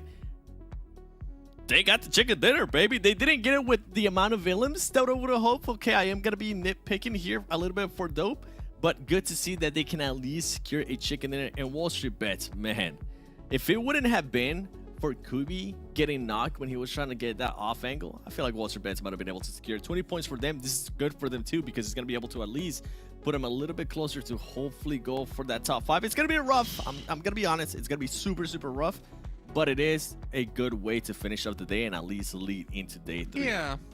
I mean, let's be fair, right? It's only 4 points they lost out on. And if it comes down to them not qualifying top 5 because of 4 points, then they're going to be kicking themselves. But if you look on this front page, what are we not seeing? No YKG. No Hyper. And no Execute. No Puppeteers. No Puppeteers. Panthers, we are seeing with 8 eliminations. Man, it's getting tough at the top. And I think you said, and I'm going to quote you on this again tomorrow, that you can't imagine a world where Hyper or YKG aren't the ones being the kings of NA. Well, you know what, Seven? You might have to eat your words here, man, because teams are gunning for him. You gonna sit there and act like you don't agree with me? Bro, it's going to be PMGC, and you're going to be like, I don't see a way that Nova doesn't win PMGC. And I'll be like, back to Spring, Seven.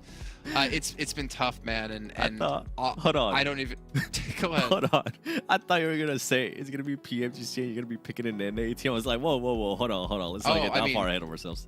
Well, to be fair, I'll be PMGC and I'll be texting you while you're at home, being like, oh, no, I'm just kidding. That's a little more of an inside joke. Let's take a look at overalls though and see how close things are really getting here for these teams. Oh, 7-point difference between Hyper and Puppeteers, who had a rough day, I will say, but even Panthers and Dope Slayers with that victory in striking distance of first. I'm happy that it's gonna so close, because tomorrow it's gonna be a nail biter for a lot of this team, especially if they can actually continue to perform and or at least come out hot. But I'm also sad, man, because I really wanted to see a team being able to take the reins of the region and show themselves and kind of, as you were saying earlier, go into Americas with the, okay, we got to watch out for that team. And right now, none of those teams, at least for what we've seen in the finals, have shown us that. Hyper, though, with the lead, I'm intrigued to see what kind of Hyper we're going to be seeing here. What? Uh-oh. Take away the 31 and 32 bonus points from Hyper and YKG, and they're not even qualifying for regionals right now. Yep. That's how important it is to be consistent during league play, because this is keeping them in regionals and keeping them in reach for first place. And you have 2 teams in the top 4 who have 2 total bonus points between them. I feel like this should definitely send a message to a lot of teams, especially with what Puppeteer and the Panthers especially today, with what they were able to do, and Puppeteers with what they were able to do yesterday. Like, regardless of, if you have a big disadvantage in regards to the bonus points, if you come out hot, if you can be at least a little bit consistent and have some great matches, you can put yourself in that contention, right? They are like the big underdog story with Puppeteer and the Panthers. But I'm also with you. If it wasn't for those bonus points, those top 2 teams wouldn't be here, and I would definitely be eating my words of what I said yesterday.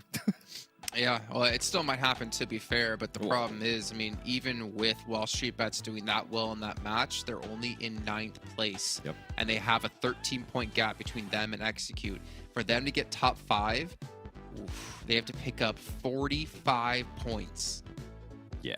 And that's with Dope not getting anything, right? Like, that's going to be tough. They have to pull off, like, at least 2 wins tomorrow, in my eyes, to have a chance. It's not impossible, but it's very, very unlikely because of what you say. They're gonna have to hope that Dope doesn't have a good performance, The Chosen doesn't have a good performance, Execute too. Like, they're so dependent on those teams that are ahead of them that I just don't see it happening. But then we gotta flip the table, right? Okay, these teams know that they're definitely not gonna make it to Americas. Now, some of the other teams and stuff that we have seen here in NA and stuff that teams need to watch out for is that these teams will be hunting people. These teams will be trying to make your life very, very difficult for those that are trying to qualify for Americas. After all, if you can say, hey, remember when we hot dropped you and yeah, you weren't able to make it to Americas because we destroyed you? It has happened before. Remember Cloud9 back in the day lost almost 40K because somebody got hot drop at the end? I was there for that, actually. I know you were there. I think it was the last event I did. Thank you for doing a big throwback to an event that I remember from being on. Well, I'm going to throw it to you back as well. MVP of the day. Personally, I don't even care if he's not MVP. It's Nate in my eyes after that like ridiculous performance we saw earlier today. Even if he's not technically the MVP, he's the MVP in my heart. Okay. Okay. I see that. You know what? Why are you being so positive? What's going on here? Bro, I mean, like, he put his entire team on his back there and clutched things. He had, what, 13 limbs? Yeah, but then after that, he didn't really do much. Don't get me wrong. I love that performance, right? Now I'm the one that's going to be pessimistic here. Right? I'm going to be bad cop in this scenario because he didn't really do much after that. He was able to get some points here in the last match of the day. But after the first match, I think looking back at the stats and what I was telling the casters too, he ended up 13 elims first match and 3 elims second, 3, 4, and 5. Come on. You know what? Shut up, 7, because I'm going to say this, right? If he doesn't pull off that win, does Chronic step up like he did today? No. Does anyone else step up like they were able to? Does anyone else help carry the weight for him? I think that victory, the momentum and the morale boost it gave the team had to have been insurmountable. Like, you can't even measure something like that. And I know production wants to show MVP, but we're going to keep talking about Nate here. No, I'm just kidding. Let's see who the MVP's going to be because they want to go home. I think it's like 6 a.m. for them. And it's my boy, Nate. All right, let's go. Hey, those are great numbers. By the way, those are King Dong numbers. We got King Nate, King Dong. Who will it be tomorrow? Maybe a combination. Maybe they tie. Who knows? We'll have to wait and see because now Nate is in contention to get the MVP for finals. But going back to what you said, I feel like that's so valuable. Yeah, if it wouldn't have been for that performance in the first match, I don't think this team would have done what they did today. And you mentioned it right, like Chronic stepped up in a big way. The whole team stepped up in a big way when he went down. So it was a morale booster what he was able to do. And you best believe it's going to be a confidence booster because if he's able to do it, his teammates are going to be looking at that like, hey, I want to do that. I want to get that, pretty much get the acknowledgement from everybody in NA that, hey, I can do that too. I think I heard something that's just like, I want to be like Nate. I think that's how it was. Yeah. Or was it, I want to be like Mike? I don't know. I think it was Nate, if I remember correctly. Some want to be all like right, well, ladies and gentlemen, well, you know what? You have the chance. You can be whatever you want to be because it's 2023. As long as you're here tomorrow for the final day of matches. At the end of the day, we're finally going to have our new Kings of NA. And we're also going to have our 5 teams to join us and represent us in the regionals up against Brazil and Latin America. Well, we'll see you guys tomorrow at the exact same time when we close things out. But for now, I'm going to send you guys off to a recap of the day. And hope it starts off with the awesomeness. That is Nate.